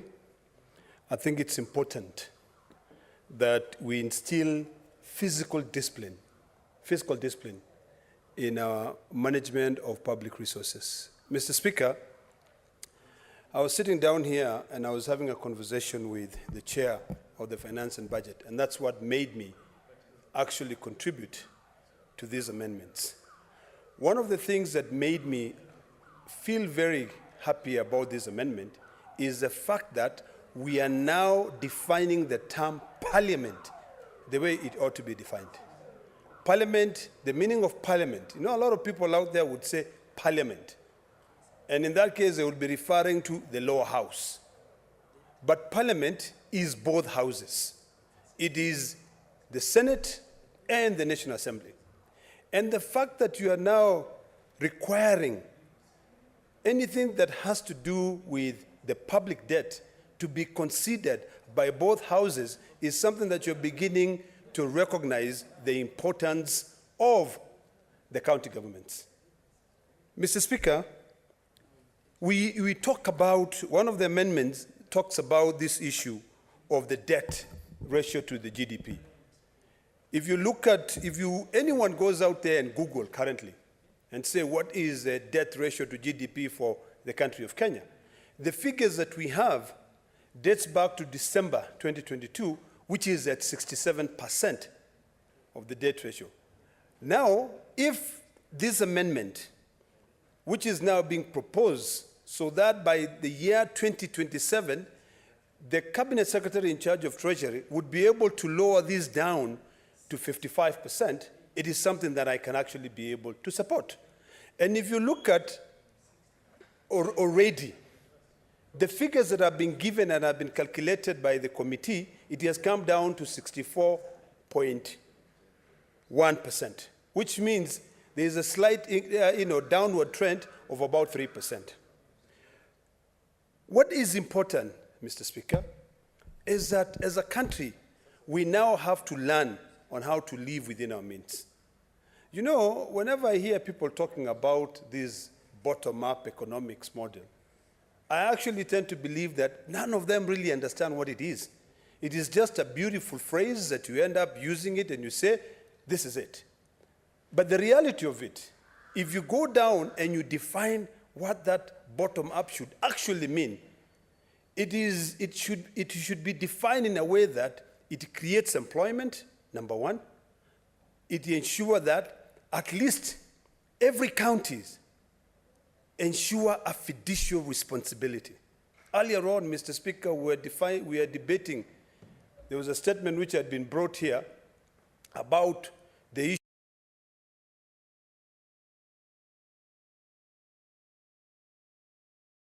a greater definition of pending bills contributes to the issue of public debt. Because if our counties, the management of resources in our counties do not ensure fiduciary responsibility, even to a greater extent, the discipline in the national government will continue plunging this country further into debt. We have serious crisis. And I hope that we don't just come here and we speak very good English, we define whatever we want to define. Like if you look at the Constitution as an example, this is a very interesting time. Nowadays, Mr. Speaker, we read too much, such that our eyes get disrupted. That's why now we have to wear glasses. But if you look at the Constitution, the framers of the Constitution envision a situation where we ensure fiduciary responsibility, both in the national government and the county government. If you look at Article 211, Mr. Speaker, all the way down to Article 214, that talks about the public debt, borrowing. 211 talks about within 7 days, after either House of Parliament, we have no time for point of orders, we only have 5 minutes, you can talk later. Within 7 days after either House of Parliament so request by resolution, the Cabinet Secretary responsible for finance shall present to the relevant committee information concerning any particular loan or guarantee, including all information necessary to show. So, Mr. Speaker, if I read Article 211(2) in line with now 214(2), which is what this amendment is meant for, then I would hope that this Committee of Finance shall not just rush in and bring in amendments to the PFM Act. Because if you ask me, Mr. Speaker, in fact, we ought to have amended the PFM Act entirely to be able, there are certain provisions in the PFM Act which people are not able to implement.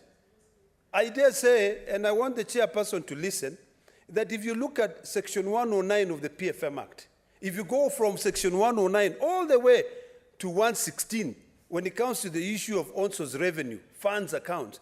If the committee can look at this, they would have been able to amend those and made it very easy for counties to be able to work. I sit in the CPIC, and we go through accounts, and you realize that the capacity of most governors and also the accounting officers is wanting when it comes to the issue of ensuring a fiduciary responsibility.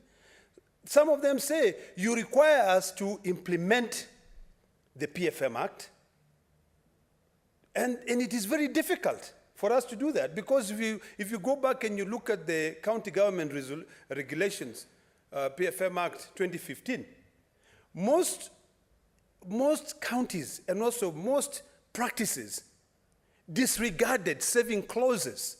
There are things that used to happen before. You still have time. I think I've done 8 minutes, so I'm giving you 2 minutes. I'm finishing in 1 minute. Most saving clauses, in fact, are only put in the Lands Act. There are counties that used to collect revenue in a certain way.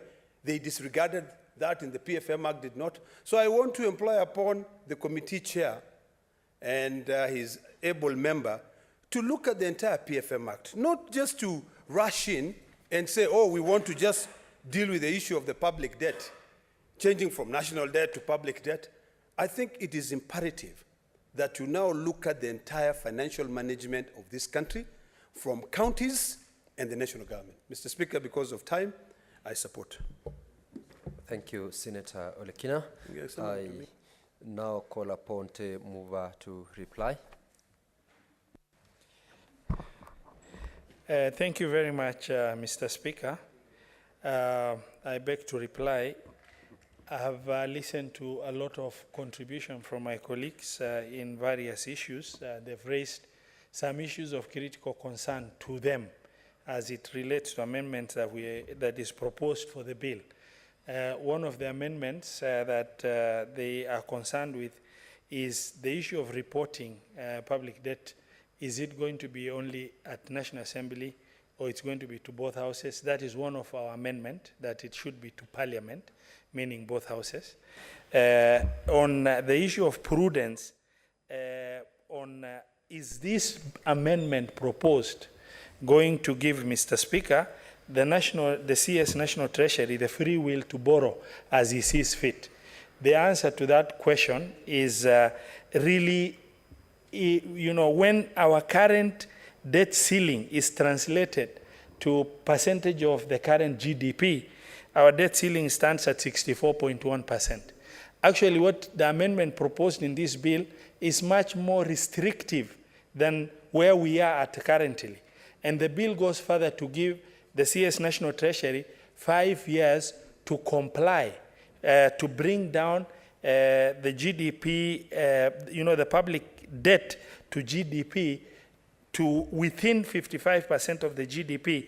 And the National Treasury is given 5 years. So by 2027, they should have brought it down from 64.1% to 55%. Mr. Speaker, sir, and we've engaged in public participation extensively, CS Treasury.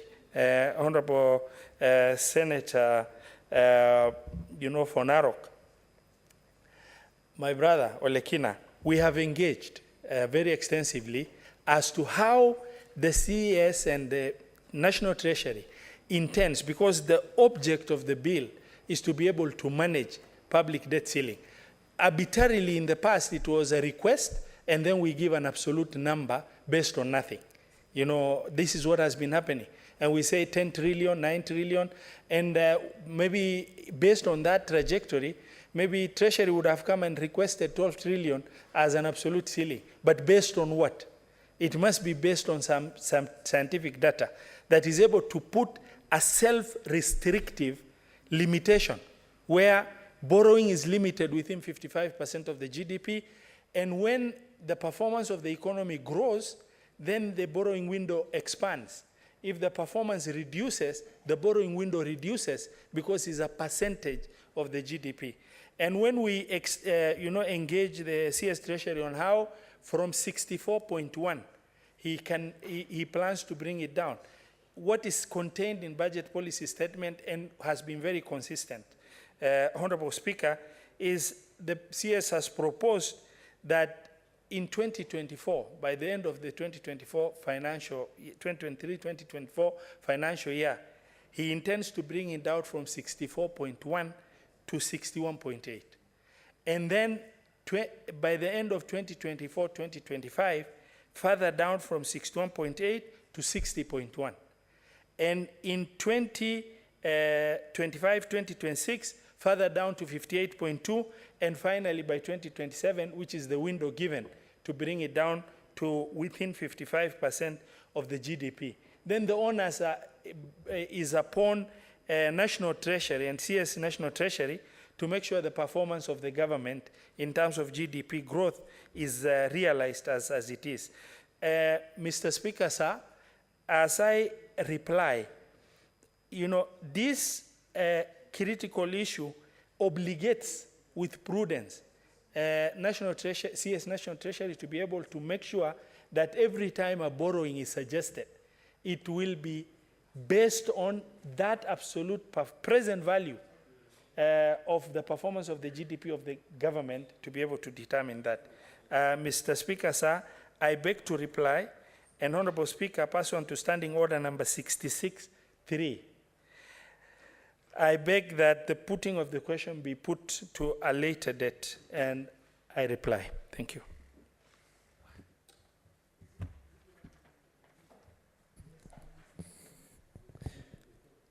Honorable members.